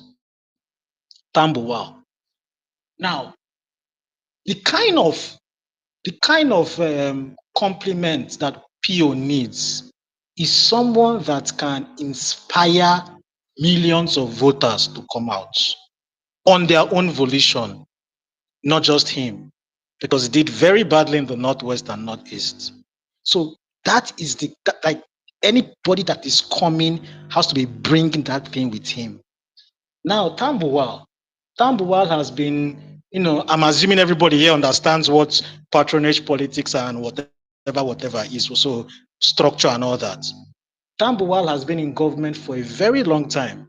He has been in Senate, he has been Speaker, then he has been governor twice and the rest. So he has a healthy, structure, because all these people, they have like networks that they support and everything. Always, go to their Facebook pages, their media pages. You'll be seeing their activities and the way they are responding. He might be a choice because they may say, well, he was the one that, considered for Atiku and everything. So, one good turn if that can help. Now, about his prowess to be able to inspire millions of voters. It's here and there. I don't like, yes, he will come with something, but we can't really tell yet. So that's that.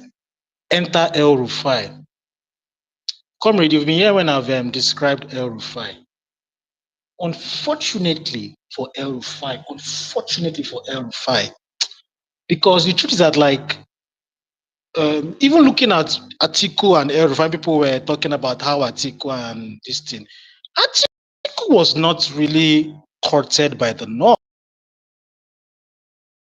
He was not a Northern candidate. Atiku has always,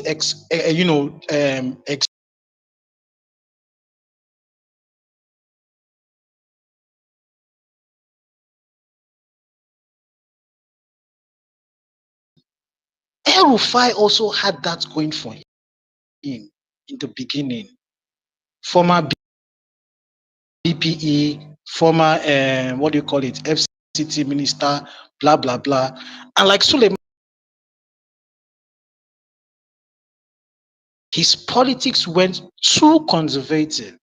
Now I can understand him trying to play that card, trying to get that crowd, such that if at all I have that ambition, I already have favorability from the South because people consider me technocratic and all that. So if I just mix it with this, I'm home. But unfortunately,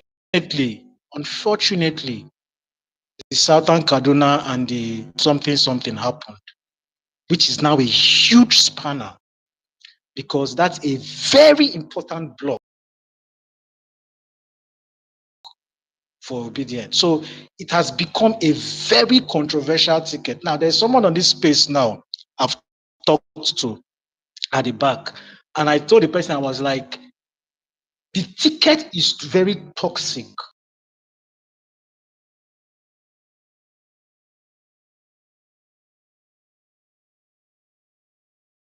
Nothing is impossible, because there is a way someone can talk you out of, feeling some kind of way.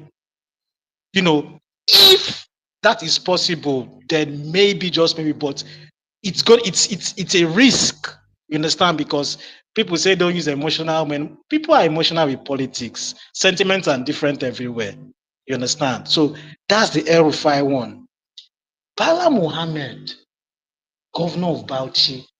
The problem with Bala Muhammad now is he's in the northeast, and he has this calm disposition, which we don't really need that right now, which is why, the Tambuwai Rufai is like this. And we don't know his acceptability, because another thing you have to understand is politics is local.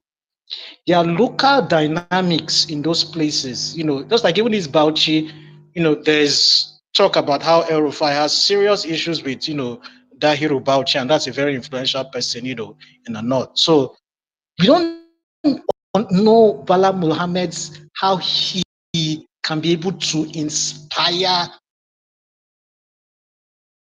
millions of voters in the Northwest because he's a Northeast guy.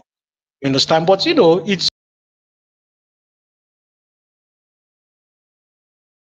Kashim Ibrahim Imam from Borno State. Schooled in Lagos, went to King's College. Hear him speak. He gives a whole lot of moderate vibes. So that one all appeals. But the problem is he comes across, he doesn't have that fire, that fiery something. Maybe say you go need to engage with people, they mobilize people.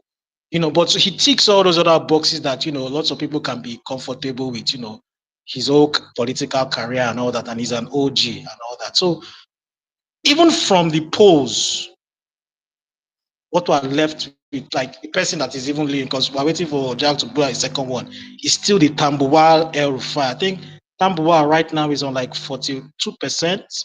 El Rufai is on like 35%. So that's where things lie. Now, I've done all those my analysis now. Now let me say this last two things. Sorry. Look, Tinubu was not a Southern candidate. Tinubu was voted by Northern Nigeria.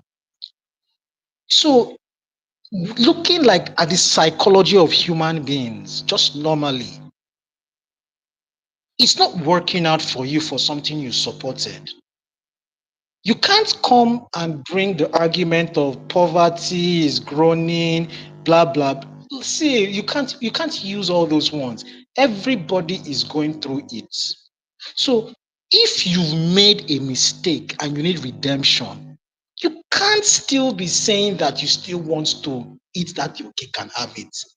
It's going to be an insult to the intelligence of a whole lot of people down there. That's one. So this is your mess. To clean up your mess, you have to make compromises.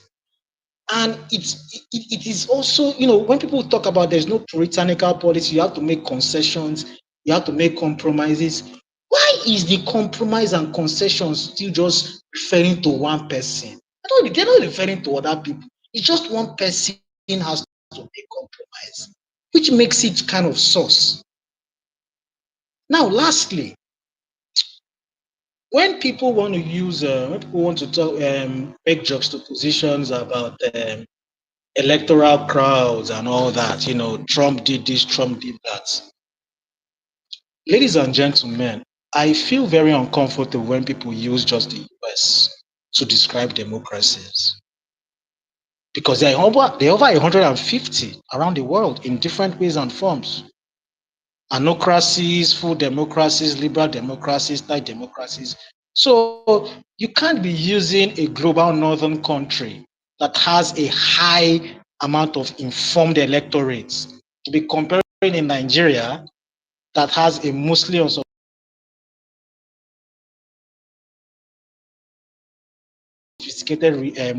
electorate that is around sentiment and different things and all that. It's different. So if you're not talking about, okay, how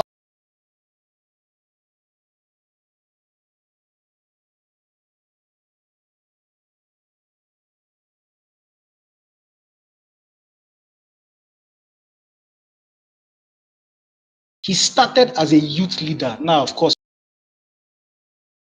you're not going to start as a youth leader. The point I want to make is he started from the left. I'm not bringing into Nigeria's discussion, no, but he had to move to the center to get, I think, the CEO from one of those their establishment political something, and that was how he was able to. And it's same thing with Pio. Yes, people need to be pragmatic now, so we need the coalition. Nobody's against the coalition, but you need the right coalition. You don't want to form a coalition such that it dilutes your efficiency in your strong zones. You want a coalition that is going to complement you. So that is where, the peak of candidacy, that's if we're talking about, comrade, I'm saying this thing based on PO leading the ticket. You understand? For the reverse, I don't really have much to say in that regard. So for this coalition, it has to be someone that complements the ticket, not someone that will dilute your efficiency, like I said, in your strong zones. Because from even the political arrangement, I'm from the Niger Delta. It will be won all the polling units in my local government. Isoko North, all of them clear. In fact, one of my polling units, one of the polling units where they give me info from, because I was in Lagos, 400 and something to like 60 something. Like, so at least I can get them out to speak for a year. You understand? You don't want to pick up a candidacy that will now dilute these efficiencies here, because another thing that a lot of people are missing out on, comrade, everybody that is here, there is, because I mean, how many people, what percentage of us are on Twitter? There is also the despondence in the Nigerian population that, bros, even if you go vote now, they go write them now. We don't get 3 candidates for election before. So why they take down at that time? Describe as you could, you can take, say, if you show up in your numbers, that kind of thing. So those two things are very, very important. You don't need a candidate that will dilute your strengths, and you also don't need a candidate. You also don't need a candidate that cannot inspire people to go over and beyond for you, because lots of people went over and beyond. So I'm saying these things to just address some certain people that think that, well, whatever the coalition is, people will just have to get on with the program. No, you're going to miss a critical, mass of people, because in the South, in these coming elections, it's going to be tough. It's going to be tough. So people are going to be getting ready to face what is coming, because they know what is coming. We know Niger Delta. I know my region. I know the way they won't play the election for a year. So people are trying to get ready to counter whatever they want to do. So if you bring candidates, people know go say, oh, more, we will cross one mind. You could just lose everything. That's my submission, comrade. Thank you.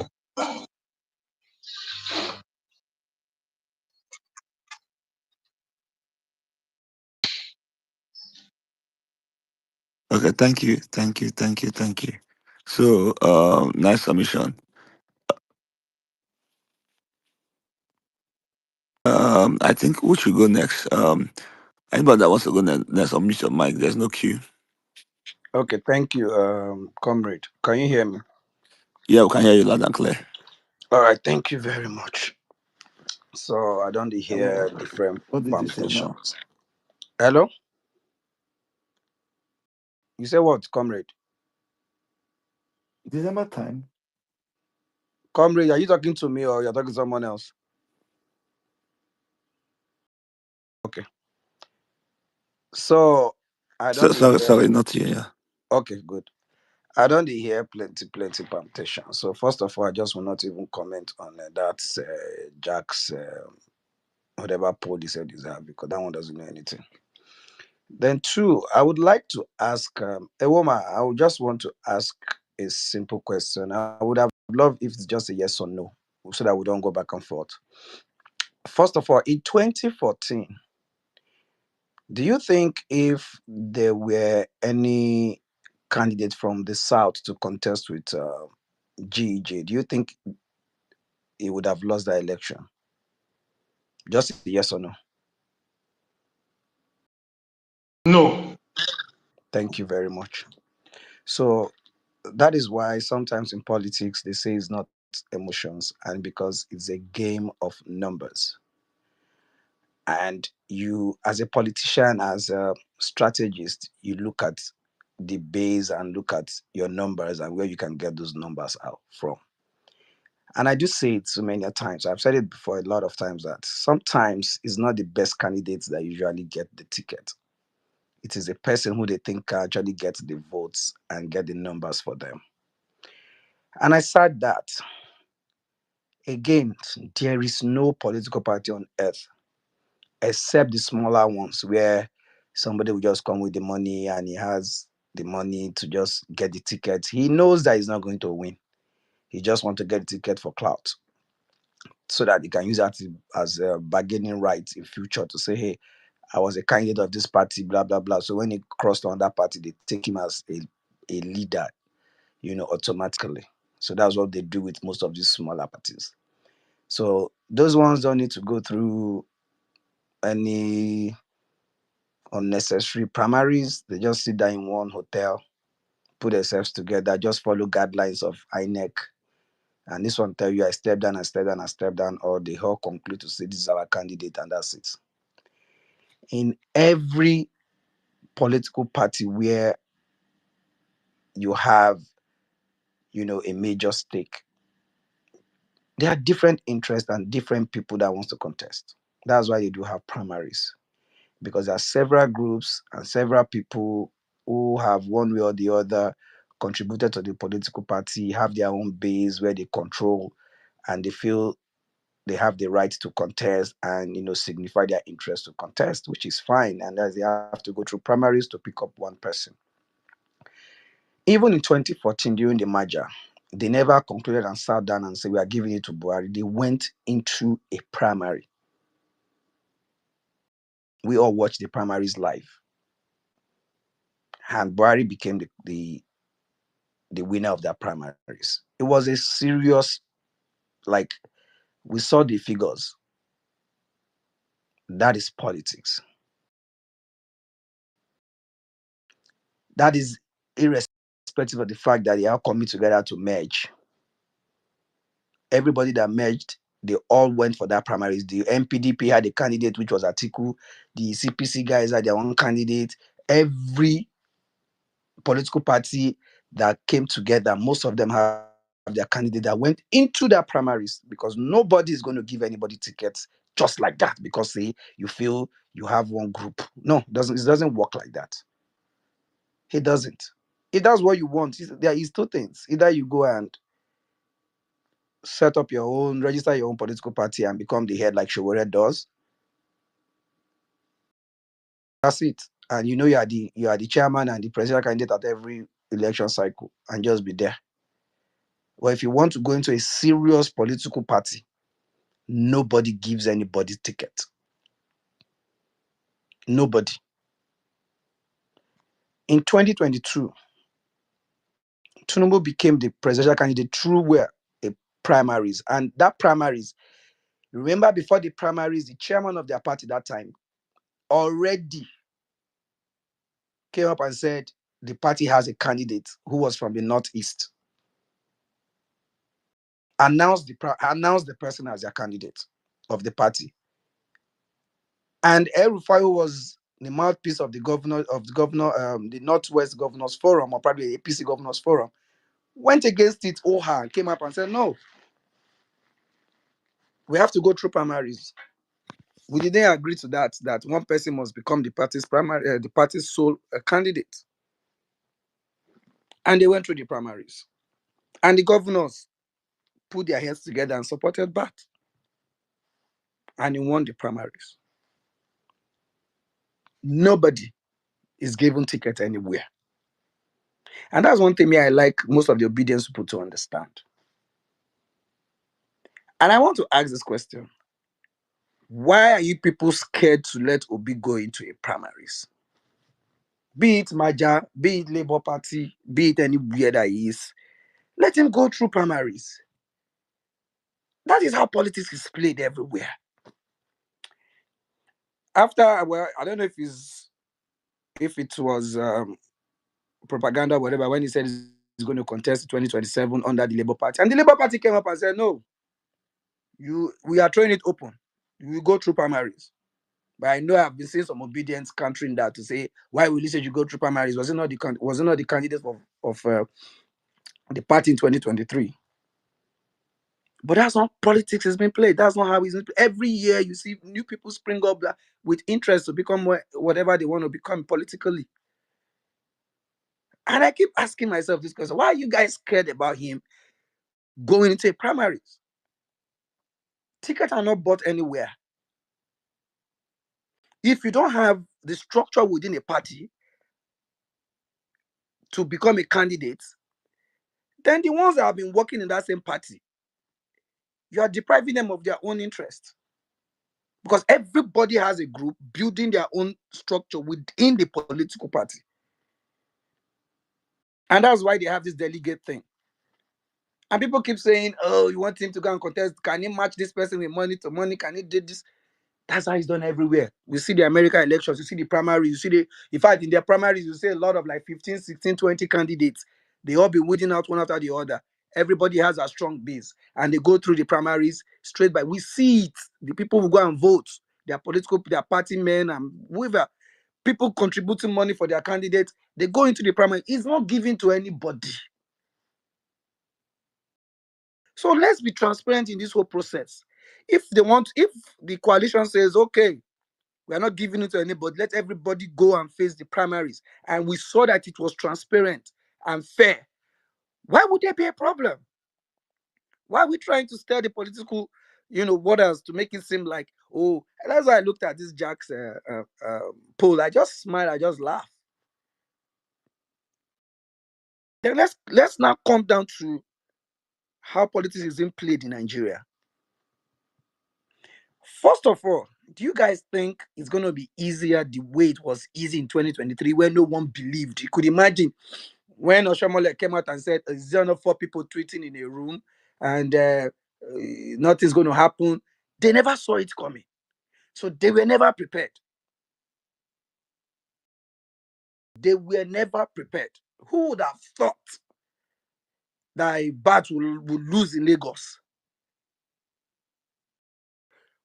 That is the difference that's going to happen in 2027. Do you think they're just trying to bring in all those governors, bring in all those politicians, all those money politicians into their party? They want to be fully ready to. You will see what will happen on that day. 27 election in my mind, I'm just saying it might not be facts, but that is going to be the year that will have more bus snatching, more police brutality on the day of election. You will see. Mind you, the IG has said his loyalty is to the president because he has been working for him ever since he was in Lagos as a governor. So these guys are getting ready for the opposition, be it coalition, be it any party. They are getting really ready. You see those votes you said you got in Isoko and all that, you will see what will happen on that day. Where they are not getting any votes, they will destabilize the place, making sure no vote comes out from there. That was the game they played in Edo and in Ondo. And they're getting ready. So what it was in 2023 is not going to be the same game in 2027. Now let's look at where we want to get the numbers out if the coalition really works. That was why I asked you that first question. Do you think if they had brought out somebody in the north, in the south to contest with GEG, if they knew they would never, there's no way they would have won that election. Because they know that the only place they could get that numbers is from the north. And the only person they could give it to, they knew that Buhari is a mumu. They know. They know. So when I hear, and when you look at when Buhari won, look at his cabinet. More than 50% of them were Tinubu's boys. And they still run down the economy. And now he's still saying that same people, that same the past administration killed the country. But you have Fashola as a minister, Lai Mohammed, the vice president. Fowler was in charge of revenue. You want me to go on and on? All these were his boys. Aregbesola. All these were his boys. Were all Bat's boys. All of them. But they ran down the country. He's not blaming them. For me, I do tell people that he actually plays those guys down not to make things work.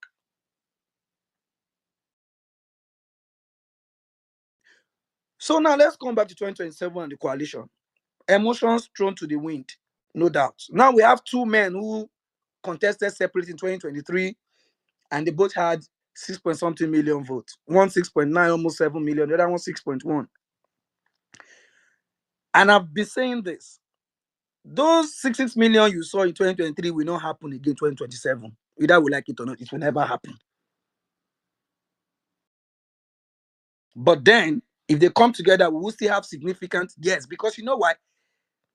We have a situation where the people are not even happy with this government. So it's a disadvantage for the government in power today, regardless of the INEC and states, whatever they're going to use. Now, this same government is playing the politics of trying to capture the South in totality. Look at what's happening in the Southeast. Look at what's happening in the South-South. Either we like it or not, the men is bringing up in the Southeast are still going to fight.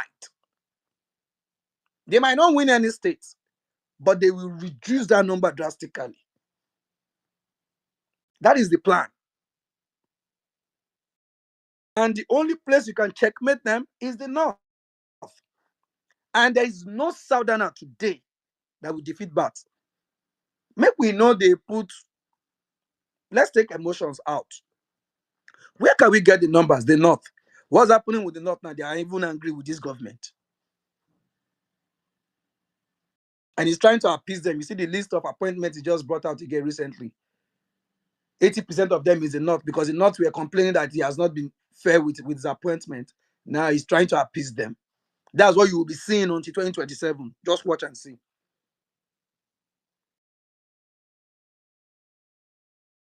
That is one part. Then number two, if we agree to say, okay, let the coalition give it to another Southerner, we know the kind of politics. I'm not into North and South anyways. I believe that died in 2014 because the people in government, the man in government today did not support a Southern person in 2014, 2015. So that South North thing, it don't die. And I like the fact when you said Tinubu wasn't a Southern president, did not made him a president. So if the North are going against him now, okay, so he knows he has a huge responsibility and a huge mountain to climb to appease the North. And the only way we can the North can go against him and fight him tooth and nail is giving them that ticket to fight him, like what they did in 2015, 2014. Because that's where the numbers are, either we like it or not. And that is where the election will be done. Not the South. Because the Northerners is a one way for them most times. But because politics is what? Is a game of numbers. If we give it to anybody in the South today within the coalition and somebody in the South wins the election, we already have a man who has done 4 years in the South. And the South cannot do more than 8 years, according to the way general people, politicians, they always want calculator. So if we give it to somebody in the South and the person eventually wins, is the person ready to do 4 years? And the North will now say, no way. How can let this man just go do his own 4 years and go? So we'll come back to us. In as much I'm not even interested if it's North or South anyways. But that's how they would do it. Because that's how these politicians think. But they didn't think about that in 2014. To say, okay, let's allow this Southerner finish his 4 years and let it come back to us.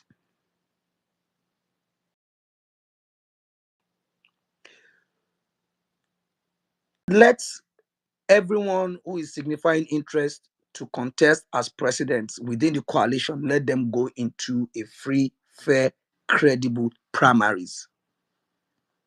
Let everybody see it. And I do say these things to so many obedience. Obi is not going to rule over obedience alone. Obi will rule the whole of Nigeria if he becomes president. So when I hear you people say, if it's not the one taking it, is let him go and form his own political party then. Not necessarily that he has to join the coalition. And good thing about it is that he has his own political life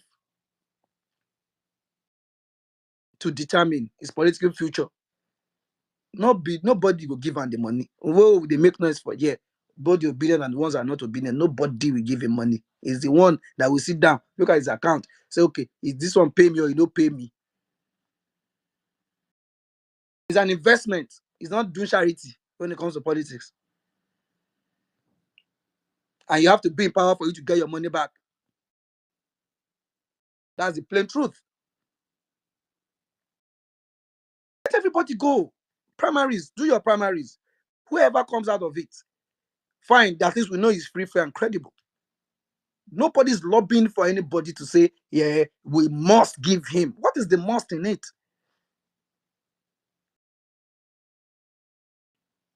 Okay, you want to give him the ticket, then he has to go back again and start campaigning for which people, the same people that you want to tell that if it's not you, you are not going to do. Make we calm down. Not emotions. It's a game of numbers. Sit down, do your calculations. Do your calculations. If we have another southern person that wins that ticket and they goes there, let me just tell you the truth. It's a walkover for Bath. Because I'm looking at the Northerners are not looking at, say, they want a vice president. They don't care about that. The one that's vice president now, what does he do? Do you ever hear him speak? The only time you see him is when somebody's the campaign, is go there and go and give the person flag. And that's it. He's even trying very hard to be noticed. Went to buy clothes, went to boutique and went to buy clothes, and they're carrying cameras everywhere just to make sure he's relevant. It's nothing. And that's the fear of most of you obedience as well. So if Obi becomes the vice, he won't be noticed. But we knew somebody who was vice 1999 to 2007 who is still relevant to date. So it depends on the person and what you want to bring into the table.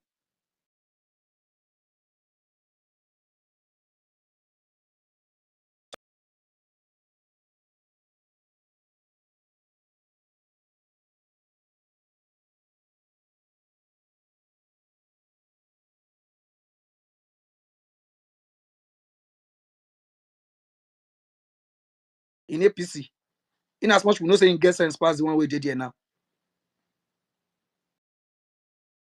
And that's politics. And the question I want to ask, is it that we want to win an election or we just want somebody to go and contest for contesting sake? That is my question I ask all of you all the time. Thank you, Deji. I'll round up now. That's the question. But the truth is, let's allow the coalition continue the conversation. They are not going to tell us whatever they want to do now. They're not giving us manifesto now. They're not telling us their policies now. That is not how it works. When they are done with the coalition and everybody is fine, they've aligned and agree on the political party or agree on how they want to, the sharing formula and the primaries and everything, then they will start politicking and rule out everything we want to hear. But now they are still trying to consult, trying to bring people together and trying to see how we will take off this devilish government. That is what me, I'm listening to hear. For now,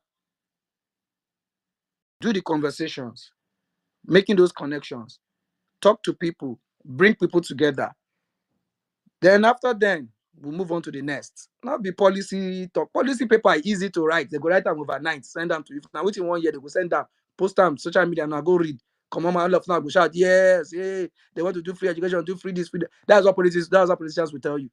Pass that one. Nothing. So what's the policy paper you're talking about? People keep talking, they've not told us what to do. That's not the point now. The point they are now is to bring people together so they form that coalition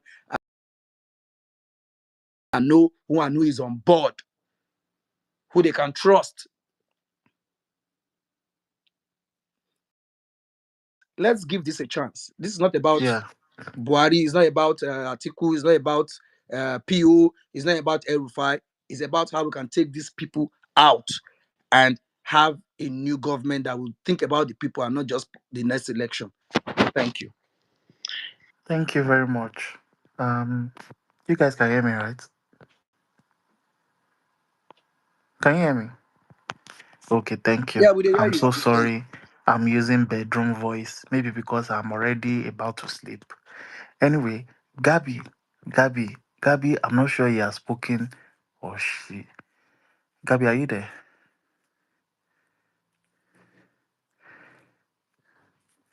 Gabby self don't tire. All right.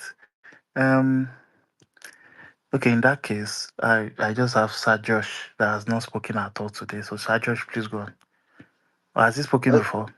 Deji, I never speak anything. Well, I saw your comment. You say we speak too much English. Why do you want to add to No, that no, no, no. English? It's not you. Is he a woman? As in the analysis was there. Jesus Christ. I was laughing. You see, I don't know how we analyze this politics is not your business. It's not where you do your business. Buying and selling. Yeah, is bigger than that. Buying and selling, where you buy your product, decide on if you want to sell it 1 naira or 2 naira. No, it's not. This is not. It's totally different thing. As in some like a region, not they have the vice president now. They are still holding it in their hand, and you're analyzing who will fit that you will give your own.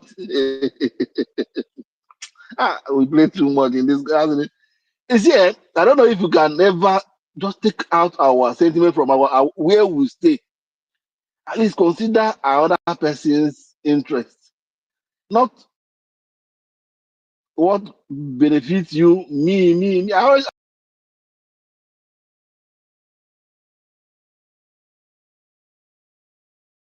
other people will feel the same way people will feel if like vice versa. How you will Okay, feel? Sir Josh, let's not dwell on what I want to No. learn something from I you. just want Hold to on, round up. please. I want to Mm. learn something before I sleep.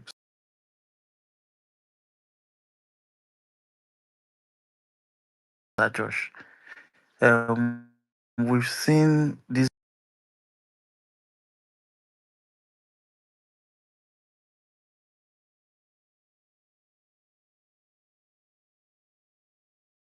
leaders come together. Everyone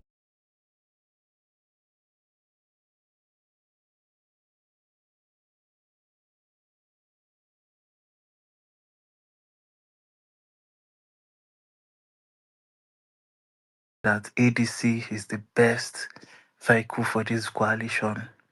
In your own view, what do you think they will eventually settle on? If you remember, um, they also the League of Northern Democrats also came out to say they are supporting the coalition and they have commissioned or going to either SDP or ADC. So based on your own calculations, where do you think this will tilt? Okay, for me, in politics, what matters more is trust. Nobody wants to inherit somebody's structure, like party structure. You don't know their own interest. You don't know where they go to after work in the night. You don't know who they visit. You don't know who is bankrolling them.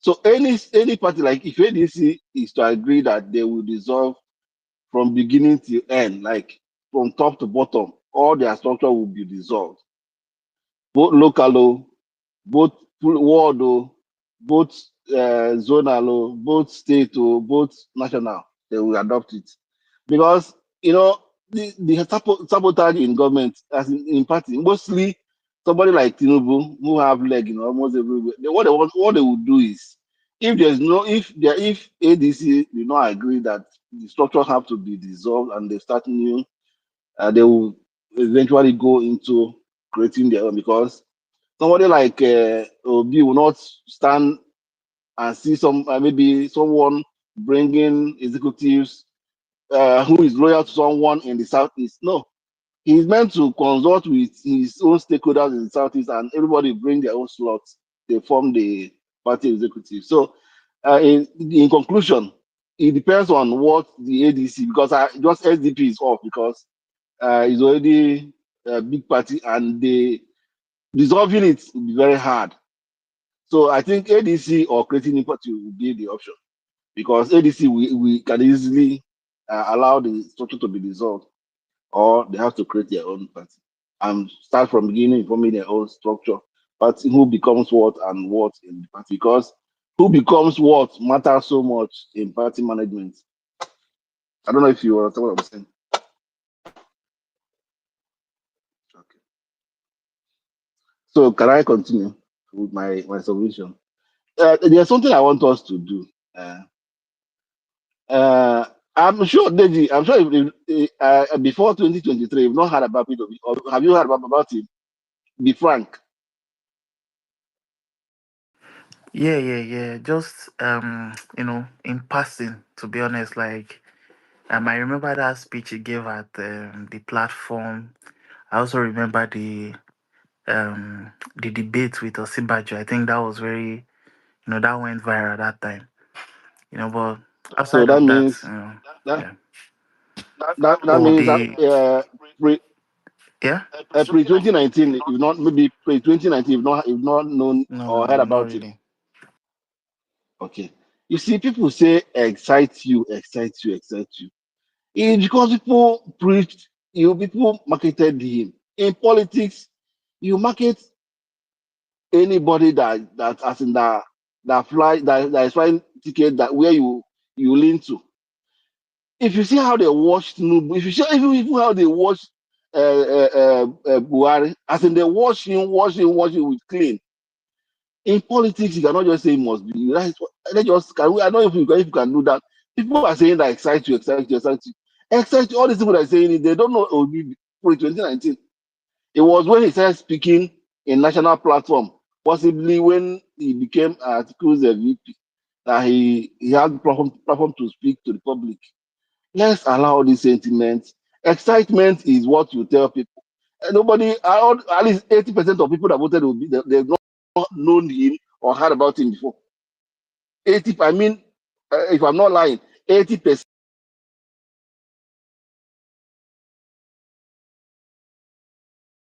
80. So, but saying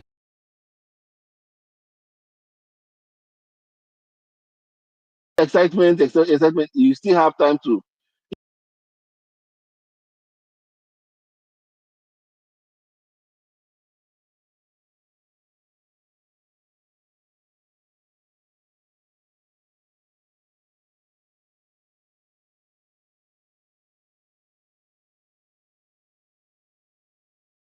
if you not have it today, and you said let's cut off the bridge,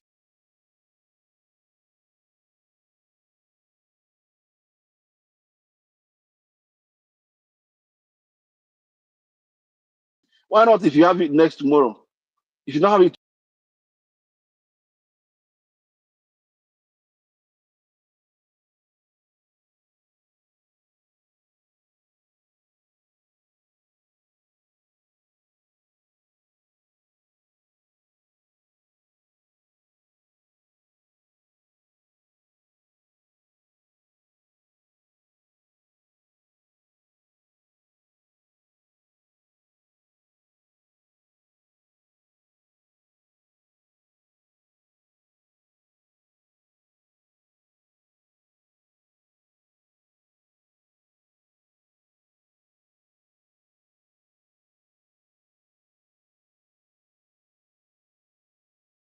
already made position.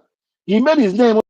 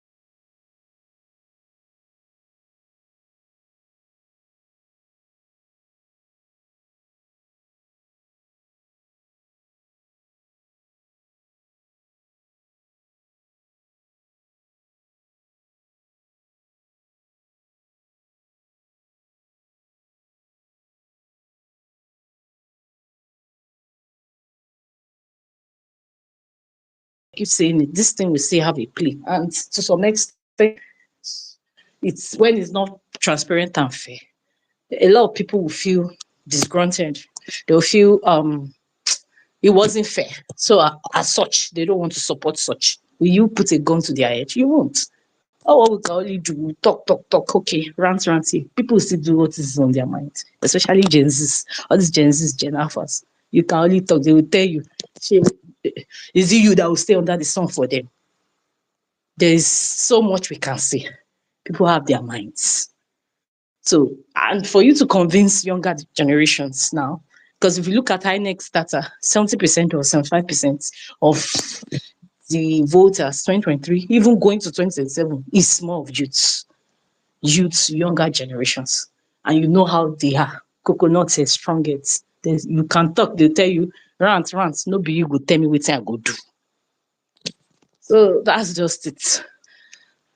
We are not saying the direct primaries, oh, we should have primaries, anybody that emerge. But how are we sure it is not transactional politics? We know how these things are. Delegates will still be paid in one way or the other, and it's But always at so least that. PO would know that now. I mean, PO knows these guys very well. Don't you think so? Yes, it does. That's the thing. And he will not want to do such. Which is the reason why at times he doesn't want to engage in those primaries, and he probably leaves he leaves the party, and people will now be like, oh, he's not man enough, he's a coward, he's being timid, why can't he face primaries? No, he has been very consistent with his sayings. I'm not against primaries, I'm not against this, but a primary that is not transparent is not fair, because he will tell you he cannot do shishi, can't give shishi, can't go and be inducing people with money.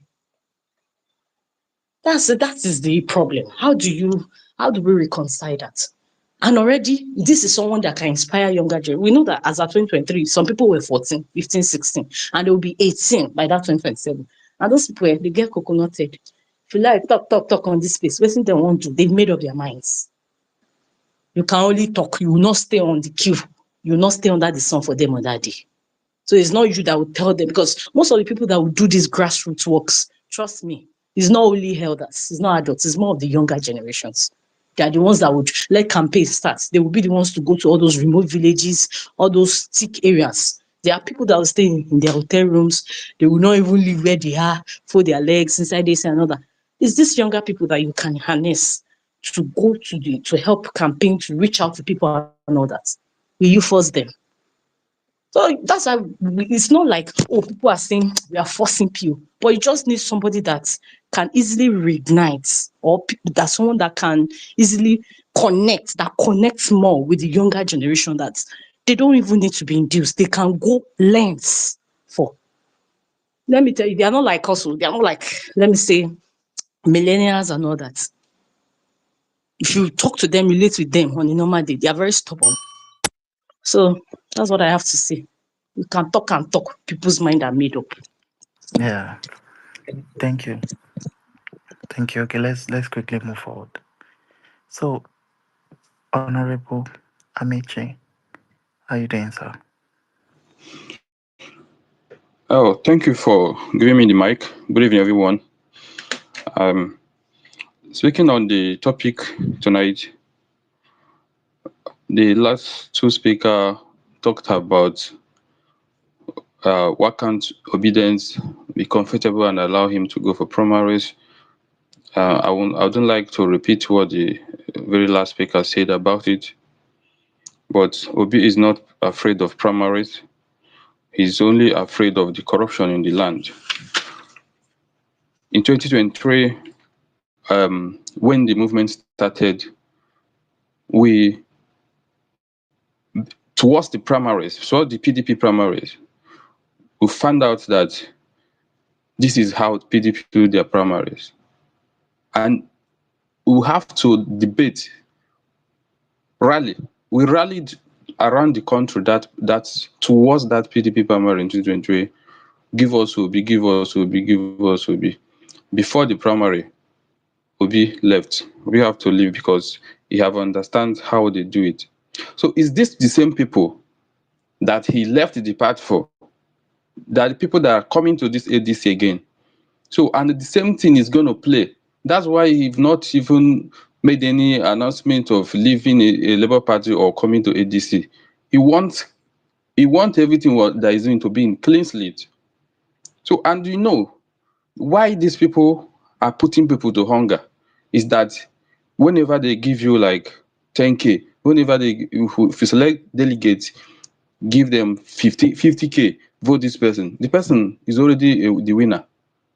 So that's why they are subjecting everybody to hunger. That's why someone pick his mic on the doors for swearing in and declare that subsidy is gone. He's collecting those money, the subsidy money, giving it to those in power, so that they will use it to lobby his people to be able to gather around for him again in the next election. This is just 2 months, 2 years in the office, and people have started having kwashoko. People have started having malnutrition. See, what we are talking about is that we are not, Obi's mission is not passion. This is, you want to go to Abuja from Delta. You are seeing drivers going to Abuja. You are seeing companies. You are seeing, let me say, you are seeing Ife Sinachi. You are seeing God is good. You are seeing flight, peace, airline peace. You want to tell me that you want to go and enter peace that will go from the land? Or you enter a one that we even start running back to Aba? We are traveling to a better country. If you look at Nigeria, it was answering giants of Africa, but as of today, I tell you that Nigeria should be the least in Africa, no matter what you call it. If you had to rate it, and we'll have someone, you have a candidate that was supposed to even beg, please come and run, come and lead. We know that you are seeing the vision. Even most of us, let me say 80% of people supporting Obi don't have the vision that Obi have, as in cannot lead like him. But we see it that Nigerian deserve good leaders. Now we should beg him instead of all this gangrene this side, carrying all the people to APC so that you win 2027. Why? Do you know, if this man should, if Tinubu should stay in the seat for 8 years in this country, what happened during the World War will repeat itself. You will see children with big head. Why? Kwashoko, malnutrition. Many people are no longer feeding the way they should. Many people that are supposed to go to farm and bring out food, they are no longer going to the farm. The little rice they will see in the markets to buy. Do you know the price of a cup of rice today? Where would they see the money to buy it? Before, they will go to farm and get something from the farm. They will sell it and get what they don't have what they cannot get from the farm. But today, everything is coming from the market. I don't know how people are surviving this time around. So, my people, we should look at where we are going. Why are we supporting Obi? Why do we need a better candidate? So that's the direction. He is the best driver that I can see now. He's the best driver. Atiku and Amechi, all they should, if Atiku love this country, he should support Obi. So, and if Atiku don't supposed to go to, let me say, having coalition with Obi, Atiku is not supposed to go for vice. It's not the turn of his geopolitical zone. No matter that when the president is supposed to go to the southeast, they divided the country into south and north. Is PDP started is they zoned their presidency to the south. They call it south. They divided the whole country into south and north. Why it's supposed to be zoned to southeast? But they zone it to south to favor their political interests. So now, if you are going to the south, to the north, Obi should pick his vice should come from northeast, or just northeast. He should come from northeast, because this is their term. This is their term. The presidency from the south should be in the southeast for 8 years. But if they say that maybe South have South for 4 years, okay, I'm very sure that if you give Obi the president, if Tinubu is able to turn this country around within 2 years, Obi will be able to turn it the same around to good within 2 years. So that 4 years is even too much. So let's support the best driver to take us to where we're going. Thank you.